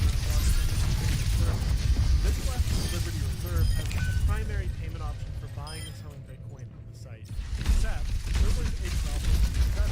Hackers found when making a withdrawal request, they could manipulate the data being sent to the Liberty Reserve by exploiting a vulnerability in the way Mt. Gox set up their API integration. The code on Mt. Gox was making no validation checks, like changing the amount on a bank check, after it's been written, but before it's been cached. Hackers could inject fraudulent withdrawal amounts, and the system then blindly trusted and executed these, allowing the hackers to withdraw more money than they ever had in the balance. By the time Jed caught and fixed it, Mt. Gox had already been taken for $50,000, and this is when he knew he needed help. Well, I only ran it for like less than maybe like 6 months or something like that before I handed it over to Mark, unfortunately. But yeah, it was clear that security was becoming more of an issue, and like we needed more people to like look at that, and that's one of the reasons why I handed it off to Mark. So. I did receive a lot of death threats. I lost basically any ounce of credibility I had while running Mt. Gox. On a cold January morning in Tokyo, Mark Capellas, a French developer, woke up to an email from a past client. Jed asked him to keep the content secret. He was contemplating selling Mt. Gox and didn't want the news to cause a panic. He asked if Mark was interested in buying the company, considering he had previously done contracting work, implementing complex banking APIs, and was long involved with the Bitcoin community. Mark wrote back, although intrigued by the proposition, he was only running a small web hosting company. He didn't have a huge budget. At the time, Mt. Gox was projected to do around $100,000 a year in profit. If sold, it would have been worth some multiple of this, and Mark couldn't afford it. He expected this would be the end of the interaction, but to his surprise, just days later, Jed wrote back, this time with a sweetheart deal that would change both of their lives. Mt. Gox for zero upfront cost. They would share revenue for 6 months, and afterwards, Jed would retain a 12% revenue share indefinitely. Mark was taken aback, but part of the reason for such a good deal was because he was to inherit the site with the $50,000 Liberty Reserve debt. The two agreed to start the handover in February 2011, but just at the end of that process, right when Mark took full control, disaster strikes. The first Bitcoins are stolen from the website. There was, I think, a 2-week period where we both had access to the box, so like the actual site where the box was running, so I could like show him what was going on. And during that time, it's when someone broke in and stole them. 80,000 Bitcoins from the Bitcoin client running on the Mt. Gox server had been transferred to an outside address. Jed was the first to notice. He sent Mark a message on Skype letting him know of the bad news. It went missing mostly at the end of the underworld period, around the same time that it took me the password. So we both had, during the handover, but I had already like the site already. The stolen coins represented nearly a third of all customer deposits. At the time, they had a value of roughly $68,000. This was a significant blow, and the worst part, they couldn't determine the culprit. Whoever it was had meticulously erased the server log. The news of the attack was not made public.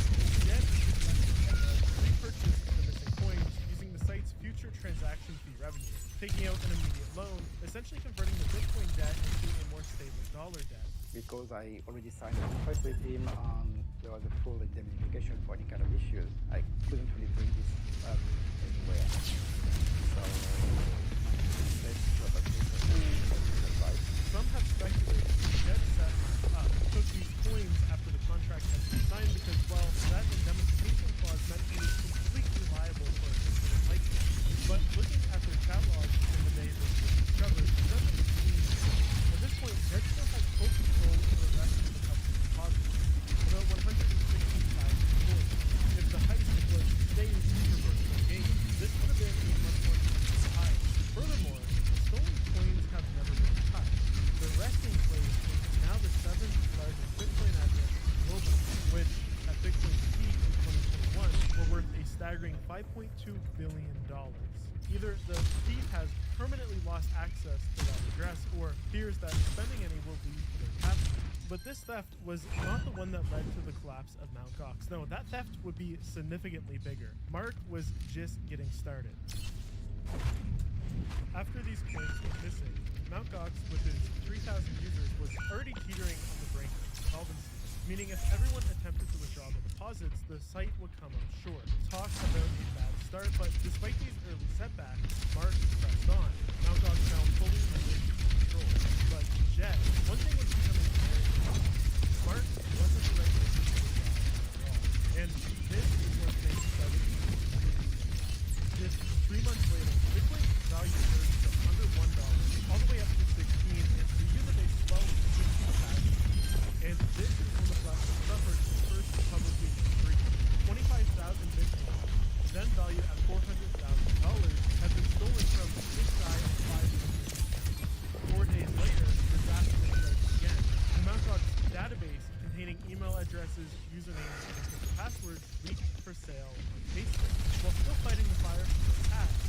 hacker managed to access Jed's admin account, which still existed for him to audit and verify his revenue share percentage. With the permissions of the account, the hacker was able to assign themselves an enormous amount of Bitcoin, but they encountered a roadblock. Mt. Gox had a daily withdrawal cap, no more than $1,000 worth of Bitcoin. So, unable to transfer the entire sum worth millions, they had an idea. If they could crash Bitcoin, they would be able to withdraw more from the site. And so they orchestrated a gigantic sell. Hundreds of thousands of coins flooded the market, dropping its value from 17 all the way down to a single cent within the Down to 10 cents. We're down to 9 cents, 6 cents. Wow. Now Doc shows the crash. Negative 1.8. With the price so low, the cheapest withdrawal, getting away with roughly 2,000 coins. I may end up pulling my Bitcoins off of here. My 6.16 Bitcoins. We may be looking at some kind of scam going on. It may not have to do with Bitcoins. It may actually have to do with the Mt. Gox site. This was massive news. Everyone in the community had heard of this. This led to the site being offline for a number of days while they rolled back the damage done by the sellers. Mark wrote on the announcement that they intended to cover the coins, but no user balances were affected, so not to worry. He goes on to criticize the tweet, essentially called them damages. And you know what? He's kind of right. Whoever it was got greedy. Had they taken all withdrawals daily, how long would it have taken for someone to notice? At the very end, he gave an apology to the chaos that had taken place over this past year. Quote, the truth is that Mt. Gox was unprepared for Bitcoin's growth. Our data system was built as a hobby when Bitcoins were worth pennies. It was not built to be a Fort Knox capable of experiencing millions of dollars in value today. You think that all of these together would have ruined the reputation of Mt. Gox, but it really didn't. 2 years later, Bitcoin had hit the $1,000 mark and the exchange had grown to 2 million. The site was hacked. They said, okay, hey, what time are we shutting up tomorrow? Like, get this going or whatever. And Mark was like, oh, it's the weekend. I'm not coming. And they're like, what? Like, everybody's freaking out. There's literally just nothing on MMO.com. And like, people's money's stuck there. Like, it's just stuff like that. Like, he just does not have. Oh, yeah. This kind of thing. 2013. Mt. Gox dominated. On an average day, people used the platform to trade a staggering 150,000 coins, equivalent at the time to nearly $40 million a day. They were now handling 70% of all Bitcoin transactions in the world, but it was set to be the worst yet in the company's history. Mt. Gox wanted desperately to expand in the US, but the notorious darknet market Silk Road was taking the opinion for government regulators. It was the currency of criminals, and being based in Japan only made the legal hurdle harder. So, CoinLab, a US-based company, approached Mark with a deal to handle all North American transactions. It was too good to resist. Mt. Gox gave them 5 million big ones to jumpstart their operations. However, a wrench was thrown into that plan just months after signing the contract. The FinCEN finally announced official guidelines classifying Bitcoin exchanges as money transmitter businesses. Here's the thing, you've got to get this license if you run any type of financial business because the FinCEN is worried about things like money laundering, fraud, and other sorts of financial crimes. It's a notoriously rigorous license to get, let alone for a Bitcoin exchange in 2013. It wasn't going to happen. Our first thing was to contact CoinLab and to ask them what they thought about it and what was their plan to comply. Their initial response that, well, licensing is not really required for startups. Well, the guidance was quite clear on this and all lawyers were not convinced. But what they were kind of safe, we offered them to continue working with them. We needed them to provide us a timeline on how they're trying to comply. A few months later, I don't remember exactly when, they just filed a lawsuit against the government. Mt. Gox wouldn't let them go live without the license. Rightfully so, that was a big risk. But CoinLab didn't like that. They decided to file a lawsuit against Mt. Gox, claiming a breach of contract seeking $75 million while pocketing the initial $5 million. Then, throughout summer, the site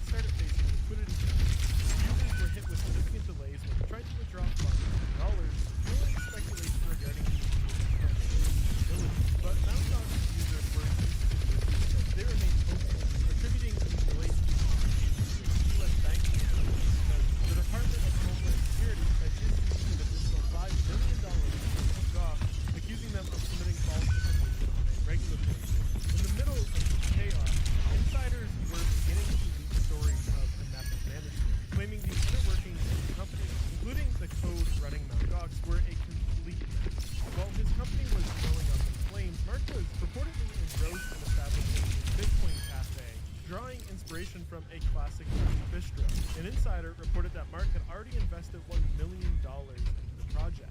But given the state of Mt. Gox at the time, this seemed more of a distraction than a viable business. The cafe was set to open in March of 2014, but this would never happen.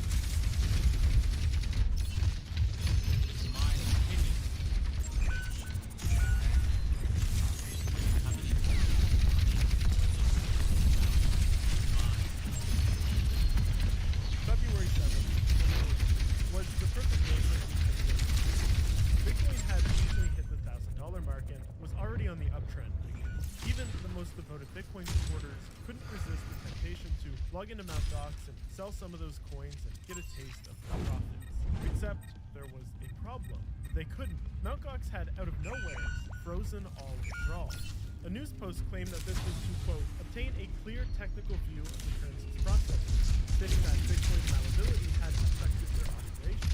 Quote, a bug in the Bitcoin software makes it possible for someone to use the Bitcoin network to alter transaction details to make it seem like a sending of Bitcoin to a Bitcoin wallet did not occur when in fact it did occur.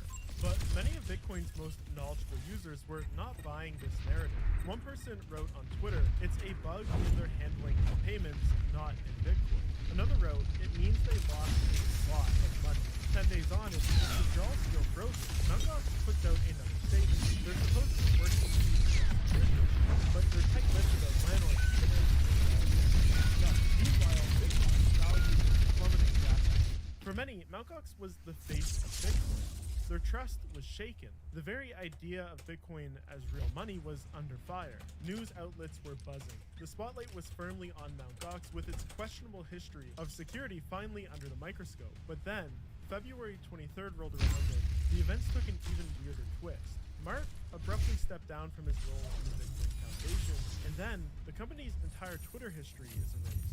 But these were nothing compared to the bombshell that was about to drop. An internal document gets leaked, revealing that almost 750,000 Bitcoins belonging to customers and an additional 100,000 of the company's personal coins were gone. Almost 7% of the total Bitcoins in circulation at the time had vanished from the company's accounts and nobody knew who took them. The missing crypto at the time was worth $450 million. In today's value, a staggering $50 billion.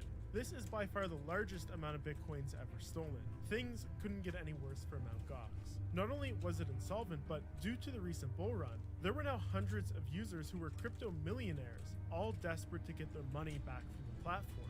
The first person to take the fall for the theft would be Mark, and he was going to need an entire army to fight off his angry creditors, so it's a good thing the sponsor of today's video is War Thunder, the most comprehensive vehicle combat game ever made. War Thunder offers a realm of complexities and strategies through dynamic combined arms PvP battles. With more than 2,000 accurately detailed tanks, planes, helicopters, and ships, you won't find any missing assets here. Instead, you get to enjoy one of the most dynamic and detailed damage models in gaming. Vehicles suffer actual damage to the components of the crew, and the X-ray shows you exactly how that takes place. A little hint, aim for the fuel tank. And imagine if Mark, with all the suspicion surrounding him, had the clarity of War Thunder's 4K graphics to either plot his moves or clear his name. With War Thunder, not only do you get these crystal clear visuals, but they're paired with authentic soundtracks and effects that pull you right into the battlefield. You're always in control, no matter how chaotic it gets, unlike Marky Boy. And me personally, just like many were caught off guard with the collapse of Mt. Gox, in War Thunder, I've perfected the art of surprise after sinking over 100 hours into the game. I play as this tiny... Over 100 hours into the game. They never see me.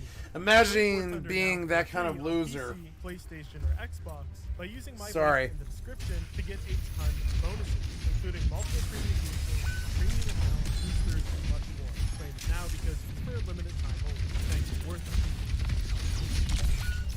Back on the cold streets of Tokyo, Colin Burgess flew from London to find out, face to face, if he could withdraw his Bitcoin from Mt. Gox.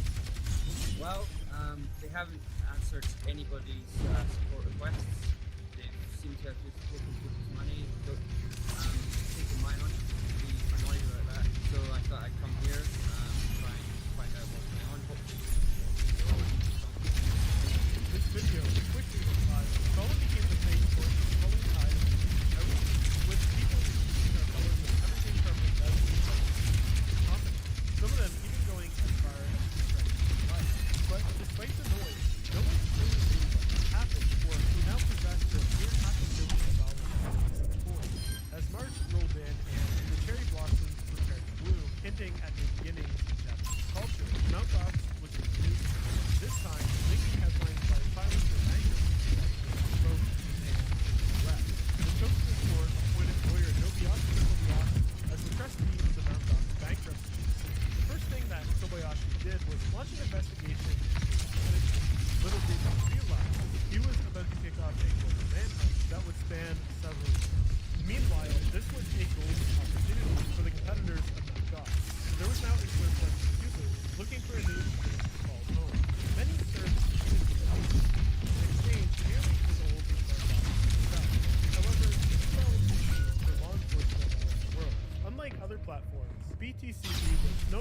following anti-money laundering measures that sustain the industry, providing a haven for those keen on skirting the edges of the law. Numerous illicit funds from dark web drug deals to ransomware payments often flowed through this exchange. Even the location of the company's management was a complete mystery. The website alluded to Chinese origins, but listed a Russian telephone number. The domains traced back to shell companies in France, New Zealand, and Singapore for years. For law enforcement, Mt. Gox had always been a cash-in and cash-out point that linked crypto with a single anonymous property to its real life. But unlike Mt. Gox, the didn't comply with either request This is a problem the FBI knew intimately, because in October of 2013, just after taking down Silk Road, it came to light that two of the agents involved had used their position to steal Bitcoin. Sean Bridges transferred nearly 2,000 coins to BTCE, then valued at $350,000. Carl Force had pocketed coins worth over $700,000, with portions of that cashed out via this mysterious exchange. But being unable to subpoena any information about these transactions was making it hard for the FBI to build a case against the rogue agents. The situation helped spur an investigation directly into who was behind BTCE, but the results of that were going to take some time. Meanwhile, another exchange was hoping to make a more legitimate name in the industry. So many criminals accused of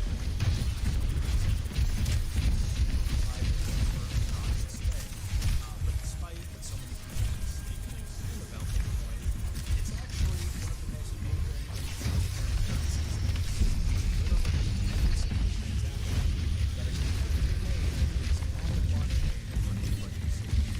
Founding duo Jackson and Jesse Powell believe that aiming for Mt. Gox could be their ticket to earning public trust, ultimately emerging as the new exchange.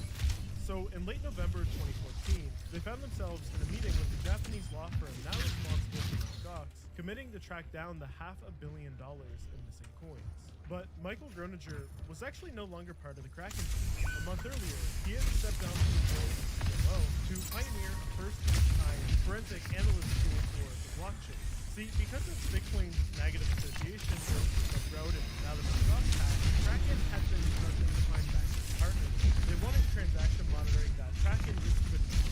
Many of the banks believed that Bitcoin's anonymity made it inherently risky. But Michael saw this as an opportunity. He knew that the underlying architecture of Bitcoin actually presented an unparalleled transparency, because every Bitcoin transaction is publicly recorded on the blockchain. By connecting on-chain activities with off-chain data and behaviors, Michael knew it became feasible to de-anonymize and understand the true actors behind Bitcoin transactions in these situations. Michael intended Mt. Gox to use his software to trace the stolen coins pro bono to find out exactly who had taken them. Following this commitment, he received a thumb drive from the Japanese lawyers holding all of Mt. Gox's financial records, including every trade made on the exchange during its 4-year run. However, upon inspecting the data, Michael found some troubling inconsistencies. Many transactions were incomplete or seem to have been incomplete. Just a few months into the investigation, he scheduled a face-to-face meeting with Mark to get to the bottom of it. But Mark's response was less than clear. He claimed that during the 2014 hack, an unidentified individual had broken into the server room, possibly erasing the data while waiting on the report. Mike had sensed that Japanese police had already announced that this afternoon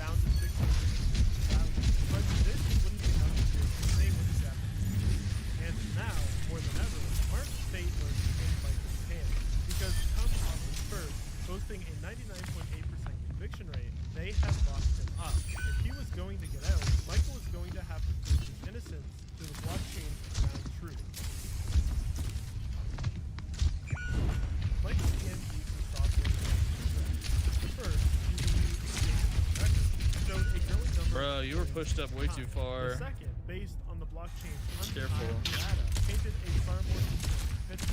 Beginning in October of 2011, after the minor hacks that occurred during Mark's takeover, the blockchain-based graph seemed to fall due to mysterious outflows of money, while the records provided by Mt. Gox never seemed to take them into account. Michael continued to hear today on the blockchain that the theft appeared to be automated. As new coins landed in Mt. Gox addresses, they were instantly diverted to the hackers' wallets.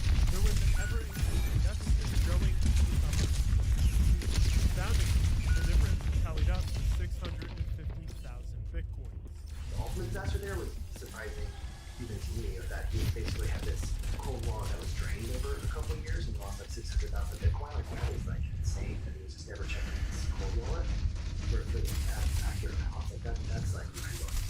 I never expected it to try it that way. I thought that he was running it down to confident, but Mark had placed full faith on his in-house built reporting, solely relying on the figures in his database, never making an effort to cross-check the actual Bitcoin wallets to verify the numbers.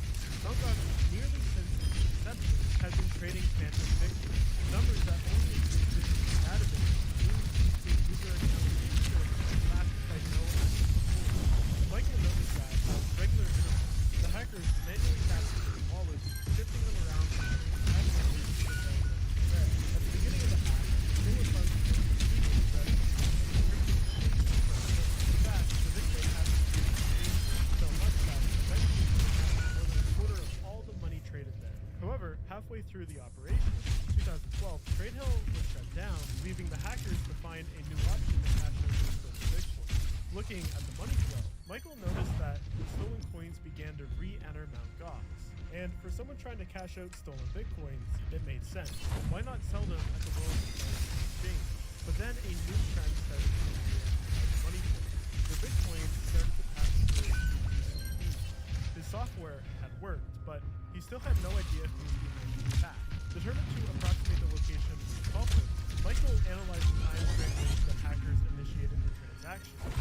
If his calculations were correct, the Mt. Gox hacker was from Russia, the only nation impenetrable to Western law enforcement and a safe haven for cybercrime. It was time for Michael to follow the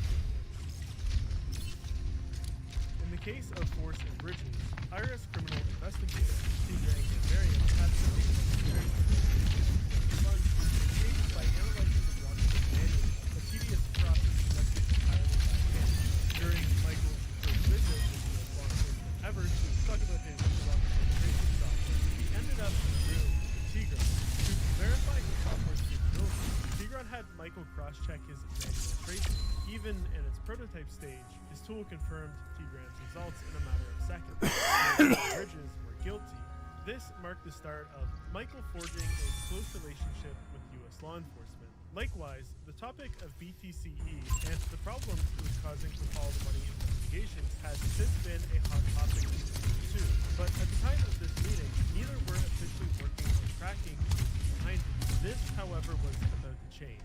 Nearly at the same time that Michael had begun working on his investigation into the missing coins, Tigran was tasked with investigating foreign exchanges, such as BTCE, that were subject to U.S. money laundering laws. For Tigran, the first step in unmasking BTCE was pinpointing the location of the server hosting it. Surprisingly, the sole barrier concealing this was Cloudflare, a US-based security service that shielded the exchange's IP from prying eyes. This was a big mistake. Given Cloudflare's American origins, it wasn't long before they cooperated with the request. What he got back was contrary to what BTCE tried to promote. Their servers were located in Northern Virginia, strikingly close to Tigran's Washington office. Yet this didn't surprise him. For BTCE to provide high-speed services to its American clientele, it was almost a given that they'd have servers within the US.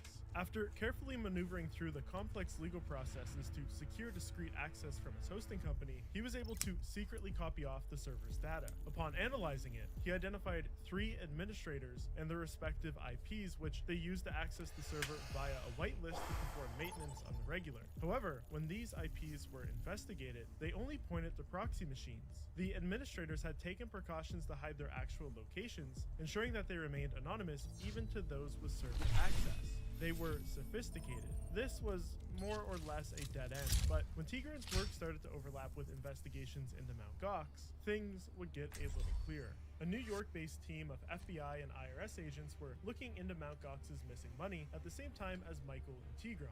They had consulted with Kim Nielsen, a Tokyo-based investigator who had come up with the same conclusion as Michael. The 650,000 stolen bitcoins mostly flowed into BTCE. The New York agents learned of Tigran's access to BTCE's backend and asked for assistance. They wanted to know the user information of the person selling those coins. What they found, none of them could have imagined.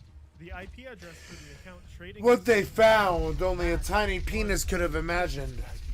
A realization dawned upon the investigators. Could there be a more ingenious method to launder an enormous quantity of Bitcoin than by starting your own Bitcoin exchange?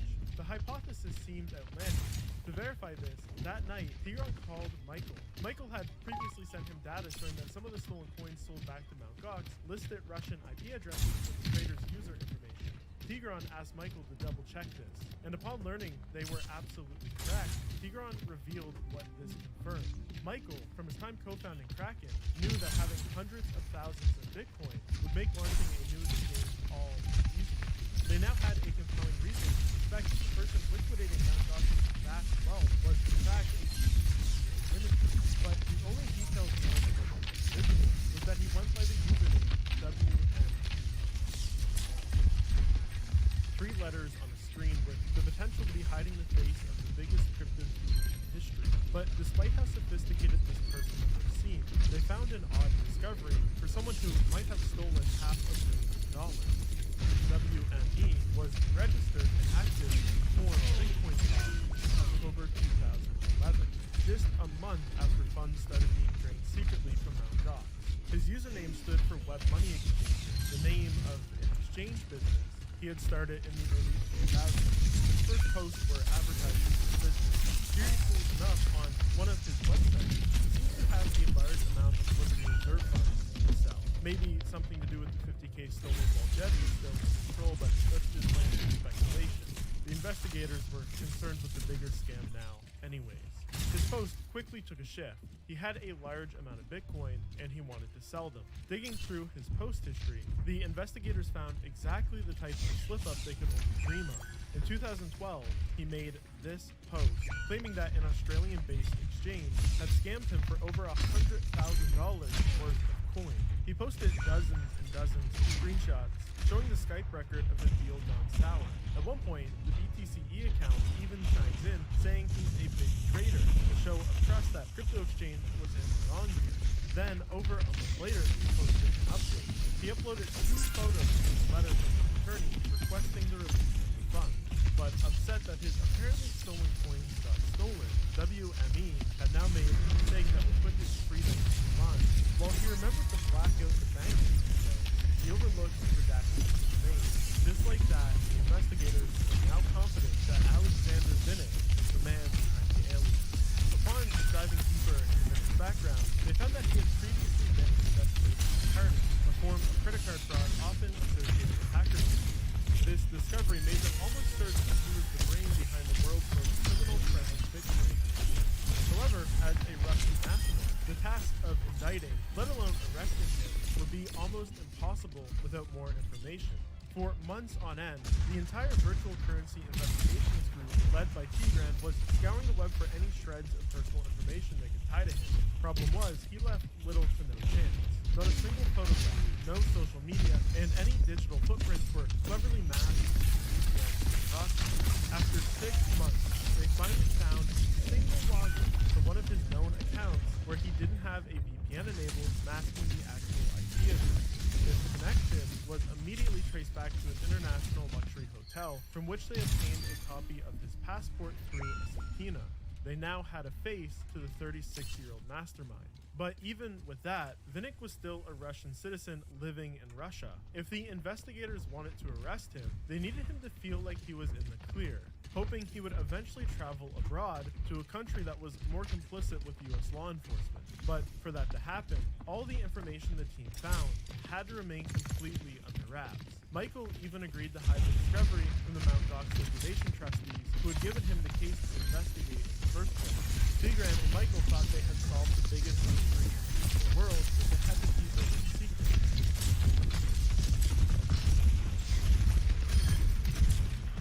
More than 3 years since the collapse of Gox, and the investigators finally got a signal that Vinnick had set foot outside of Russia. He had booked a luxury villa in Helsinki for him, his wife, and 2 children, complete with a Mediterranean garden, private beach, and optional yacht cruise. But while Vinnick was enjoying his vacation, the U.S. authorities in a joint operation were working hard to plan his arrest. On a hot summer morning, Greek agents, dressed as tourists in swimsuits, discreetly positioned themselves around the beach for Vinnick and his family to relax. At the same time, on the other side of the globe, the feds were taking the DCCE website offline. The operation went off without a hitch. Vinnick was now under the custody of Greek authorities. As the headlines broke, the whole crypto world finally had a face to the mastermind behind the billion-dollar stack. This was great news for Mark.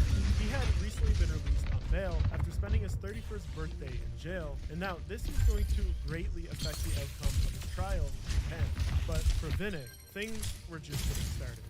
He was now facing extradition requests from the US, Russia, and unexpectedly, even France. Each one of them attributing different charges related to his involvement with DTCE. But Vinnick was claiming to be innocent. He demanded extradition back to Russia, insisting that his involvement was only as a technician working for the website, which included handling volumes of servers. Furthermore, to explain why the USA was so adamant on arresting him, he claimed that he was the victim of a political conspiracy. Questions about the United States' true motives were raised. Were they really after him for illegal money services, or was he a valuable pawn to be used against Russia? With such an important case involving new technologies and potentially useful government intelligence, his defense demanded not just a prominent lawyer, but also someone with political influence. In this case, his defense in Greece will be handled by, among others, Zoe Konstantinopoulos, a prominent Greek lawyer and politician. Yet, even with her expertise and influence, she couldn't seal Vinnick in the pitfalls of the Greek justice system. As weeks turned into months and months and years, Vinnick remained in limbo, neither tried nor extradited, trapped without official charges, awaiting a decision on his extradition request. Worse, not long after his arrest, attempts started being made on his leg, one after another, some by fellow inmates, and others the details of which Greek authorities have kept secret. The news of these fueled speculation about the crucial intelligence Vinnick might possess and who might not want him getting out. As if things couldn't get any worse, in November 2018, he got an unexpected video call from his wife. She looked frail and weak, but gave a smile when he came on camera. She had been diagnosed with brain cancer. Feeling desperate, Vinnick decided to protest his detention by going into leadership, hoping to be extradited back to Russia on the passing ground. 3 months after starting, he became so malnourished that he had to be hospitalized. This was making headlines across Greece. This time, with a video from the man himself. Looking visibly weak, speaking softly and kindly to the camera, he talks about the unfairness of his detainment. I don't know what to say. How many days are you on a hunger strike? 88 a day. 88 a day. And still no answer. Still no answer. I still wait answer my petitions. Still no answer.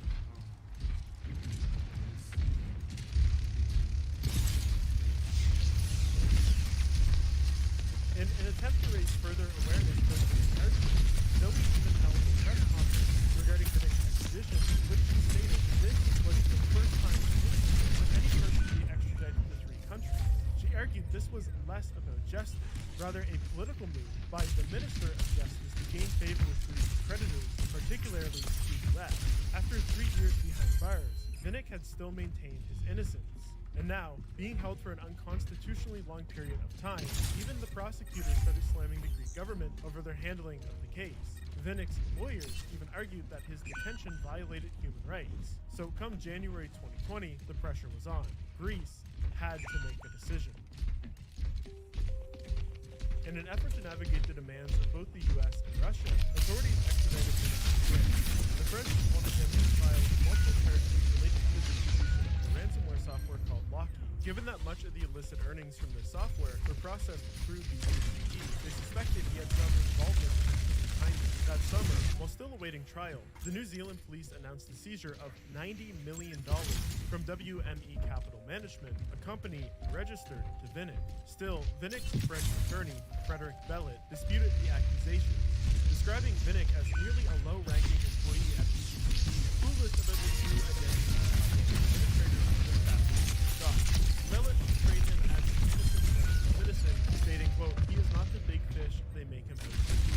The trial was scheduled for December, and if found guilty, Vinnick, now 41 years old, could serve up to 55 years in a French prison, a term Bellet equated to a life sentence. But tragedy struck a month before the trial. Vinnick's wife had passed away at the age of 34.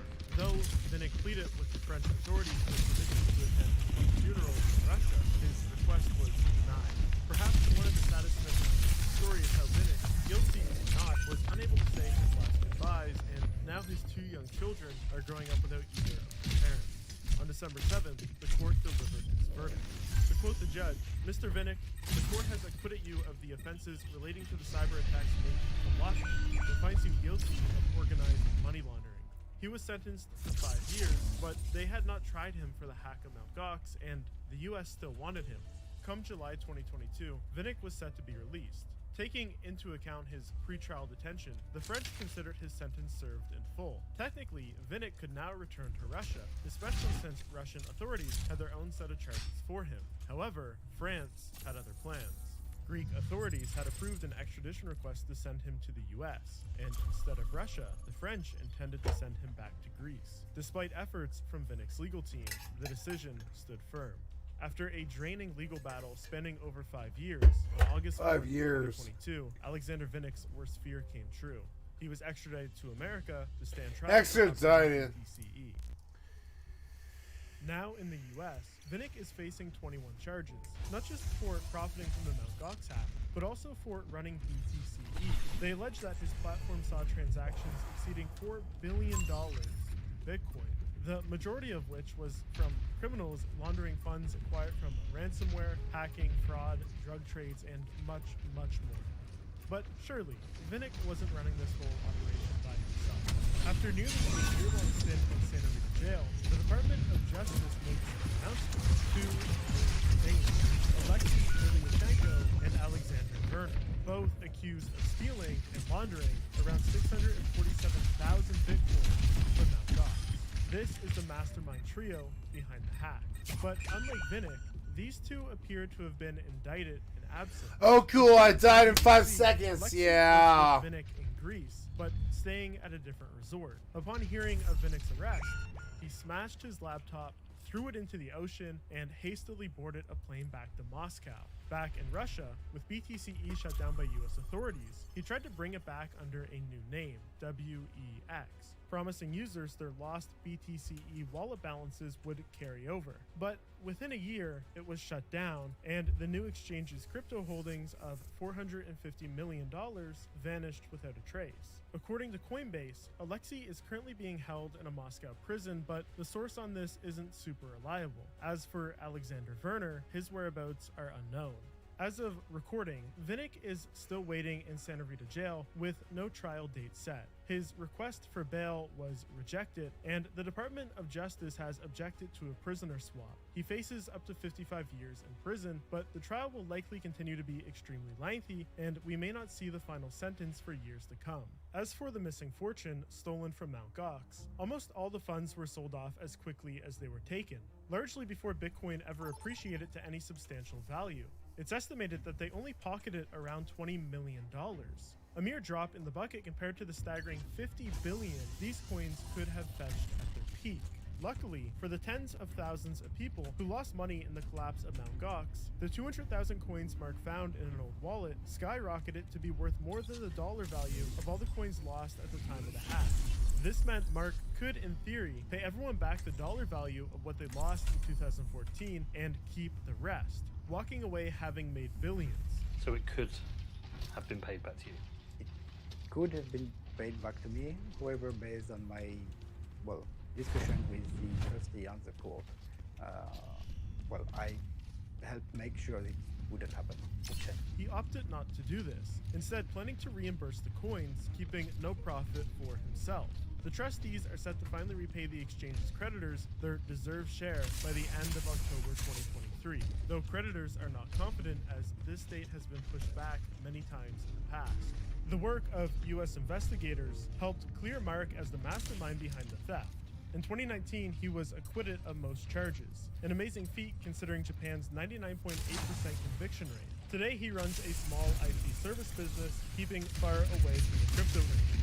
In the wake of Mt. Gox, I wish I could say that exchanges have tightened up their security, but they haven't, and those are stories for another day.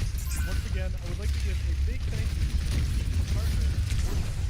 Make sure to click my link in the description now to take advantage of that amazing bonus offer before it goes ever. You can play now on PC, PlayStation, and Xbox. Finally, I was inspired to cover this story after first reading about it in Andy Greenberg's book, Traces in the Dark, which tells not only this story, but many others, in the captivating detail only a book can do. I've included a link to it in the description.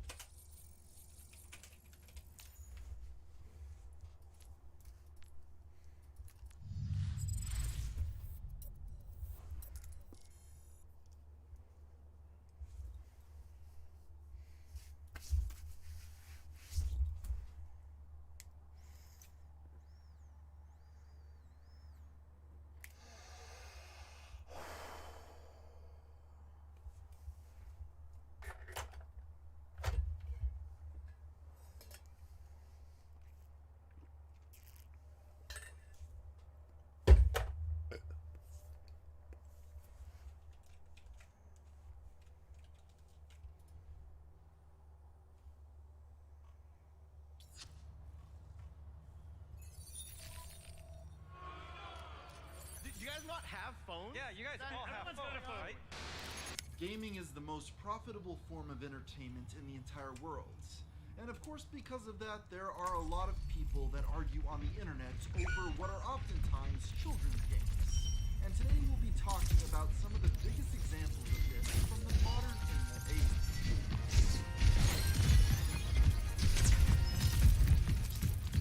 Launching in 2009, the premier location for anyone with an idea for a project to get the funding which could turn their dreams into a reality. Thousands flock to the site hoping to become millionaires from their projects. Of course, with anyone being allowed to use the service, it goes without saying that many of these campaigns ultimately ended up falling apart or under-delivering on their ambitious promises.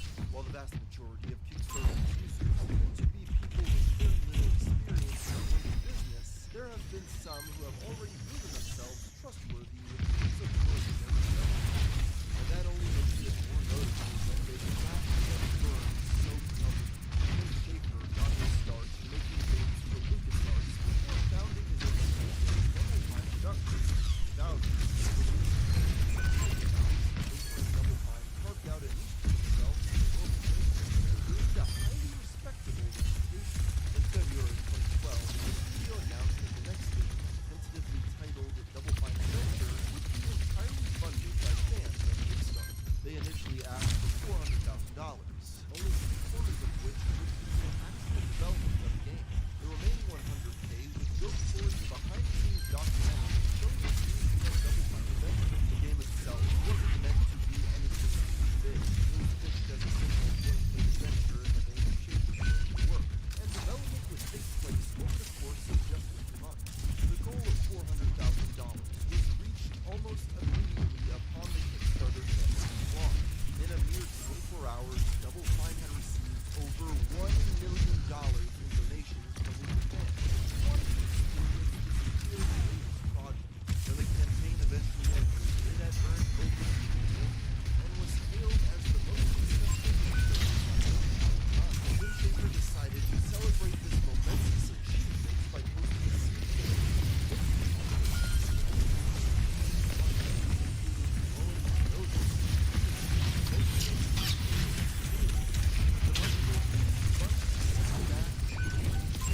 However, perhaps they should have been skeptical.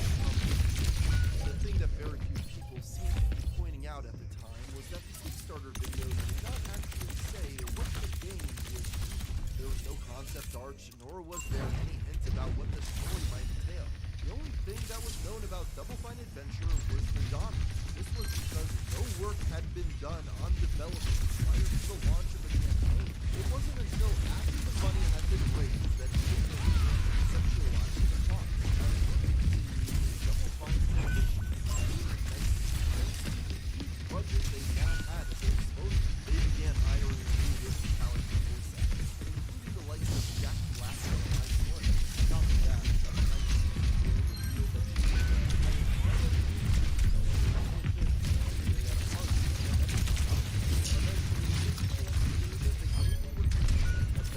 far past the original idea, and their plans would have to change. In 2013, the team looked over their progress and realized that Double Fine Adventure, now renamed Broken Age, would not be fully completed for another 2 years.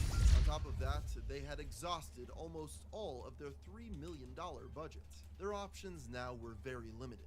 Turning to a publisher for help was out of the question, as Schafer felt that it went against the spirit of the project. They also couldn't ask their backers on Kickstarter for more money. Their solution was to split Broken Age into 2 parts, with the first installment releasing on Steam Early Access in January of 2014. While this decision caused quite a stir, with some accusing Double Fine of ripping off their supporters since they only originally wanted $400,000, Broken Age Act 1 ended up being a success. It received favorable review scores from both critics and gamers, and earned enough money to fund the completion of Act 2. The public finally got access to the full game later in 2015, and once again responded to it positively. Despite the mismanagement and turmoil behind the scenes, Tim Schafer was able to create a product of good enough quality that they admitted that their original vision was relatively unstable. But as we'll find out later today, the same can't be said for everyone who has tried to go down the crowdfunding route.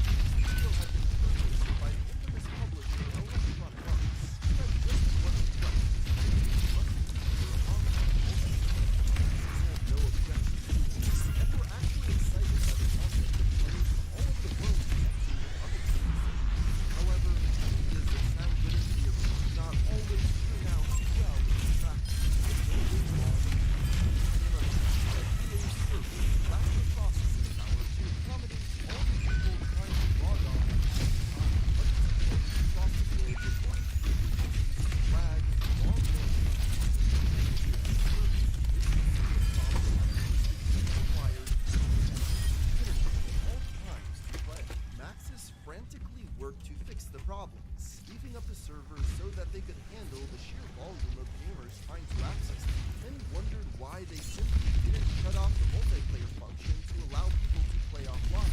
But the studio stuck to their guns, insisting that being online was necessary to the experience. However, many speculated that the real reason SimCity was always online was so that it would be more difficult to pirate, and just to be able to create an update that allowed people to access the game offline. So clearly it was not an impossibility. Maxis was able to fix some of the problems, but at that point it was too late. SimCity's player base was dwindling fast. Thank you, I love you.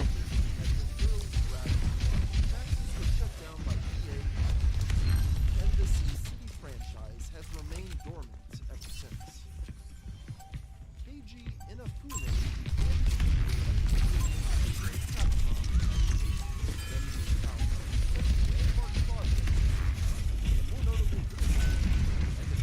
as he changed the original architecture. As time went on, Inafune became more and more involved in the development of the series. At that point, he was not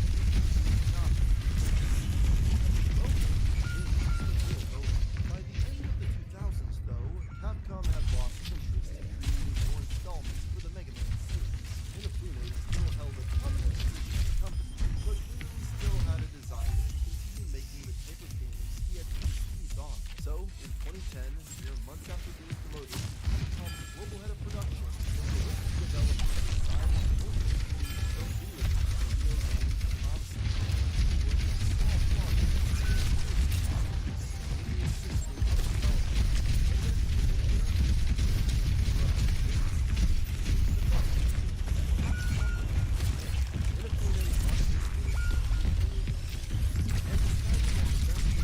that would be to have them help fund it via Kickstarter. Mighty Number 9 was unveiled to the world on August 31st, 2013, and fans were thrilled at the promise of a return to the 2D platform shooter game they loved so much. The goal of $900,000 was reached in just a matter of days. By the end of the campaign, just over a month later, alongside efforts over $3 million. The hype was astronomical among the gamers, and Inafune seemed very aware of this. He spoke often about his desire to expand the Mighty Number 9 brand, and was even in talks with scientific films to make a live-action movie about the character. Concept had also Oh, GG IOY. animated series, and a brief teaser for it was released in July of 2014. The developer also expressed a desire to create more Mighty Number 9 content, including comics and live-action TV series. But it's important to keep in mind that, at this point, the only gameplay footage that had been released publicly was a 3-minute test with unfinished graphics. Also in 2014, Concept announced further crowdfunding would be required in order to add bonus content to Mighty Number 9, including English voice acting. By this time, fans were becoming skeptical about what was going on behind the scenes, wondering where their $3 million had gone. The final straw came later in 2015, when Concept launched yet another Kickstarter campaign for a new game in the Mighty Number 9 universe, titled Red Ash: The Indeligible Legend. Backers of the original project were enraged by this, wanting to know why Inafune was asking for more money when they still hadn't received the game they had been promised years prior. As if this wasn't bad enough, Mighty Number 9 backers were becoming frustrated with more development time. Spread that Dinah Karam, What? Come on. Specifically, it was alleged that she was blacklisting anyone she suspected to be supporting the Gamergate movement. Yeah. Chat logs revealed that Karam was using her influence behind the scenes in order to inject alleged SJW politics into the game, such as changing the races and genders of various characters. Eventually, Karam was let go, but her time in office still left a bad taste in the mouths of many fans. By this point, public perception had turned on Concept and Inafune. Mighty Number 9 had encountered multiple delays, and the team was running out of excuses. When the release date was pushed back to 2015, the difficulties said they needed time to develop the multiplayer. Fans pushed back, saying that this was something that could have easily been added afterwards. But Concept pulled back and insisted that it needed to be included in the game's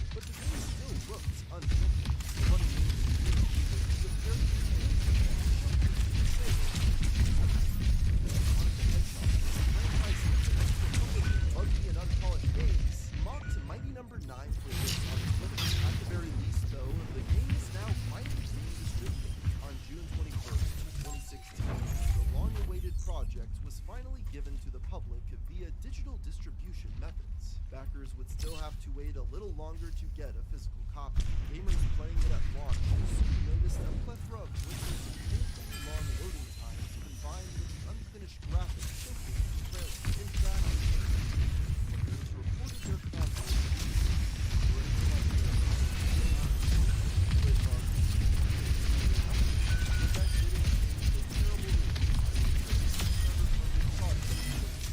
once again, even Sonic the Hedgehog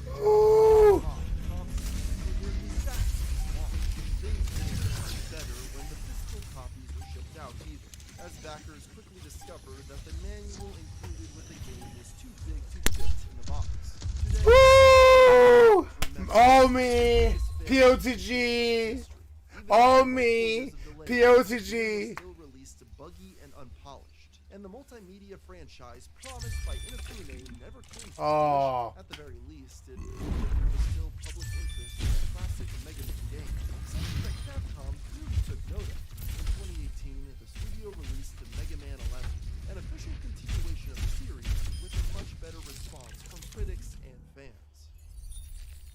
Hello Games started off as a tiny indie studio with big aspirations. After proving their skills with a string of moderate successes, they decided to begin work on a game that would hopefully be their magnum opus, a space exploration simulator that would procedurally generate new planets to traverse, theoretically creating a limitless amount of content. The team quickly put together a trailer for their idea, and No Man's Sky was unveiled to the world at the 2013 VGX Awards. The hype for the game was instantaneous. People were enthralled by what Hello Games was promising, and the fact that it was being developed by a studio with less than a dozen employees made it all the more impressive. No Man's Sky soon received funding assistance from Sony for marketing and publishing, and became one of the first indie games shown off on the main stage of E3 2014. One of the founders of Hello Games, Sean Murray, soon became the face of the project as he engaged in multiple interviews during No Man's Sky's development. Every time he spoke about the game publicly, hype grew exponentially as new features were announced. Murray spoke about the incredible worlds that would be explored, the wide variety of playstyles available, and the limitless possibilities within the world. No Man's Sky was being pitched as a thriving, living universe, where players from around the world could potentially run into each other randomly within the endless expanse of outer space. Even celebrities were excited. Murray had meetings with the likes of Elon Musk, Kanye West, and Steven Spielberg, all of whom were interested in what Hello Games was creating. As the release date grew closer, anticipation was astronomical. Gamers everywhere counted down the days until they could explore the outer space sandbox, and some people even believed it would be the single greatest video game ever made. The hype was so intense that when it was announced that No Man's Sky would be delayed by just 6 weeks, Murray and his staff received death threats. Yes, there were some people who would do anything to play this game as soon as possible. Before the release date, a PS4 copy of No Man's Sky was listed for auction. Nobody knows for sure how exactly it got there, but it was purchased for a whopping $1,500. This fan then proceeded to post a video of himself playing the game for about 20 minutes. While he gave it a favorable review, he pointed out several bugs and crashes that he hoped would be ironed out upon its release. In response, Sony frantically shut down any video footage of the leak, and Sean Murray went to Twitter to encourage fans not to spoil the experience for themselves. While expectations were still high, this event shook the faith of those who were looking forward to playing No Man's Sky. This was not helped by the fact that most media outlets did not receive review copies. Some claimed that this was to maintain the mystery of the experience. If it is generally seen as a bad sign, the studio doesn't allow reviews to be ready upon release. And when No Man's Sky finally hit store shelves on August 9, 2016, players were horrified to discover that some people's fears had been justified. Most people experienced a plethora of bugs and glitches, and many stated that this made the game unplayable. Not only that, but the majority of the features that Murray promised were nowhere to be seen. The game was nothing more than a very simple loop of traveling to a new planet, gathering materials, and then traveling to a different planet. As if that wasn't bad enough, the highly anticipated multiplayer feature was also nowhere to be seen. One of the main selling points for No Man's Sky was the ability to potentially run into other players at any point. But this was quickly proven not to actually be true, despite being listed on the box. Very simply,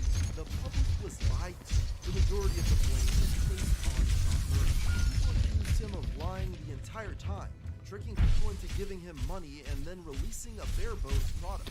Sales dropped, review scores plummeted, and Hello Games once again received violent threats. The reputation of No Man's Sky had taken a complete 180 in just a few days. What was once seen as an incredibly ambitious project by an up-and-coming studio was now viewed as nothing more than a scam, orchestrated by a greedy con artist. In most situations like this, the studio would choose to cut their losses and move on to the next game. However, Sean Murray has other ideas. A few months later in November, No Man's Sky received its first major update, titled Foundation. It included a new base building feature as well as the option to play the game in either creative or survival modes. And as time went on, Hello Games continued to add more updates, both ones that were promised in the initial press tour and entirely new ideas, all completely for free. In fact, No Man's Sky continues to be updated even to this day. Many gamers will never completely forget the sense of betrayal they felt towards Hello Games after No Man's Sky came along. But, thanks to these updates, everyone at the surface managed to crawl themselves back out of the mud and regain the respect of many in the online gaming space. The Dead or Alive Extreme series has always been fairly controversial. The franchise is a spin-off of the Dead or Alive fighting game, and features the entire female cast playing volleyball while wearing incredibly swimsuits. With that description, it should come to no surprise that the series has faced accusations of sexism by certain audiences, particularly those in the West. In 2015, during the development of Dead or Alive Extreme 3, it was announced by the developer, Team Ninja, that the game would not be released outside of Asia. When disappointed fans asked why the decision had been made, they released the following comment on their Facebook. Do you know many issues happening in video game industry with regards to how to treat females in video game industry? We do not want to talk those things. We have gone through living lives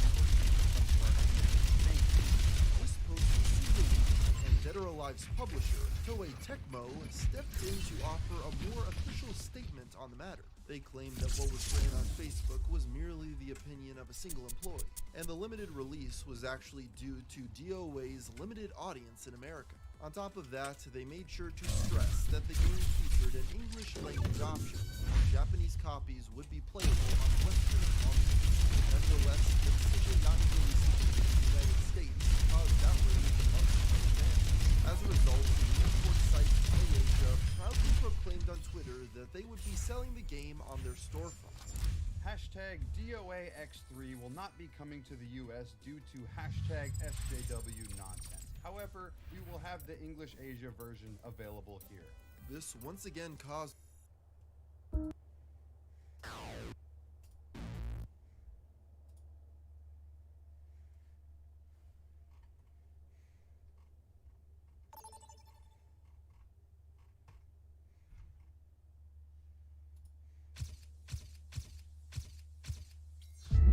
The major motion picture studios lost an estimated $6.1 billion. USAs regering hotade Sverige med handelssanktioner om inte fildelningssajter som The Pirate Bay. Det handlar egentligen inte om juridik imorgon, det handlar om politik i första hand. Jag kan med glädje idag meddela att The Pirate Bay är uppe igen. In your face,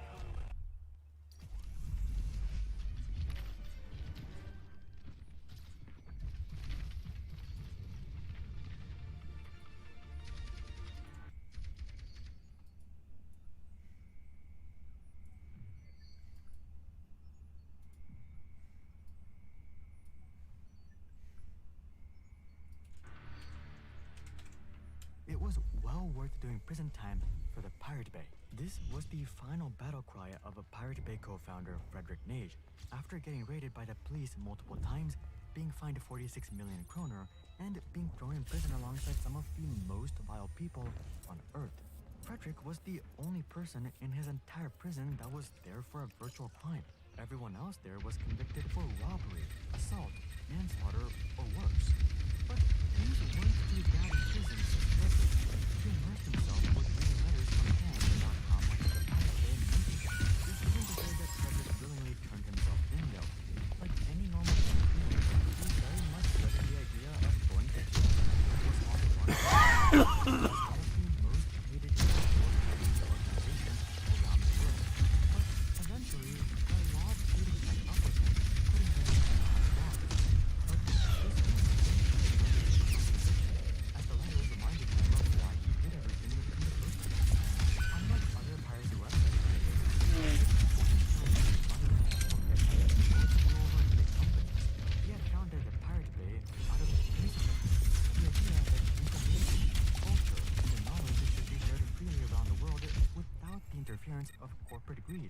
bureaucracy or political influence. In fact, Frederick had been fighting for this cause long before he co-founded a Pirate Bay or gained any sort of notoriety. Before his Pirate Bay days, Frederick was part of a Swedish anti-copyright group that went around the world engaging in piracy debates and giving lectures about the rights of information. These were Frederick met the other founders, Dr. Swarton and Peterson, and together they would go on to create one of the most controversial yet legendary sites of all time. So here's how the Pirate Bay went from being an ideological effort to becoming an international icon despite release rates, jail time, and efforts of the media industry at large.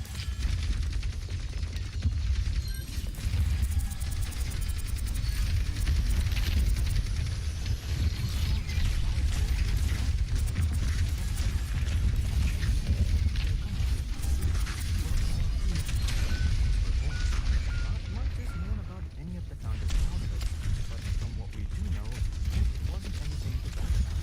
Frederick was the oldest of the bunch, having been born on April 27, 1978, in the city of Jönköping, Sweden. There's rumors that he dropped out of high school, and it appears that he just stumbled through his life one day at a time. A similar story could be said about Gottfried as well, who was the youngest of the bunch, having been born on October 17, 1984.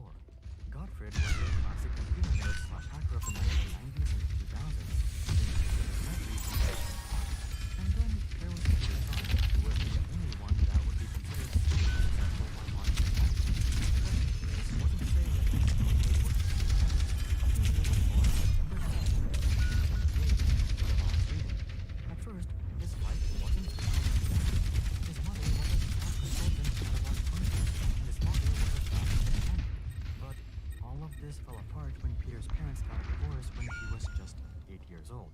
His mother would become clinically delusional as she developed psychosis, which resulted in the family constantly moving all across Canada.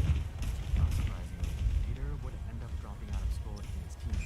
But there was one saving grace: computers. Computers were Peter's one and only and this led to him becoming quite a skilled programmer. Ironically, if he had this same childhood in modern times, it's likely that he would have become a lifeless social media addict like myself. Anyways, things were different back then. The people spending all of their time on computers weren't endlessly scrolling through TikTok. They were enthusiasts learning how to code and hack systems, and the kids would catch the attention of a technology company like Simon. Simon is the people behind many of the IT systems used at hospitals. And they would hire Peter to upgrade their patient registration system from being fingerprint-based to being retinal-based. It seemed like a pretty good gig at first glance, but Peter could not stand it at Simon after he joined. He would discover that his development efforts were being used to identify and deport illegal immigrants, leading them to do unthinkable things. You see, many of these immigrants would burn their fingers on kitchen stoves before visiting the hospital to avoid being identified.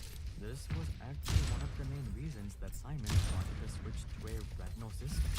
But this simply gave Peter nightmares about immigrants looking at his eyes like they're real. He tried to take it up with his managers, but this simply gave him the title of being negative and difficult to work with. Being drained for most of the day, the only solace Peter found was during the evenings when he scrolled through online forums, leading him to discover the world of piracy.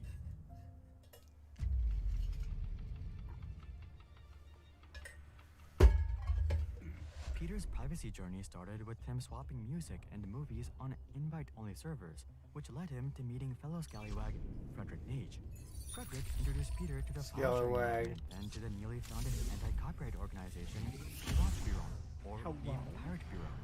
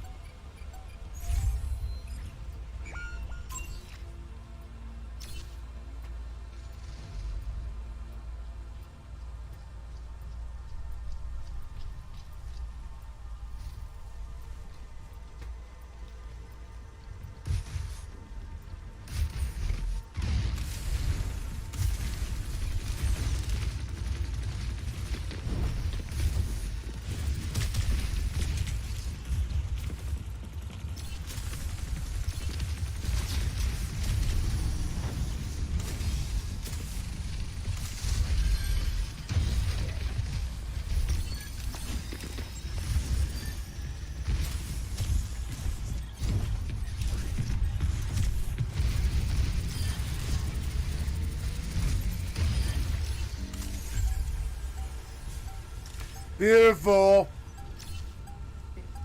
Yeah.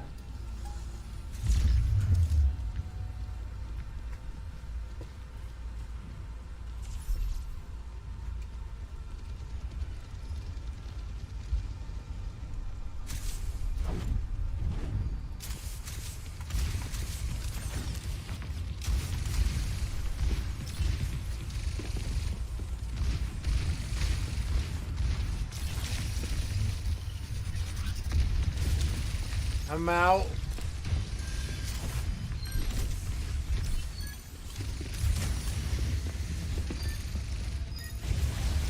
Beautiful. Am I beautiful? Everyone here.